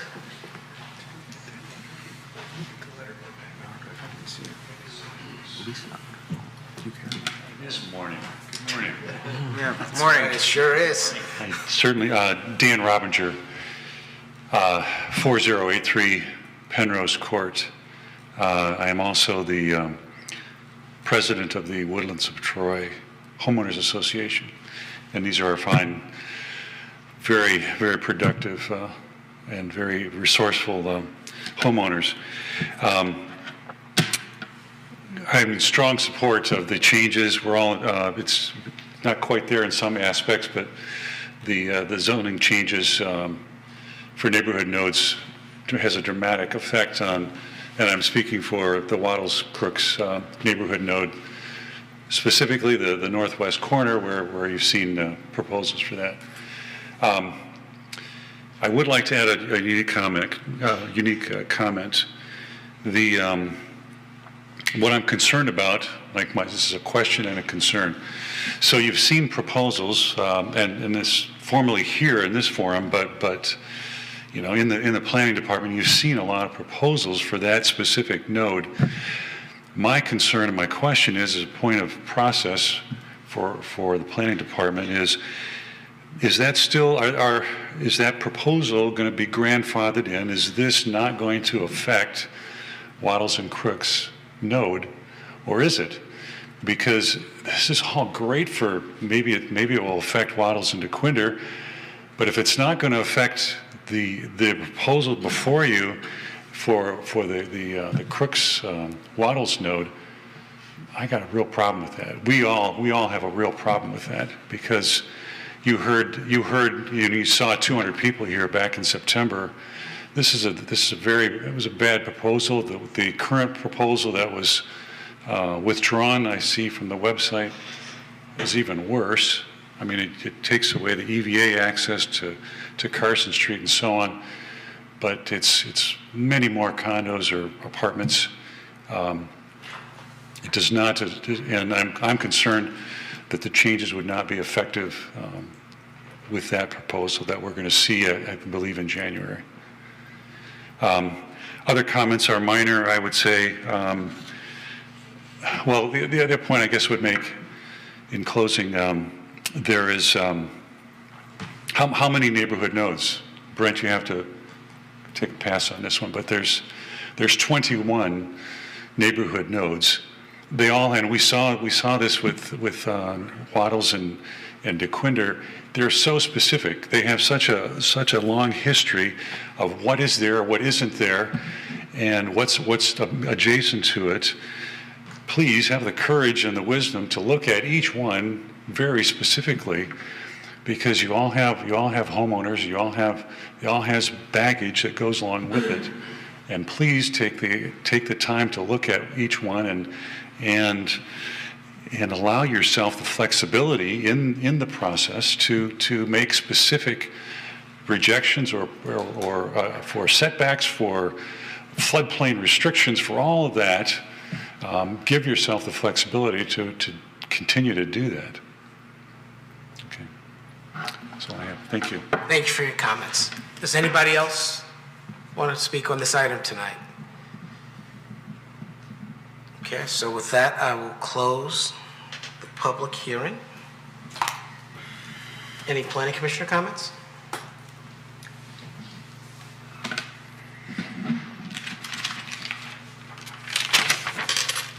Read it, Are we ready for a resolution for this item? Mr. Lambert. Raise his hand. Mr. Lambert? Move the approval, so. Excellent. Support? Awesome. Ms. Fowler, yes. Ms. Zarnicki? Mr. Tagle? Yes. Mr. Appidian? Yes. Ms. Cruz? Yes. Mr. Faison? Yes. Ms. Fowler? Yes. Mr. Hudson? Yes. Mr. Krant? Yes. Mr. Lambert? Yes. Mr. Rahman? Yes. Motion carries.